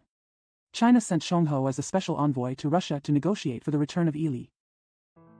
崇后所定的条约虽收复了伊犁城，但城西的土地鸡权割让与俄国，南疆及北疆之交通险要区亦割让。此外，崇后还许了很重要的通商权利，如新疆加设俄国领事馆，经甘肃陕西到汉口的通商路线。Although the treaty concluded by Chongho recovered the city of Yili, almost all the land to the west of the city was ceded to Russia, and the strategic transportation areas in southern and northern Xinjiang were also ceded. In addition, Chongho also granted very important trade rights, such as the establishment of a Russian consulate in Xinjiang and the trade route from Gansu and Shaanxi to Hankow. 及吉林松花江的航行权，士大夫阶级主张杀崇后，废约并备战。这正是青年言论家如张之洞、张佩伦、陈宝琛初露头角的时候。清廷竟为所动，于是搅荒手忙，调兵遣将，等到实际备战的时候。And navigation rights on the Songhua River in Jilin. The scholar bureaucrat class advocated killing Chongho, breaking the treaty, and preparing for war. This was the time when young commentators such as Zhang Jidong, Zhang Peiluan, and Shen Baochen first emerged. The Qing court was actually moved. So he hurriedly mobilized his troops and generals until it was time to actually prepare for war. 政府就感觉困难了。第一，从伊犁到高丽东北角的图门江止，沿中俄的交界线，处处都要设防。那里有这么多军队呢？首当其冲的左宗棠在新疆的部队就太疲倦，不愿打仗。第二， The government found it difficult. First, from Yili to the Tuman River in the northeast corner of Goryeo, defenses must be fortified everywhere along the border between China and Russia. Where are there so many troops? Zhuozongtang's troops in Xinjiang, which bore the brunt, were too tired and unwilling to fight. Second, 俄国远东舰队故作声势，从海参崴开到日本洋面，中国因此又必须于沿海沿长江设防。清廷乃启用彭玉麟都长江水师来对付俄国的海军。彭玉麟想满载桐油木柴到日本洋面去施行火攻。The Russian Far East Fleet pretended to be impressive and sailed from Vladivostok to the Ocean of Japan. Therefore, China must fortify its coastal areas along the Yangtze River. The Qing government appointed Peng Yulin to supervise the Yangtze River Navy to deal with the Russian Navy. Peng Yulin wanted to carry a load of tung oil and firewood to the Ocean of Japan to carry out a fire attack. 两江总督刘坤一和他开玩笑说：“时代非三国，统帅非孔明，火攻之计恐怕不行呢。”李鸿章看见书生误国，当然极为愤慨。可是抗战的情绪很高，他不敢公开讲和，他只好使用手段。Lu Kunyi, the governor of Liangjiang, joked with him, saying that the era was not the Three Kingdoms, the commander was not Kong Ming, and the fire attack strategy might not work. Li Hongzhang was of course extremely angry when he saw the scholar harming the country. However, the anti-war sentiment was very high and he did not dare to make peace publicly. He had no choice but to use means. 他把英国有名的军官戈登将军请来做军事顾问。戈登是个老实人，好说实话。当太平天国的末年，他曾带所谓常胜军立功不少，所以清廷及一般士大夫颇信任他。他的意见怎样呢？他说 He invited General Gordon, a famous British military officer, as a military advisor. Gordon is an honest man who likes to tell the truth. During the last years of the Taiping Heavenly Kingdom, he led the so-called ever-victorious army and made many meritorious deeds. Therefore, the Qing court and ordinary scholar bureaucrats trusted him. What is his opinion? He said, 中国如要对俄作战，必须做三件事：一、迁都于西安；二、长期抗战至少10年；三、满人预备放弃政权，因为在长期战争之中，清政权一定不能维持。清廷听了戈登的意见以后，乃决心求和。If China wants to fight Russia, it must do three things. 1. Move the capital to Xi'an. 2. Prolong the war of resistance for at least 10 years. 3. The Manchus are prepared to give up their power, because in a long-term war, the Qing regime will definitely not be able to maintain it. After listening to Gordon's opinion, the Qing court decided to seek peace. 我国近代史的一幕滑稽剧才因此没有开演。幸而俄国在光绪3、4年的时候，正与土耳其打仗，与英国的关系也很紧张，所以不愿多事。又幸而中国当时有青年外交家曾纪泽。As a result, a farce in our country's modern history did not begin. Fortunately, in the third or fourth year of Guangxu's reign, Russia was at war with Turkey, and its relationship with Britain was also very tense, so it did not want to get into trouble. Fortunately, China had a young diplomat named Zheng Jiza at that time. 以极冷静的头脑和极坚强的意志去贯彻他的主张。原来崇后所定的条约并没有奉政府的批准，尚未正式成立。曾纪泽运用外交得法，挽回了大部分的通商权利及土地，但长价加倍，共900万卢布。Use a very calm mind and a very strong will to implement his ideas. It turned out that the treaty signed by Chongho had not been approved by the government and had not yet been formally established. Zhengjiza used diplomatic skills to recover most of the trade rights and land, but the compensation price was doubled, totaling 9 million rubles. 英国驻俄大使称赞曾纪泽说，凭外交从俄国取回他已占领的土地，曾侯要算第一人。中俄关于伊犁的冲突告一段落的时候，中法关于越南的冲突就起了。中国原来自己是个帝国主义。The British ambassador to Russia praised Zhengjiza and said, Marquis Zheng is the first person to retrieve the land she has occupied from Russia through diplomacy. When the conflict between China and Russia over Ely came to an end, the conflict between China and France over Vietnam began. China turns out to be an imperialist country. 我们的版图除本部以外，还包括缅甸、暹罗、越南、琉球、高丽、蒙古、西藏，这些地方可以分为2类。蒙古、西藏属于第一类，归里藩不管，朝廷派有大臣驻扎其地。第2类即高丽、越南等属国。In addition to our headquarters, our territory also includes Burma, Siam, Vietnam, Ryukyu, Korea, Mongolia, and Tibet. These places can be divided into 2 categories. Mongolia and Tibet belong to the first category and are under the jurisdiction of vassal bureaus, with ministers sent by the imperial court to be stationed there. The second category includes Korea, Vietnam, and other dependent countries. 实际中国与他们的关系很浅，他们不过按期朝贡，新王即位需受中国皇帝的册封。此外，我们并不派代表常驻其国都，也不干涉他们的内政，在经济方面，我们也十分消极。我们不移民，也不鼓励通商。In fact, China's relationship with them is very shallow. They only pay tribute on a regular basis, and the new king's accession to the throne must be granted by the Chinese emperor. In addition, we do not send permanent representatives to their capitals, nor do we interfere in their internal affairs. On the economic front, we are also very passive. We do not immigrate, and we do not encourage trade. 简直是得不偿失。但是我们的祖先何以费力取得这些属地呢？此中也有缘故。光绪7年（1881年），翰林院学士周德润先生说得清楚：“臣闻天子守在四夷，此诚虑远幽深之计。古来敌国外患。” It's simply a waste of money. But why did our ancestors bother to acquire these lands? There are reasons for this. Mr. Zhou Durun, a bachelor of the Hanlin Academy in the 7th year of Guangxu, 1881, said it clearly. I heard that the emperor is guarding the 4 barbarians, and this is a plan that is far-reaching and worrying. Since ancient times, enemies have invaded foreign countries. 夫之甚微，而畜之甚早。不守四夷而守边境，则已无及矣；不守边境而守腹地，则更无及矣。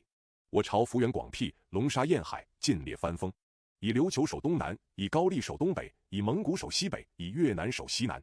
The concealment is very slight, but the accumulation is very early. If you don't guard the 4 barbarians but guard the border, it will be beyond your reach. If you don't guard the border but guard the hinterland, it will be even worse. Our dynasty has a vast territory, including Longsha and Yanhai, and is full of vassals and vassals. Use Ryukyu to defend the southeast, Goryeo to defend the northeast, Mongolia to defend the northwest, and Vietnam to defend the southwest. 非所谓山河代立，与国同休戚者哉。换句话说，在历史上，蜀国是我们的国防外线，是代我守门户的。在古代，这种言论有相当的道理，到了近代，局势就大不同了。英国在道光年间直攻了广东、福建。Isn't it the so-called mountain and river development, and sharing the same fate with the country? In other words, historically, vassal states have been the outer line of our national defense and guarded the door on our behalf. In ancient times, this statement had considerable truth. In modern times, the situation is very different. During the Daoguang period, the British directly attacked Guangdong, Fujian. 浙江、江苏，英法联军直打进了北京，所谓国防外线简直没有用处。倘使在这种时代，我们还要保存外线，我们也应该变更方案。我们应该协助这些弱小国家独立，因为独立的高丽、琉球、越南。In Zhejiang and Jiangsu, the British and French allied forces entered Beijing directly. The so-called national defense perimeter was of no use. If we still want to maintain the outside line in this era, we should also change our plans. We should help these weak countries become independent, because independent Korea, Ryukyu, Vietnam. 缅甸绝不能侵略我们，所怕的不是他们独立，是怕他们做帝国主义者的傀儡。无论如何，外人既直攻我们的腹地，我们无暇去顾外线了。协助这些弱小国家去独立是革命的外交。Myanmar must not invade us. What we fear is not that they will become independent, but that they will become puppets of the imperialists. In any case, since outsiders are directly attacking our hinterland, we have no time to worry about the outside lines. Assisting these weak countries to achieve independence is revolutionary diplomacy. 正如苏联革命的初年，外受列强的压迫，内有反革命的抗战，列宁、Lenin，于是毅然决然放弃帝俄的属国。法国进攻越南的时候，士大夫阶级大半主张以武力援助越南。张佩伦、陈宝琛。Just like in the early years of the Soviet Revolution, suffering from external oppression by foreign powers and internal counter-revolutionary resistance, Lenin resolutely gave up the vassal state of Imperial Russia. When France attacked Vietnam, most of the scholar official class advocated using force to assist Vietnam. Zhang Peiluan, Chen Baochen。张之洞诸人特别激昂，李鸿章则反对。他的理由又是要集中力量，火速筹备腹地的国防事业。清廷一方面怕轻易的批评，一方面又怕援助越南引起中法战争，所以举棋不定。Zhang Zhidong and others were particularly excited. Li Hongzhang objected. His reason is to concentrate on quickly preparing for the national defense undertakings in the hinterland. On the one hand, the Qing court was afraid of Qing Yi's criticism, and on the other hand, it was afraid that aiding Vietnam would cause a war between China and France, so it was hesitant. 起初是暗中接济越南军费和军器，后来果然引起中法战争。那个时候官吏不分文武，文人友好谈兵。北京乃派主战派的激烈分子张佩伦去守福州船厂，陈宝琛去帮办两江的防务。用不着说。At first, it was secretly supporting Vietnam's military expenditure and weapons, but later it actually caused a war between China and France. At that time, officials did not distinguish between civil and military officials, and literati were especially good at talking about military affairs. Beijing then sent Zhang Peiluan, a fierce member of the main militant faction, to defend the Fuzhou shipyard. Chen Baochen went to help with the defense of Yangjiang. No need to say. 纸上谈兵的先生们是不记事的。法国海军进攻船厂的时候，张佩伦逃得顶快了。陈宝琛在两江不但无补实际，连议论也不发了。打了不久就讲和，和议刚成又打，再后还是接受法国的条件。Gentlemen who talk on paper are of no use. When the French Navy attacked the shipyard, Zhang Peiluan escaped as quickly as possible. Chen Baochen not only did not contribute to the actual situation in Yangjiang, but also stopped making comments. After a short period of fighting, peace was made. As soon as the peace agreement was concluded, there was fighting again, and then they still accepted France's conditions. 越南没有保存，我们的国防力量反大受了损失。左宗棠苦心创办的福州船厂就在此时被法国毁了。第5节，中日初次决战。李鸿章在日本明治维新的初年就看清楚了日本是中国的劲敌。Vietnam was not saved, and our national defense forces suffered heavy losses. The Fuzhou shipyard founded by Zhuozongtang was destroyed by France at this time. Section 5, the first decisive battle between China and Japan. Li Hongzhang clearly saw that Japan was China's strong enemy in the early years of Japan's Meiji Restoration. 他并且知道中日的胜负要看哪一国的新军备进步得快。他特别注重海军，因为日本必须先在海上得胜，然后能进攻大陆。所以他反对左宗棠以武力收复新疆，反对为伊犁问题与俄国开战。He also knew that the outcome of China and Japan would depend on which country's new armaments progressed faster. He paid special attention to the Navy, because Japan must first win at sea and then attack the mainland. Therefore, he opposed Zhuozongtang's use of force to regain Xinjiang, and opposed going to war with Russia over the Ili issue. 反对为越南问题与法国打仗，他要把这些战费都省下来，作为扩充海军之用。他的眼光远在一般人之上。李鸿章既注重中日关系，不能不特别注意高丽。在国防上，高丽的地位极其重要。Opposed a war with France over Vietnam. He wants to save all these war expenses to expand the Navy. His vision is far beyond that of ordinary people. Li Hongzhang paid special attention to Sino-Japanese relations and had to pay special attention to Korea. Goryeo position in national defense was extremely important. 因为高丽做敌人陆军侵略我东北的根据地，也可以做敌人海军侵略我山东河北的根据地。反过来看，高丽在日本的国防上的地位也很要紧。高丽在我们手里，日本尚感不安。Because Goryeo can be used as a base area for the enemy's army to invade our northeast, and it can also be used as a base area for the enemy's navy to invade our Shandong and Hebei provinces. On the other hand, Goryeo's position in Japan's national defense is also very important. With Korea in our hands, Japan still feels uneasy.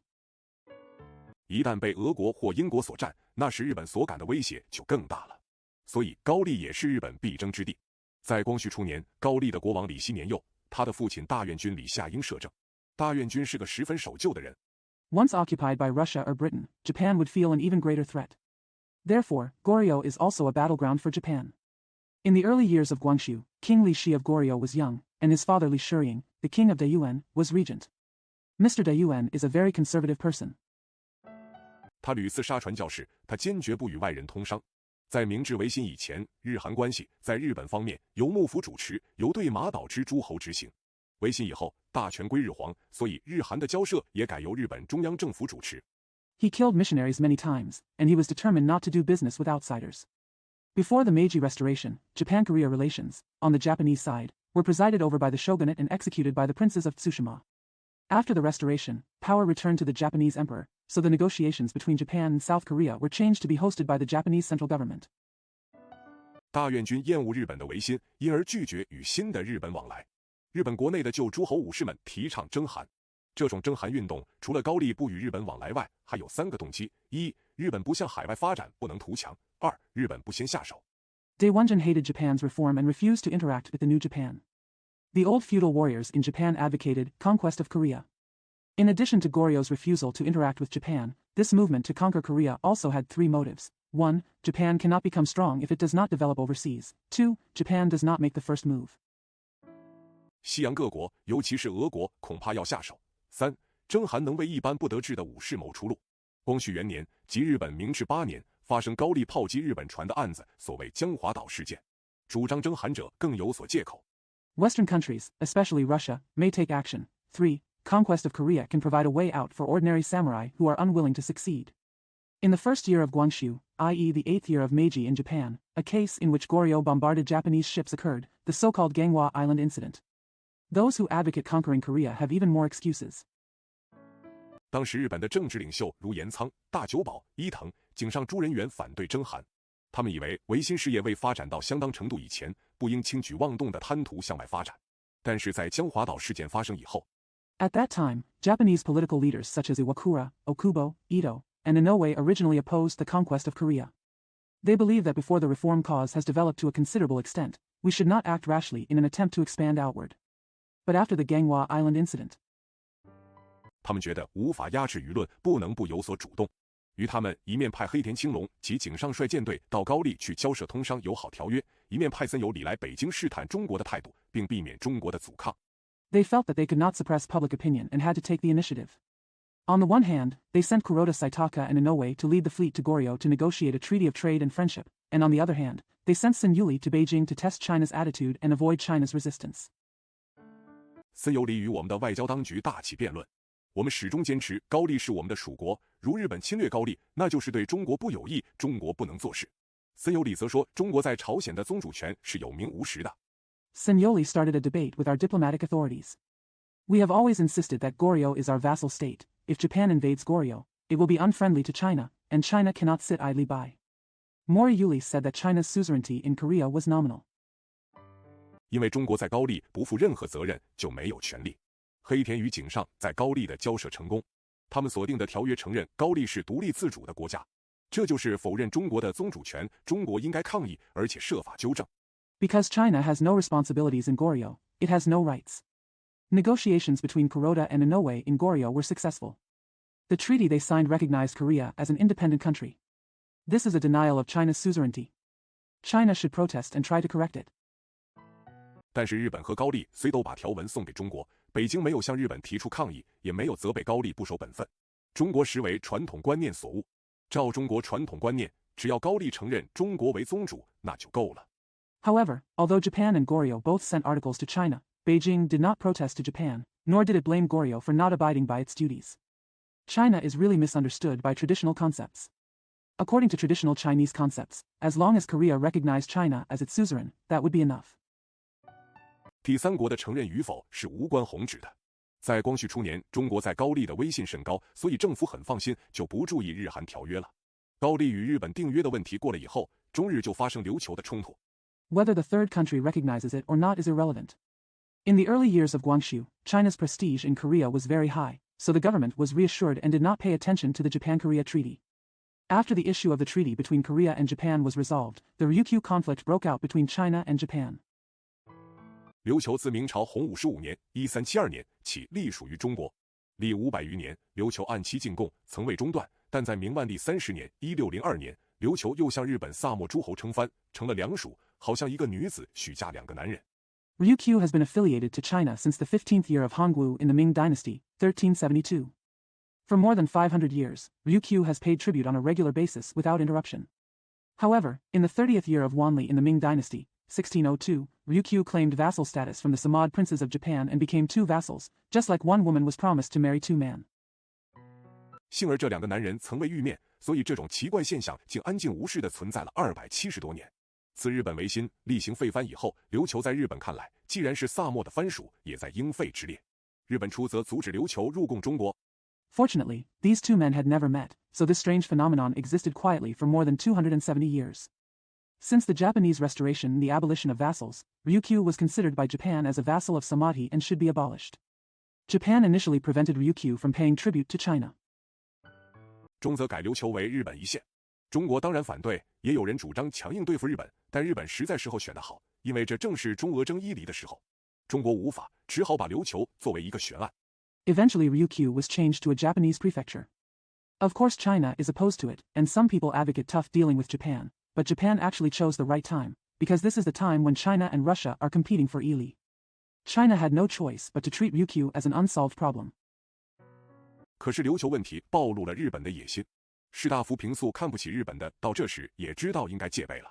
日本既能灭琉球，就能灭高丽。琉球或可不争，高丽则势在必争，所以他们专意筹划如何保存高丽。But the Ryukyu issue exposed Japan's ambitions. The scholar bureaucrats who usually looked down on Japan now knew they should be on guard. If Japan can destroy Ryukyu, it can also destroy Goryeo. Ryukyu may not be contested, but Goryeo must be contested. So they concentrated on planning how to preserve Goryeo. 光绪56年的时候，中国可以说初次有个高丽政策。李鸿章认定日本对高丽有领土野心，西洋各国对高丽则只图通商和传教。在这种形势之下，英、美、法各国在高丽的权力愈多。In the 5th or 6th year of Guangxu's reign, China could be said to have had a Goryeo policy for the first time. Li Hongzhang believed that Japan had territorial ambitions towards Goryeo, while Western countries only wanted to trade and proselytize Goryeo. Under this situation, Britain, the United States, and France had more rights in Korea. 他们就欲要反对日本的侵略。光绪5年，李鸿章写给高丽要人李玉元的信说得很清楚：为今之计，肆意用以毒攻毒、以敌制敌之策，乘机次第与泰西各国立约，借以牵制日本，逼日本视其诈力。The more they want to oppose Japanese aggression. In the 5th year of Guangxu's reign, Li Hongzhang wrote a letter to Li Yuyuan, an important figure in Korea, which made it very clear. For the current plan, it seems appropriate to use the strategy of fighting poison with poison to defeat the enemy, and take advantage of the opportunity to make treaties with various countries in Europe and the West in order to contain Japan. Japan relies on its deceptive power. 以鲸吞蚕食为谋，废灭琉球一事显露端倪，贵国不可无以备之。然日本之所谓服者，泰西也。以朝鲜之力治日本，或于其不足；以同与泰西通商治日本，则绰乎有余。经过3年的劝勉与运动， The plan to destroy Ryukyu with the intention of swallowing up whales and cannibalism has emerged. Your country cannot be unprepared. However, the one who Japan is afraid of is Taixi. It may be insufficient to control Japan with the power of Korea, but it is more than enough to control Japan through unification and trade with the West. After 3 years of exhortation and campaign, 高丽才接受这种新政。光绪8年春，由中国介绍高丽与英、美、德法定通商条约。高丽不幸忽于此时发生内乱。国王的父亲大院君李夏英一面反对新政，一面继王后闵氏家族当权。Only then did Korea accept this new policy. In the spring of the 8th year of Guangxu's reign, introduced by China, Goryeo concluded a trade treaty with Britain, the United States, Germany, and France. Unfortunately, civil strife broke out in Goryeo at this time. The king's father, the Yuanjun Li Shiying, opposed the New Deal and feared that the Queen's Min family would be in power. 他于光绪8年6月忽然鼓动兵变，围攻日本使馆，诛戮闽族要人。李鸿章的谋士薛福成建议中国火速派兵进高丽，平定内乱，一则以表示中国的宗主权，一则以防日本。In June of the 8th year of Guangxu's reign, he suddenly instigated a mutiny, besieged the Japanese embassy, and killed prominent Min people. Li Hongzhang's advisor Xue Fuqing suggested that China quickly send troops to Goryeo to quell the civil strife, both to express China's suzerainty and to prevent Japan. 中国派吴长庆率所部淮军直入高丽京城。吴长庆的部下有2位青年，张謇和袁世凯，他们胆子很大，高丽的兵也没有抵抗的能力。于是他们把大院军首先直送天津，然后派兵占领汉城险要。China sent Wu Changqing to lead his Hui army directly into the capital of Goryeo. There were 2 young men under Wu Changqing, Zhang Jian and Yuan Shikai. They were very courageous, and the Goryeo soldiers had no ability to resist. So they first sent King Dayuan to Tianjin, and then sent troops to occupy the dangerous strategic points of Seoul. 几点钟的功夫就把李夏英的军队打散了。吴长敬这时实际做高丽的主人翁了。后高丽许给日本赔款，并许日本使馆保留卫队，这样中日两国都有军队在高丽京都形成对峙之势。8年夏初之际 In a few hours, Li Shiying's army was dispersed. Wu Changqing now actually became the master of Goryeo. Later, Goryeo promised to pay compensation to Japan and promised the Japanese embassy to retain its guards. In this way, China and Japan both had troops in Kyoto, forming a confrontation. The beginning of summer in the 8th year. 中国在汉城的胜利使其许多人轻敌。张謇主张索性灭高丽，张佩纶和邓承修主张李鸿章在烟台设大本营，调集海陆军队，预备向日本宣战。张佩纶说：“日本自改法以来，民恶其上，始则欲复封建。” China's victory in Seoul caused many people to underestimate the enemy. Zhang Jian advocated simply destroying Goryeo. Zhang Peiluan and Deng Qingxiu suggested that Li Hongzhang set up a base camp in Yantai, mobilize the navy and army, and prepare to declare war on Japan. Zhang Peiluan said, "Since Japan reformed its laws, the people have hated it and wanted to return to feudalism." 继则欲改民政，撒长二党争权相倾，国债山积，以纸为币。虽兵制不武太息，略得形似，然外无战将，内无谋臣。问其实传，则以扶桑一箭为冠，故以铁石木雨，不耐风涛，余皆小炮小舟而已。去中国定远铁船。Then he wanted to reform the civil affairs. The two parties, Sa and Chang, are competing for power. The national debt is piling up, and paper is used as currency. Although the military system is similar to that of Wu Taishi, there are no generals outside and no advisors inside. When asked about the division's ships, the Fuso ship was the top one. It was corroded by iron and the wood was not resistant to wind and waves. The rest were just small cannons and boats. They went to China's Dingyuan iron ship. 超勇，扬威远甚，问其兵数，则陆军4、5万人，水军3、4千人。有且官多缺员，兵多缺额，尽是杂木游堕，用冲航武，未经战阵，大半匡切。又去中国怀乡，各军远甚。邓承修也是这样说。扶桑骗土。He is extremely brave and shows great power. When asked about the number of his troops, the army has 40,000 to 50,000 men and the navy has 3,000 to 4,000 men. There are many officials and soldiers who are short of vacancies. Recently, idlers have been recruited to fill the army.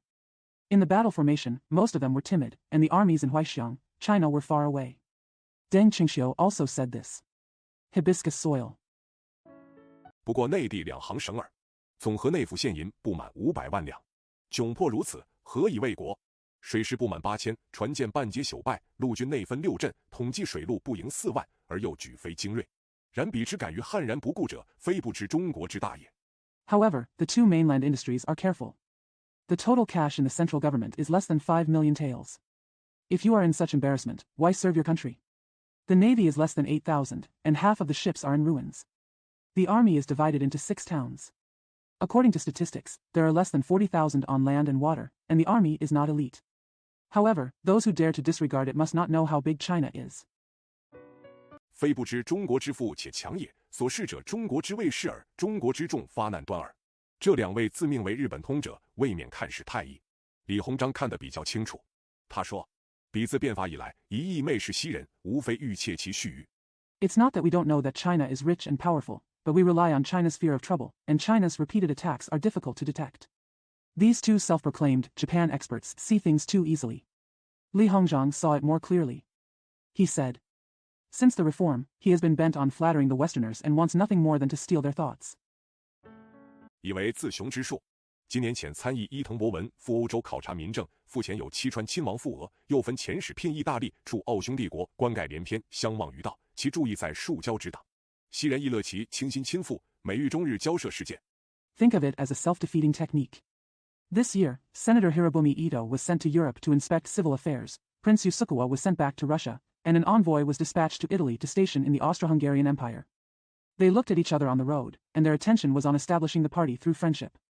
Westerners are also happy to attach themselves to him, whenever they encounter Sino-Japanese negotiations.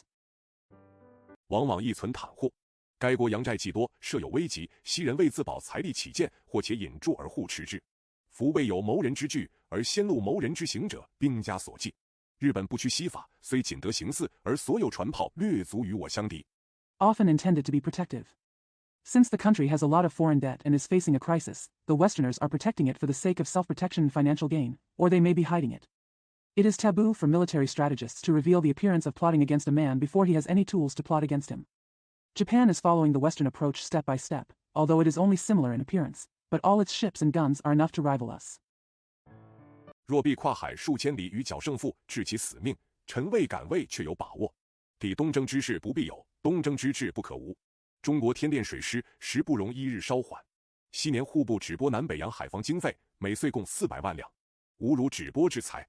If we have to fight thousands of miles across the sea to win or lose, and control his death, I dare not say that I am sure. Secondly, there is no need to do anything about the Eastern expedition, but the ambition to do so is indispensable. China cannot wait a day to slow down its recruitment of new naval officers. In the past, the Ministry of Household Affairs allocated a total of 4 million taels per year for coastal defense funds for Beiyang and South China. It is nothing like the wealth that can be directed. 非尽有之之款。统计各省官所解南北洋防费，约仅其原拨1/4。可否请旨敕下户部总理衙门，将南北洋每年所收防费核明实数，务足原拨400万两之数。如此则5年之后 Not all money is available. According to statistics, the defense expenditures for the North and South Ocean released by various provincial customs offices are only about 1/4 of the original allocation. Could you request an order to the Prime Minister's Office of the Ministry of Household Affairs to verify the actual amount of defense expenses collected by Nanbeing every year, so as to ensure that the original 4 million taels are met? So 5 years later. 南北洋水师2支当可有成。这次大辩论终了之后，越南问题又起来了。张佩伦、邓承修诸人忽然忘记了日本大肆运动与法国开战。中法战事一起，日本的机会就到了。The two branches of the Northern and Southern Navy can be successful.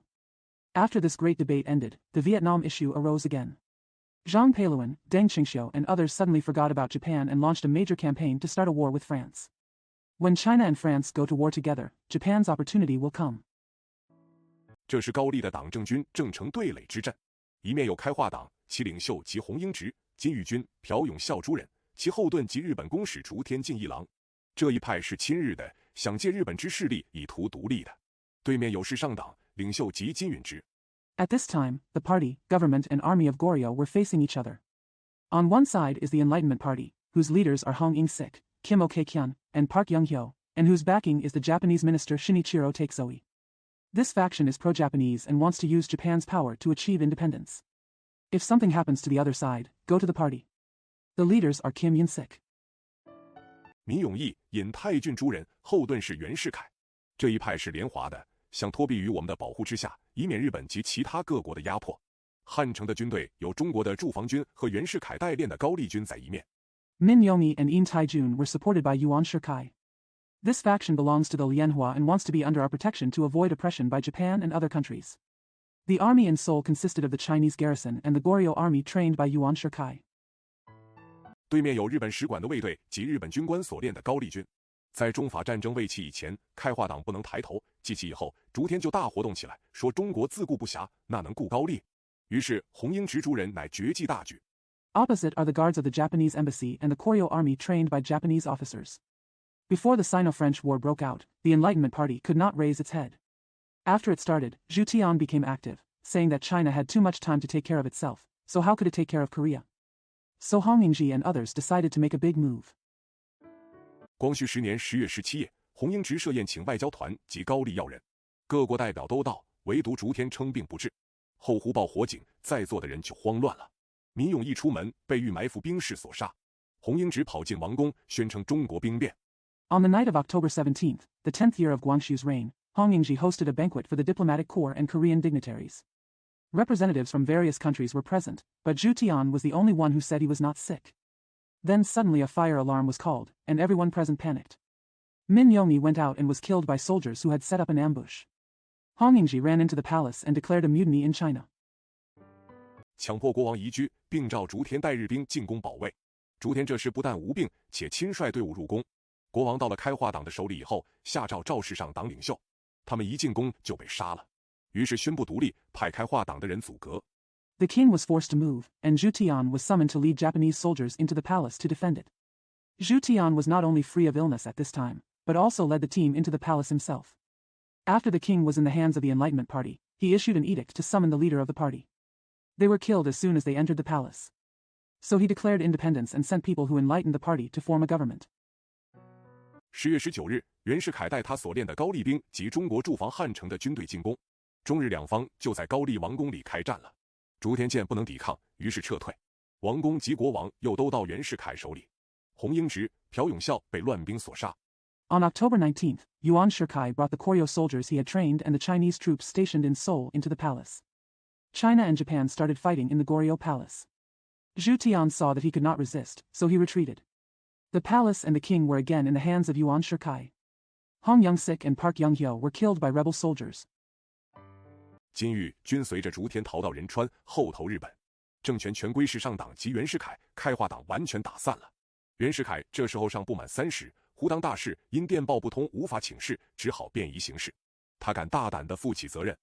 Jin Yujun fled to Incheon with Zhu Tian and later defected to Japan. All political power returned to the Shangdang Party and Yuan Shikai, and the Enlightenment Party was completely disbanded. Yuan Shikai, who was still under 30 at this time, suddenly encountered a major event.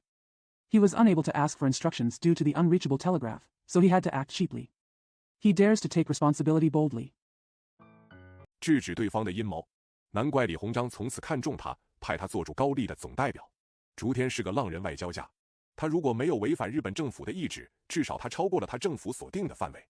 事变以后 Stop the other party's conspiracy. No wonder Li Hongzhang valued him from then on and sent him as the general representative in Korea. Zhu Tian is a Ronin diplomat. If he did not violate the will of the Japanese government, at least he exceeded the scope set by his government. After the incident, 日本政府以和平交涉对高丽，亦以和平交涉对中国。光绪11年春，伊藤与李鸿章订《天津协定》，双方皆撤退驻高丽的军队，但高丽以后如有内乱，中日皆得调兵进高丽。光绪11年 the Japanese government used peaceful negotiations with Korea and China. In the spring of the 11th year of Guangxu's reign, Ito and Li Hongzhang signed the Tianjin Agreement, under which both sides withdrew their troops stationed in Goryeo. However, if there was civil strife in Goryeo in the future, both China and Japan would have to mobilize troops into Goryeo. In the 11th year of Guangxu, 1885年，英俄两国因为阿富汗的问题机智开战，他们的冲突波及远东。英国为预防俄国海军从海参崴南下，忽然占领高丽南边之巨魔岛，俄国遂谋占领高丽东北的永兴湾。In 1885, Britain and Russia almost went to war because of the problem in Afghanistan. Their conflict spread to the Far East. In order to prevent the Russian Navy from moving south from Vladivostok, the British suddenly occupied Jumo Island south of Goryeo. Russia then attempted to occupy Yonghang Bay in the northeast of Goryeo. 高丽人见日本不可靠，又与俄国暗通，求俄国保护者。在这种形势之下，英国感觉危险，日本更怕英俄在高丽得势。于是日本、英国都怂恿中国在高丽行积极政策。Seeing that Japan was unreliable, the Koreans had secret connections with Russia and sought protection from Russia. Under this situation, Britain felt dangerous, and Japan was even more afraid that Britain and Russia would gain power in Goryeo. Therefore, Japan and the United Kingdom encouraged China to adopt active policies in Goryeo. 英国觉得高丽在中国手里与英国全无损害，倘到俄国手里，则不利于英国甚大。日本亦觉得高丽在中国手里，他将来还有法子夺取；一旦到了俄国手里，简直是日本的致命之伤。Britain felt that Korea would be harmless to Britain in the hands of China, but if it fell into the hands of Russia, it would be very detrimental to Britain. Japan also feels that if Goryeo is in the hands of China, it will still have a way to seize it in the future. Once it is in the hands of Russia, it will be a fatal injury to Japan. 所以这种形势极有利于我们。李鸿章与袁世凯遂大行其积极政策。从光绪11年到20年，中国对高丽的政策完全是李鸿章和袁世凯的政策。他们第一紧紧地把握高丽的财政，高丽想借外债。Therefore, this situation is extremely beneficial to us, and Li Hongzhang and Yuan Shikai carried out their active policies. From the 11th to 20th year of Guangxu's reign, China's policy toward Goryeo was entirely that of Li Hongzhang and Yuan Shikai. First of all, they tightly controlled Goryeo's finances, and Goryeo wanted to borrow foreign debt. 他们竭力阻止高丽财政绝无办法的时候，他们令招商局出面借款给高丽。高丽的海关是由中国海关派员代为管理，简直可说是中国海关的支部。They tried to stop it. When Goryeo's finances were completely helpless, they asked the China Merchants Bureau to lend money to Goryeo. Goryeo's customs is managed by Chinese customs personnel, which can be said to be a branch of China customs. 高丽的电报局是中国电报局的技术人员用中国的材料代为设立、代为管理的。高丽派公使到外国去，需先得中国的同意。到了外国以后，高丽的公使必须遵守3种条件：一、函使出至各国。The Korean Telegraph Office was established and managed by the technical staff of the Chinese Telegraph Office using Chinese materials.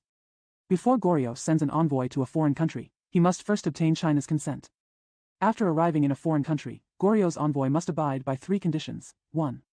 Korean envoys first arrived in various countries. 应先赴中国使馆据报，请由中国钦差妾同赴外部，以后即不拘定。一、遇有朝会宫宴，筹作交际，韩使应随中国钦差之后。一、交涉大事关系紧要者，韩使应先密商中国钦差何事。You should first report to the Chinese embassy, and ask the Chinese imperial envoy to accompany you to the outside world. There will be no formal decision in the future. 1. When there is a banquet or social gathering between the DPRK and the DPRK, the Korean envoy should follow the Chinese imperial envoy. 1. When negotiating important matters, the Korean envoy should first consult with the Chinese imperial envoy in secret for verification. 这种政策虽提高了中国在高丽的地位，但与光绪5年李鸿章最初所定的高丽政策绝对相反。最初里要高丽多与西洋各国往来，想借西洋的通商和传教的权利来抵制日本的领土野心。此时里 Although this policy improved China's status in Goryeo, it was absolutely opposite to the Goryeo policy originally formulated by Li Hongzhang in the 5th year of Guangxu's reign. Initially, Li wanted Korea to have more contacts with Western countries, hoping to use Western trade and missionary rights to resist Japan's territorial ambitions. At this time Li 原所行的政策使中国独占高丽。到了光绪18、9年，日本感觉中国在高丽的权力膨胀过甚，又想与中国对抗。中国既独占高丽的权力，到了危急的时候，当然持有中国独当其冲。Yuan's policy was to monopolize Goryeo for China. By the 18th or 19th year of Guangxu's reign, Japan felt that China's power in Goryeo had expanded too much, and wanted to confront China. Since China monopolizes the rights of Goryeo, when the crisis comes, of course only China will bear the brunt. 甲午战争直接的起因又是高丽的内乱。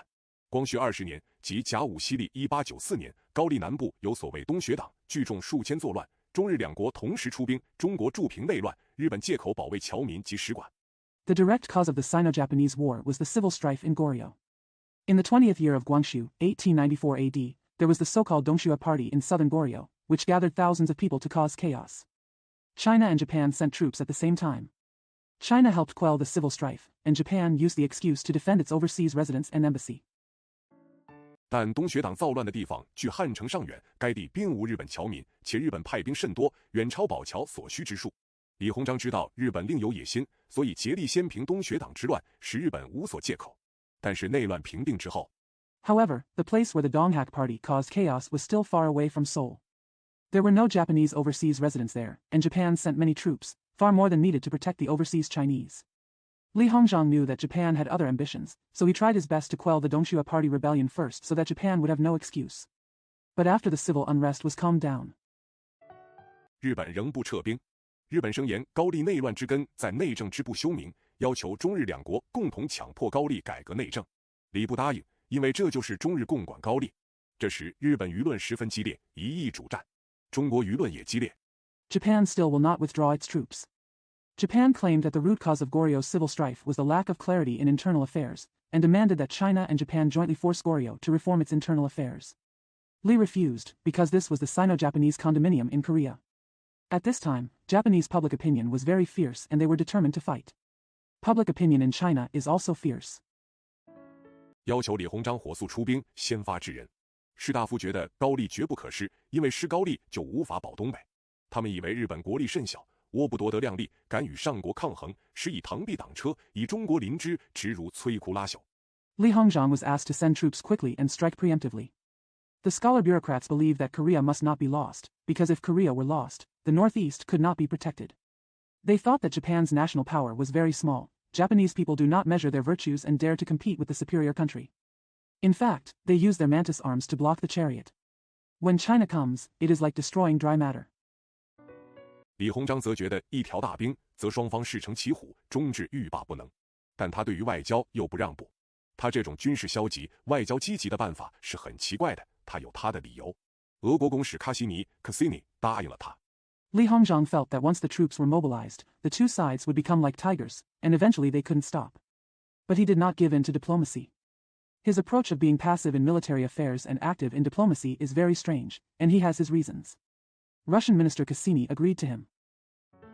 俄国必劝日本撤兵，如日本不听，俄国必用压服的方法。李觉得既有俄国的援助，不必对日本让步。殊不知卡西尼虽愿意给我援助，俄国政府不愿意。原来核战的大问题。Russia will persuade Japan to withdraw its troops. If Japan does not listen, Russia will use coercive methods. Lee felt that with Russia's assistance, there was no need to make concessions to Japan. Little did I know that although Cassini was willing to provide me with assistance, the Russian government was not willing. It turned out to be a big problem in the war. 不是一个公使所能负责决定的。等到李鸿章发现卡西尼的话不能兑现，中日外交路线已经断了，战事已经起始了。中日两国同于7月初1宣战，8月18，阳历9月17。It is not something that a minister can decide. By the time Li Hongzhang discovered that Cassini's words could not be fulfilled, the Sino-Japanese diplomatic line had been severed and the war had begun. China and Japan declared war on the first day of July. August 18th, September 17th in the Gregorian calendar. 两国海军在高丽西北鸭绿江口相遇。那一次的海军战争是我民族在这次全面抗战以前最要紧的一个战争。如胜了，高丽可保，东北不致发生问题，而在远东中国要居上日本居下了。The two navies met at the mouth of the Yalu River northwest of Goryeo. That naval war was the most important war for our nation before this all-out war of resistance. If we win, Korea will be protected, there will be no problems in the northeast, and in the far east, China will be superior to Japan. 所以甲午8月18的海军之战是个划时代的战争，值得我们研究。那时我国的海军力比日本海军大，我们的占世界海军第8位，日本占第11位。我们的两个主力舰定远和镇远各7000吨。Therefore, the naval battle on August 18th during the Sino-Japanese War was an epic-making war worthy of our study. At that time, our country's naval power was greater than that of Japan's navy. Our navy ranks 8th in the world, and Japan ranks 11th. Our two battleships, Dingyuan and Jinyuan, are each 7,000 tons. 日本顶大的战舰不过4000吨，但日本的海军也有优点，日本的船比我们快，船上的炮比我们多，而且放得快。我们的船太参差不齐，日本的配合比较合用。所以从物质上说来，两国海军实相差不远。Japan's largest warship is only 4,000 tons. But the Japanese navy also has advantages. Japanese ships are faster than ours, and they have more cannons on board than ours, and they fire faster. Our ships are too uneven, and the Japanese ones are more suitable. Therefore, materially speaking, the navies of the two countries are not far apart. 那一次我们失败的缘故很多。第一，战略不如人。我方原定舰队排人自阵势，由定远、镇远两铁甲船居先，称战斗之主力。海军提督丁汝昌以定远为坐舰，舰长是刘步蟾。丁本是骑兵的军官，不懂海军。There were many reasons for our failure that time. First, strategies are inferior to people. Our original fleet was arranged in a human formation, with the two armored ships of Dingyuan and Jinyuan taking the lead, being the main force in the battle. Navy Admiral Ding Ruchang took Dingyuan as his ship, and the captain was Lu Buchan.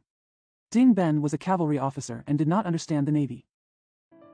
他为人忠厚，颇有气节，李鸿章靠他不过做精神上的领导而已。刘步蟾是英国海军学校毕业的学生，学科的成绩却是上等的，而且颇识莎士比亚的戏剧，颇有所谓儒将的风度。丁自认不如刘。He was a loyal man with a lot of integrity, and Li Hongzhang only relied on him as a spiritual leader. Lu Buchan is a graduate of the British Naval Academy, and his academic performance is indeed top-notch. He is quite familiar with Shakespeare's plays and has the demeanor of a so-called Confucian general. Ding considered himself inferior to Lu. 所以实际是刘做总指挥。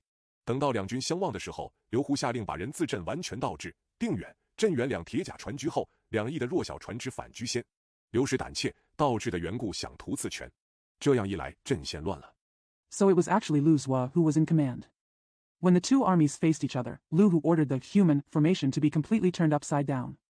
The two armored ships of Dingyuan and Jinyuan were at the back, and the smaller ships on the two wings were at the front. Lu Shi was timid and wanted to save himself. As a result, the front line was in chaos. 小船的人员都心慌了，而且日本得乘机先攻我们的弱点了。其次，我们的战术也不及人。当时在定远船上的总炮手英人泰勒尔 （Tyler） 看见刘步蟾变更阵势，知道形势不好。The crew of the boat were panicked. Moreover, Japan has to seize the opportunity to attack our weaknesses first. Secondly, our tactics are inferior to others.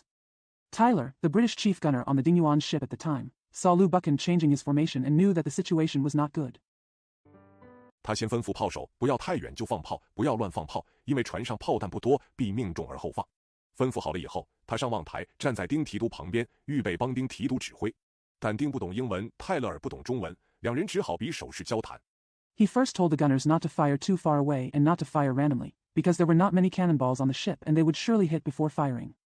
After giving the order, he went up to the observation deck and stood next to Admiral Ding, ready to help Admiral Ding give orders. Dante didn't understand English and Taylor didn't understand Chinese, so the two had to communicate with gestures. 不久，炮手机开火，而第一炮就误中自己的望台，丁受重伤，全战不再指挥，泰勒尔一手轻伤。日本炮弹的准确远在我们的之上，结果我海军损失过重，不敢再在海上与日人交锋。日人把握海权。Soon the gunner opened fire, and the first shot accidentally hit his own lookout. Ding was seriously injured and was no longer in command throughout the battle. Taylor was also slightly injured. The accuracy of Japanese artillery shells was far superior to ours. As a result, our navy suffered heavy losses and no longer dared to fight the Japanese at sea. The Japanese controlled the sea. 陆军输送的行动自由，我方必须绕道山海关。